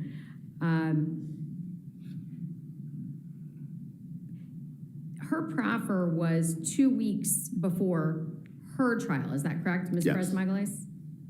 And that was more than a month after Mr. Banfield had been charged, correct? Correct. He was charged September 16th. I believe the proffer was October 25th, about 6 weeks. So the proffer was not the determining factor in whether or not to charge Brendan Banfield with the murder of his wife and of Joe Ryan, correct? Correct. What was it about Ms. Peres Magalhaes' proffer that you believed made her to appear truthful? Well, so we were able to corroborate through digital evidence that she left the gym. She basically said that I'm sorry, could you put your microphone on? What's your objection? Objection to, it's outside the scope of what I've asked. It's an open-ended question as to the investigation, and it's. I'll overrule the objection. All right, continue. Please continue. So she essentially kind of confirmed the sequence of events that I believed occurred. Part of the way we did that was looking at the digital evidence. There were things along the way, for instance, going to the gun range, we were able to see pictures of that. She talked about leaving the gym, that Brendan told her to leave the gym early to go home so that he wouldn't be in the house while the FetLife or Telegram account were active. And we were able to see that on the geolocation of her device and Brendan's device, and then we could see her log or see a log on the Telegram shortly after that device arrived in the area. The windows was something we hadn't had any idea about once she. When you said the windows, do you mean the replacement of the windows in the Banfield home? Right, so she said that there was a time where Brendan had the windows replaced with windows that were like soundproof, and he asked her to go stand in the driveway, or actually he asked her to stand in the bedroom and scream while he stood in the driveway to see if screams would be able to be heard. She said that she did not want to do that, and so he screamed and she went outside. We were then able to track down a receipt and some emails, I believe, about the windows, and ultimately find the company and speak with the salesman who spoke to Brendan. And there was just a lot of things that over the course of August until February, in the digital evidence that she was able to corroborate for us in that, or that we were able to corroborate her statement after. All right, thank you. Just a final question from me. I'm sure council will have more. Did you change, distort, or hide any evidence in this case? No, ma'am. Okay. Did you direct anyone to change, distort, or hide any evidence in this case? No, ma'am. All right, thank you. Nothing further, Judge. All right, redirect.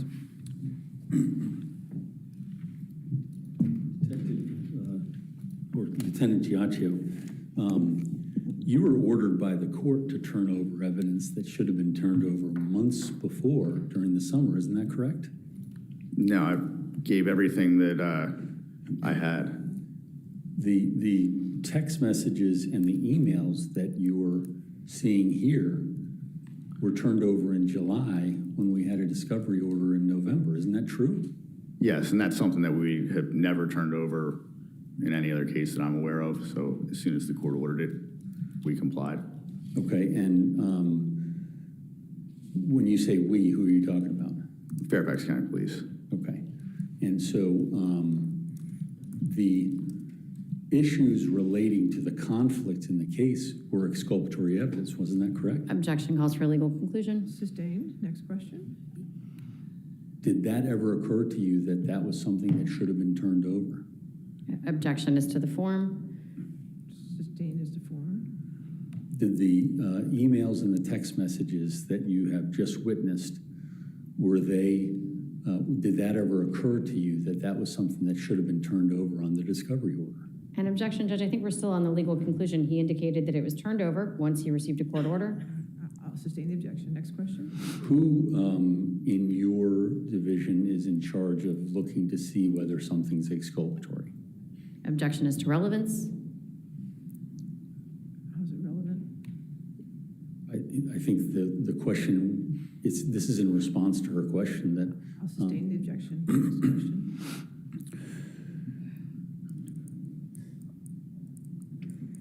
In terms of the transfers of Brendan Miller, or actually, I think you were involved with the transfer of Kyle Bryant. What was your reasoning behind that? Well, I gave input, and my input was that I thought he should stay. And in fact, he was then removed? Yes, he was ultimately transferred. Okay. And what was the reason, the October 25th situation? Objection calls for speculation. Overruled if you can answer. I think it was a combination of the withholding the proffer for 5 days and, and just being wrong about with the analysis in this case. And you're talking about being wrong after the Juliana Peres Magalhaes proffered. Well, I think that's when he realized it. I think after that, there was nobody on the police department that I'm aware of that doesn't believe the current theory of events.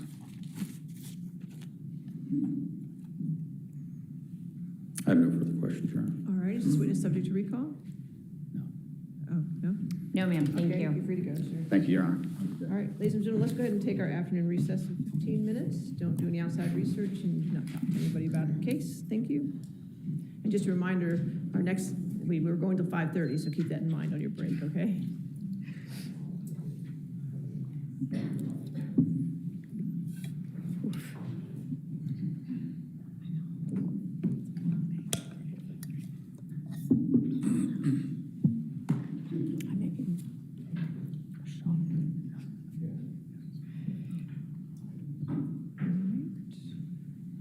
Come back at 3:50 then? Yes, 3:50, ma'am. Mr. Carroll? I'm sorry. All rise.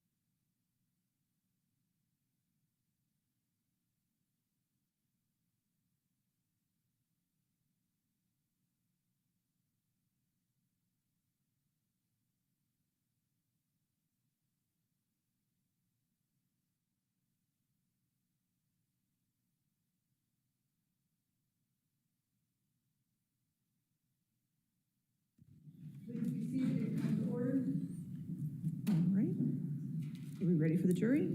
Yes, ma'am. Yes. Okay.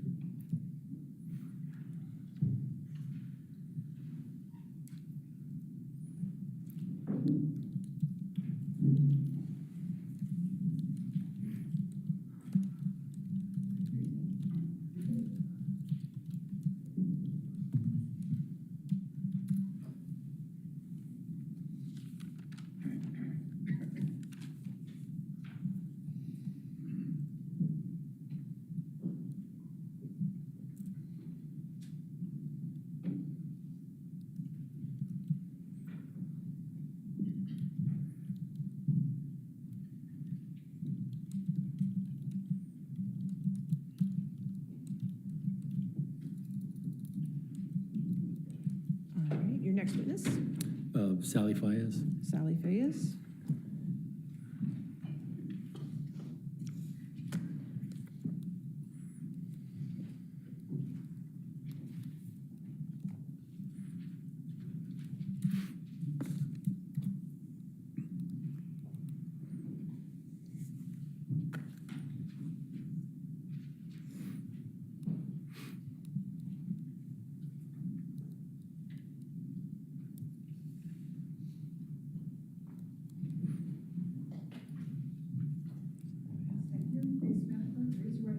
Do you swear or affirm to testify truthfully in this case under penalty of law? Thank you.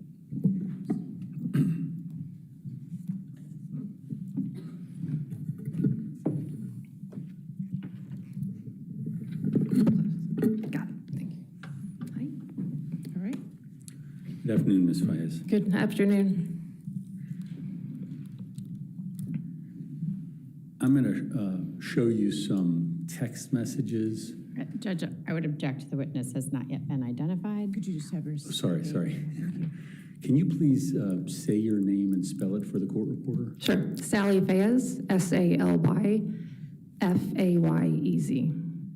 And if I ask you any questions that don't come out right or you don't understand, just please tell me and I'll repeat the question. Absolutely.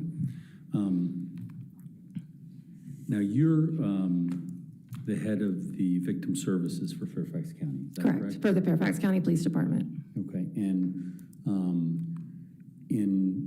in that role, do you fall within their command staff, I guess, MAP? I do. Okay, and so can you describe for the ladies and gentlemen of the jury of your organization and how it fits within the police department? Sure. So we are a civilian unit within the police department. We fall under the Major Crimes Bureau. So there's 4 divisions in the Major Crimes Bureau. There's the Violent Crimes Division, the Criminal Investigation Division, the Cyber and Forensic Division, which are all sworn staff, and then the Victim Services Division, which is my division. And so, and how many people do you have working for you? 17, plus we have interns, but 17 employed. Okay, and when you, when something like what happened in this case happens, how do you get involved? So my office is located on the 6th floor, which is where the rest of the violent crime detectives are. So it's not uncommon that something happens and I'm automatically made aware of it, which is what happened that day. Okay, and so you get a call or you get a text or something like that, and then you roll to wherever you need to be? No, so the day of the murders, I was already up at headquarters, and so I either received a phone call or a message, I'm not sure, letting me know that Valerie and Juliana were headed to headquarters, and did I have an advocate to sit with them? I'm sorry, I didn't understand. Did I have a victim advocate that could go sit with them? Okay, and did you arrange for that? Correct. Okay. Now, at that point, is that victim advocate the victim advocate for them for the remainder of the case, or how does your organization work? Yes, on homicides, the advocate that responds, usually respond to a scene, but in this instance, we responded to headquarters, so they would keep the case. There's 2 different families, so I assigned one advocate to one family and another advocate later on to Joe Ryan's family. Okay. And how long have you been doing that? Doing Your job? I've been with the department for 23 years. So I was an advocate for 7 years, and I've been the director for 16. And so in terms of your interaction with the police department, what's your interaction on a daily basis if you're not otherwise responding to things? I'm in command meetings, I'm in supervisor meetings. There's daily dialogue about cases.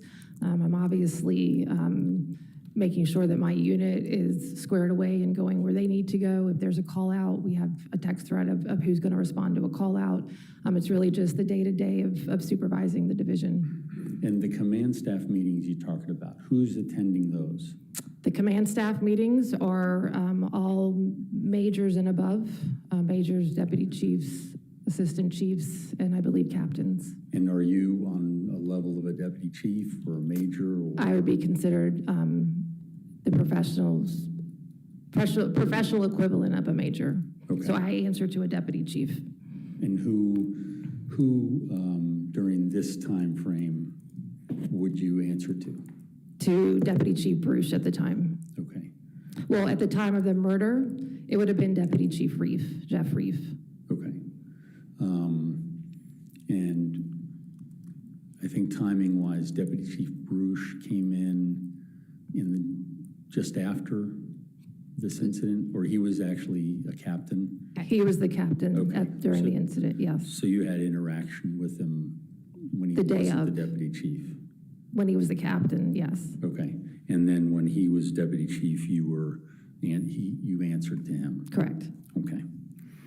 And so the command staff meetings, can you describe for the ladies and gentlemen of the jury what those are without any specifics? It's just to ensure that the command team of the Fairfax County Police Department know what is going on within each of the subdivisions. It's really just a conversation of what's happening within the department of all of the rank and file. Okay. I'm going to show you some text messages and ask you if you can identify them. Okay. This is marked as Defense Exhibit 92.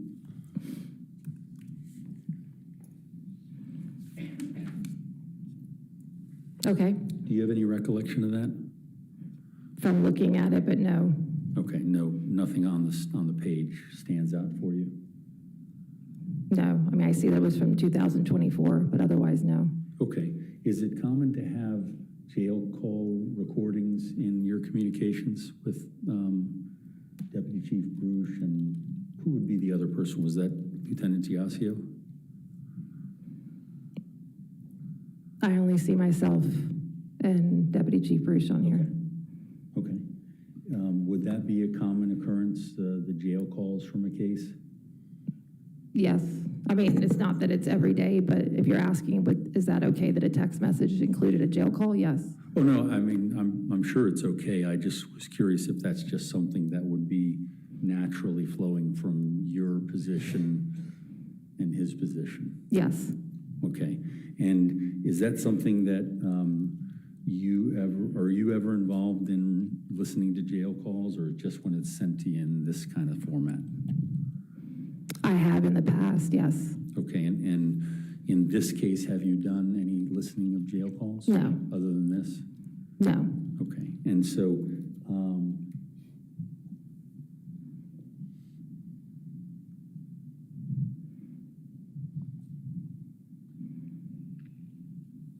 it appears there's a conversation going on. What's the nature of that conversation? There's several conversations going on. Which one are you referring to? Actually, let me just, if I can just pause for 1 second. Your Honor, move this in as Defense Exhibit number 92. Any objection? Judge, I think the witness testified that she doesn't recognize it. All right, you want to lay a foundation? In terms of your communications with Deputy Chief Bruce, would text messages be a common way that you would communicate? Absolutely. I think that's the common way to communicate with most people. And so, other than personal communications, would text messages including jail calls or other discussions about perhaps defendants, would that be something that you would talk about? Yes. Okay, and in this case, is that what that looks like? Without knowing what that call was, no, Okay, I wouldn't know. What about the next statements regarding that? Again, unfortunately, since it was 2024, there's not a lot of context of what this is for me to know. And so you're based upon what you know right there, you're saying you're not certain that this was a communication that you had made? Well, I obviously made it because my name is in there, but I really don't remember that specific text message. And I think that's But I'm not saying I understandable. did not do it. That's certainly understandable with text messages. Your Honor, I'd move that in as Defense Exhibit 92. Judge, I wouldn't object to its admission at this point, but obviously the witness's testimony would be limited by her Well, recollection. I understand that, but as far as admissibility, 92 is an evidence. You want to publish? Now,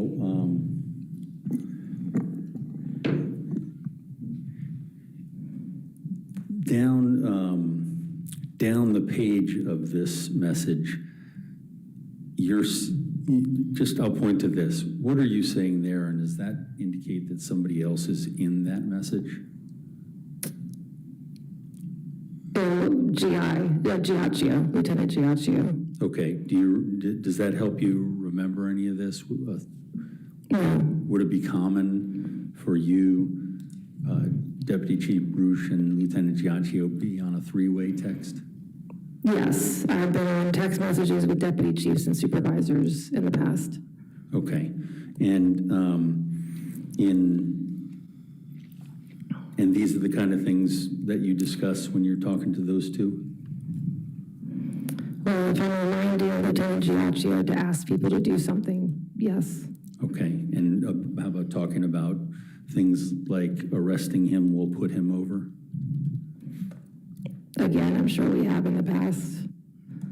I just don't know the context of this. Okay.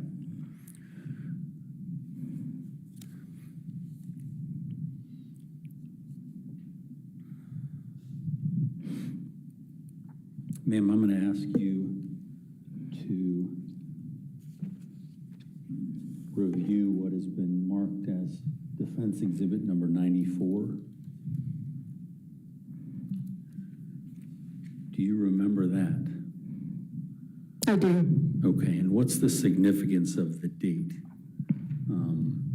in remembering that? Friday, October 25th, Yes. the arrest of Brendan Banfield. Is that what you're asking me? No, I don't think, well, let me just do this and then we can talk about it. Your Honor, Sure. I'd like to enter this as Defense Exhibit 94. Any objection? No, Judge. 94. Publish.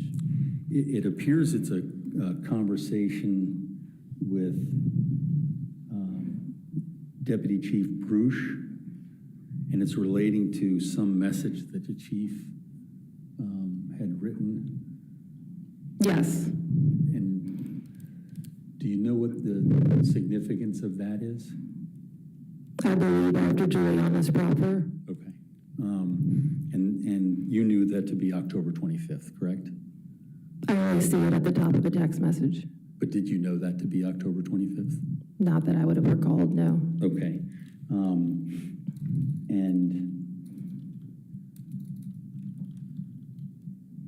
in this text message, you're talking about not taking no for an answer, correct? Correct. And what's that relating to? It appears to say not taking no for an answer, so we're all grabbing a drink next week. Okay, and do you know the context of that? Probably just saying we're all going to grab a drink next week. Okay, but not anything with regard to the case? No, not that I would read from that. Okay.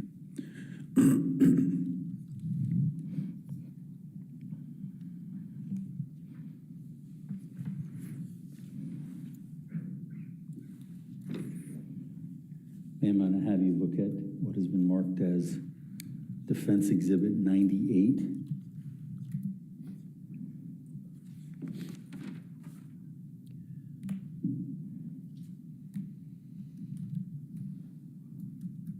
Do you recognize that? I don't recognize the text message, no. Okay. Are you involved in that text message? By looking at it, I can't say yes or no. Okay, you don't see, okay, I'll withdraw that.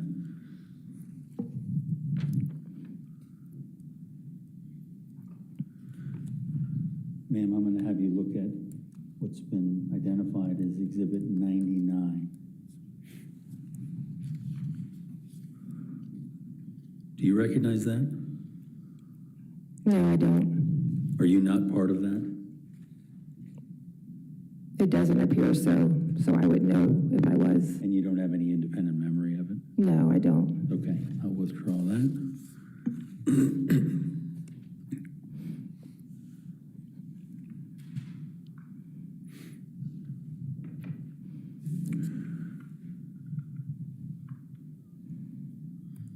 Ma'am, this is Defendant's Exhibit 106. Do you recognize that? I do. Okay. Is that a text that you were involved with? Yes. And just for the sake of identifying people, which color were you on that? Gray or blue? Gray. Okay. Your Honor, I'd move that in as Commonwealth's Exhibit 106. Judge objected to, that was not identified by whoever the other party is in the email. That's correct. The other witness said they didn't recall, so I have to sustain the objection to 106.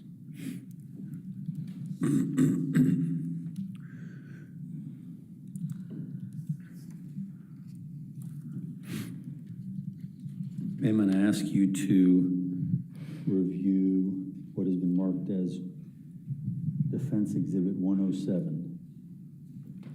Do you recall that text message? Or can you identify that text message?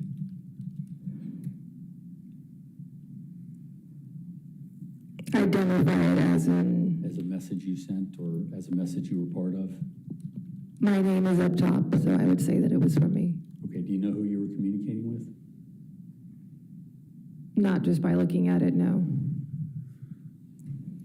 Your Honor, I'd move that in as Defense Exhibit 107. Judge, we do object. The objection. Again, it calls for hearsay. Right. Ms. Baez is the person who was the recipient. She cannot identify who the communicator was. And I believe the other witness said it wasn't him. So I have to sustain the objection to 107. Very well, Your Honor. Now, ma'am, when you're in the command staff meetings, what kind of role do you have in those meetings? My role really is to make sure that the victims and the survivors are a part of the conversation. Okay, and so are you giving updates on things, or how do you engage with the command staff, the police command staff? I think it really just depends. Are you talking about in this instant, or are you just talking about in general? Generally. I think it just depends on what the case is about. Sometimes if we have a case where a case went to court, then we would update the command staff on what happened with the verdict. If there's a case where we believe the family needed some awareness when there comes to a public affairs bureau release, we work directly with our public affairs bureau command staff to make sure that families are notified in a dignified way that somebody's going to be released. Now, specifically with regard to this case, were you ever involved in the theory of catfishing? Yes. Did you suggest catfishing? I did not suggest catfishing. I suggested that it be proven that it's not catfishing. And when in time was that in relation to the killing of Christine Banfield? I think as time went on, it became apparent that was a possibility. And so are you asking when I started to think it, or? Well, where did this theory come from? Were you the one who started it? Did I start the theory? No. Okay, when did the theory become a discussion topic in context of the time that I think throughout the investigation, depending on what meeting you were in. how soon after the killing of Christine Banfield did that come up, is what I'm asking. I think it came up once they were in a hotel and our intel detectives heard her call, ask if she could call her mommy. I'm sorry, I think there were things that came out a couple of days after the murder that made people question whether this was a catfish or not. okay, so within days after the murder, Correct. did you believe that it was a catfish? I didn't believe that it wasn't one, but it was on the table that it could have been, absolutely. Okay, and was that something that you discussed in command staff meetings? I think that evidence and investigative avenues were discussed, but the actual word catfish, no, Okay. until later. So was it discussed in terms of assuming someone's identity, or how would it have been discussed in those meetings before saying catfish? I think it would have been discussed as, has everything been done to prove one way or the other? Was this a setup or was it not? And is that something you were bringing to the table, or is this something that? I think it was a group discussion. A group discussion? Okay. And so within days, the discussion turned to catfishing? And that's Not something- within days, no. Oh, I'm sorry. My view, within probably a few days, was a question of what really went on. So in your mind, within a few days, catfishing was a possibility? A possibility, yes. And did you communicate that possibility to the people that were in the command staff meetings? I'm sure we all were having the same conversations because I wasn't the only one that thought that. I mean, is that something that you would oftentimes talk about in these cases? Yes. Well, I don't think we've had a case like this, but I would have a conversation about the case that's being presented, absolutely. Okay, well, I guess for purposes of your memory, would there be other times? I mean, if this is a pretty big case, and if you had suggested catfishing, that would be memorable. I think you're confused as far as what I did. Whether I thought it was or not, it's not that I suggested it. There were meetings where plenty of people above me that believed the same thing. It wasn't just a Sally catfish, if that's what you're asking. No, I'm not. I'm trying to get an idea of when you started talking about it as catfish. And I think you'd said you thought about it within a few days, but when did it become a viable theory to talk about in the command staff meetings? I think you're confusing command staff meetings. What meetings are you referring to? The ones that you just described where you're with command staff. Those are different meetings than just a normal meeting talking about cases in the that's what Major I'm Crimes asking. Bureau. We'll talk about the normal meetings. In the command staff meetings, when was it that you started talking about catfishing? Well, it was never discussed in an actual command staff meeting because that's the entire command staff, so it wasn't discussed then. Okay. Were there breakouts? Move that. I'm sorry. Were there breakout meetings of the people that were involved? I'm just trying to understand where we're going. And I'm trying to understand where you're going. I'm sorry, I really don't know what you're asking me. So the only meetings that we've talked about at this point were command staff meetings that you said that you're involved with as one of the command staff personnel, correct? Correct. Okay. And what I'm trying to get to is when was it that catfishing was a theory amongst the meetings that you were attending, whether they're command staff or other meetings, whatever meetings you're attending? Again, I think they're ongoing. There's meetings on that floor between the supervisors and the commanders on that floor. That's a different meeting than a command staff meeting. It's not so important in my question as to what kind of a meeting it is. What my question's really directed to is when did you start adopting that and talking about this in meetings? I don't have an actual date for you. When was it in comparison to the returns on DNA, digital forensics, fingerprints, anything like that? I think what happened is every single time some piece of evidence came forward that made you question what really happened, then that theory would come back up. Okay, and do you know the time frame on that? No, I don't. Would it be a year? Again, I think when you have an investigation like this, there's constantly meetings, there's constant conversations about it. So there were times where, hey, could it have been this? Are you looking at this versus talking about some other angle? Okay, would it have been a month after the incident? Judge asked and answered. Sustained. And if you could move the microphone a little closer to you, Mr. Carroll. Thank you. So you don't remember when you would have talked about catfishing in a meeting? The actual word catfish, no, I wouldn't remember that. I can remember when questions would come up about what happened that day. Okay, Yes. and maybe it's my terminology that's the problem. When was it in meetings that you talked about the theory of what happened that day in the meetings? It wasn't necessarily me starting those meetings saying that. It would be a meeting for an update on the case or what was going on with the case. And so everybody was having that kind of conversation. It was kind of a give and take. Okay. Which is normal in these kind of situations. Sure, I'm just trying to understand. And so catfishing wasn't a comment, or wasn't a name that it was given, but there were issues regarding the investigation. Is that what you're saying? Correct. Okay. And and I understand you're saying it evolves into something. When was it that catfishing was brought up as the... Objection asked and answered. Sustained. Next You question. don't know? Next question. Okay. On the day of the incident, were you involved with Brendan and Christine's daughter being brought to the safe spot? What do you mean? It was in a place where an interview took place? No. Okay. Were you involved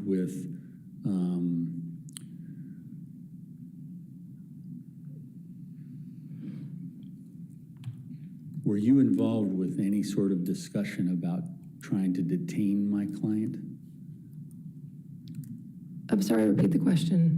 Were you involved on the day of the killing? Were you involved with anyone trying to detain my client at that point? No. Were you at the headquarters during the I day? was, yes. And were you in the presence of Juliana or Valerie? Juliana and Valerie are in one of our waiting areas where we have a victim waiting room with the advocate, not me. Okay. And did you have any say in any sort of interviews of Juliana or the child? No. While they were waiting there? Did those occur? Not that I remember, but I wasn't there for that. Okay. Was there any concern from you and the people that you work with about my client being released? At that Judge, time? objection calls for speculation. She can speak as to what was in her mind, but asking about others. You want to rephrase the question? What, if anything,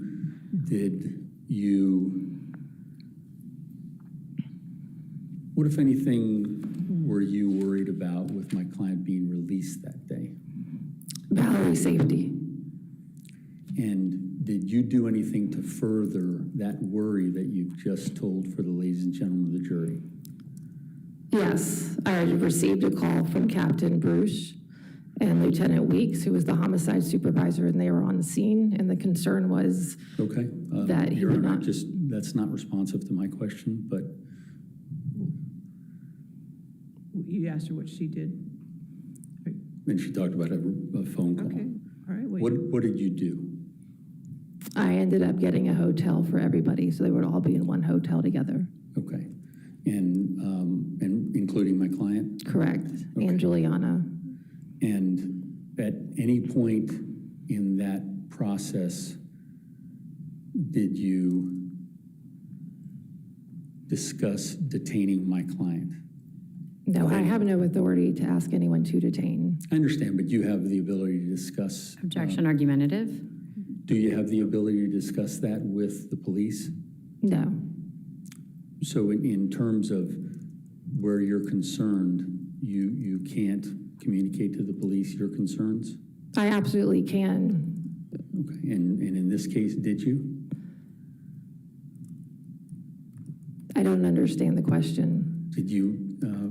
Did you discuss your concerns with the police on the day of the incident? But what concerns are you talking about? About my client being left out?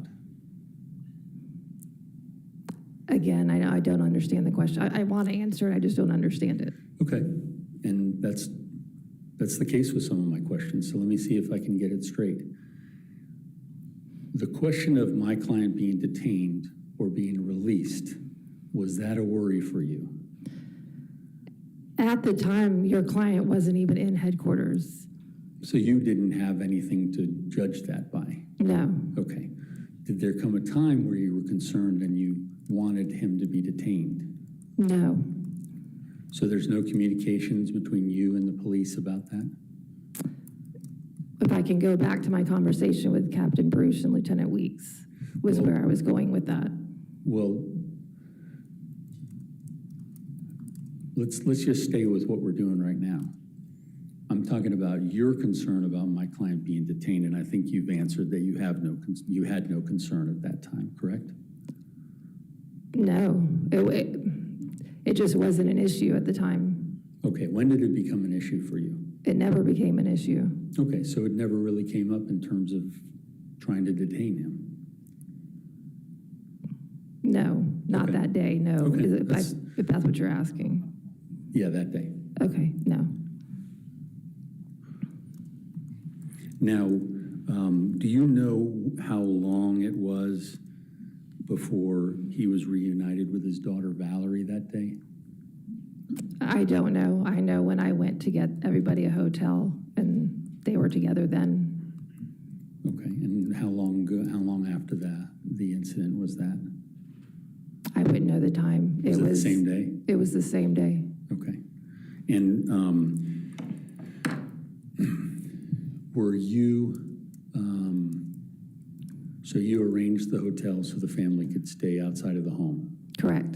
And is that normal for your position when there's a crime scene, an active crime scene? Yes. Okay. And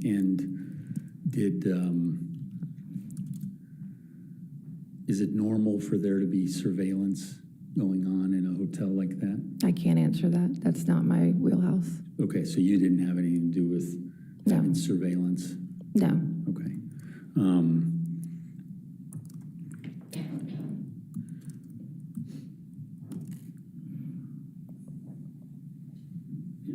Court's indulgence. Your Honor. Yes, sir.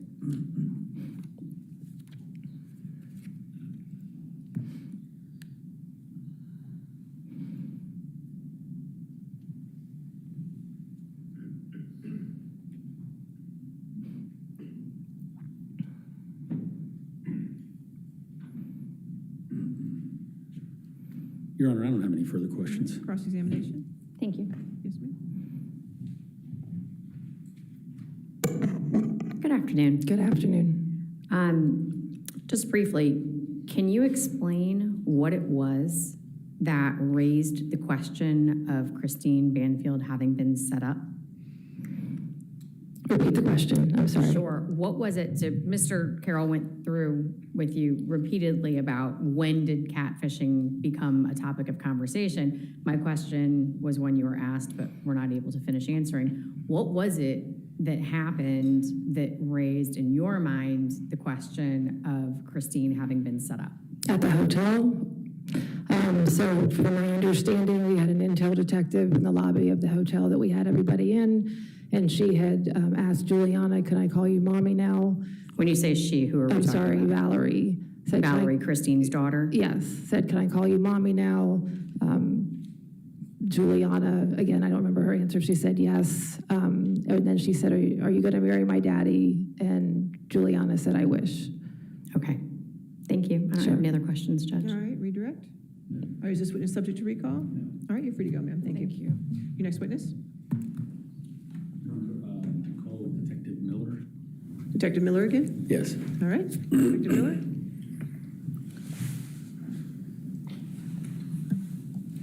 He's already under oath. Still-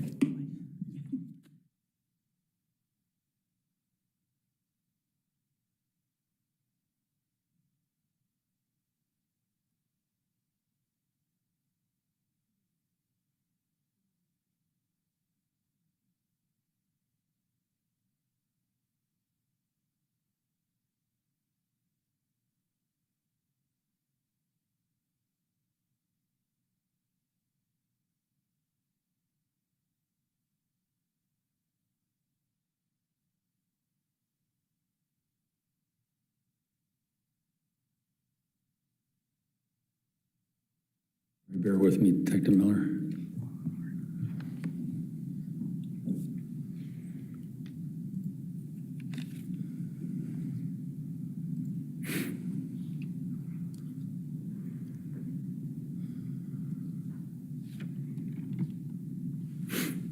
Sir, you had an opportunity to listen to some of the witnesses today, specifically Lieutenant Giacchio, correct?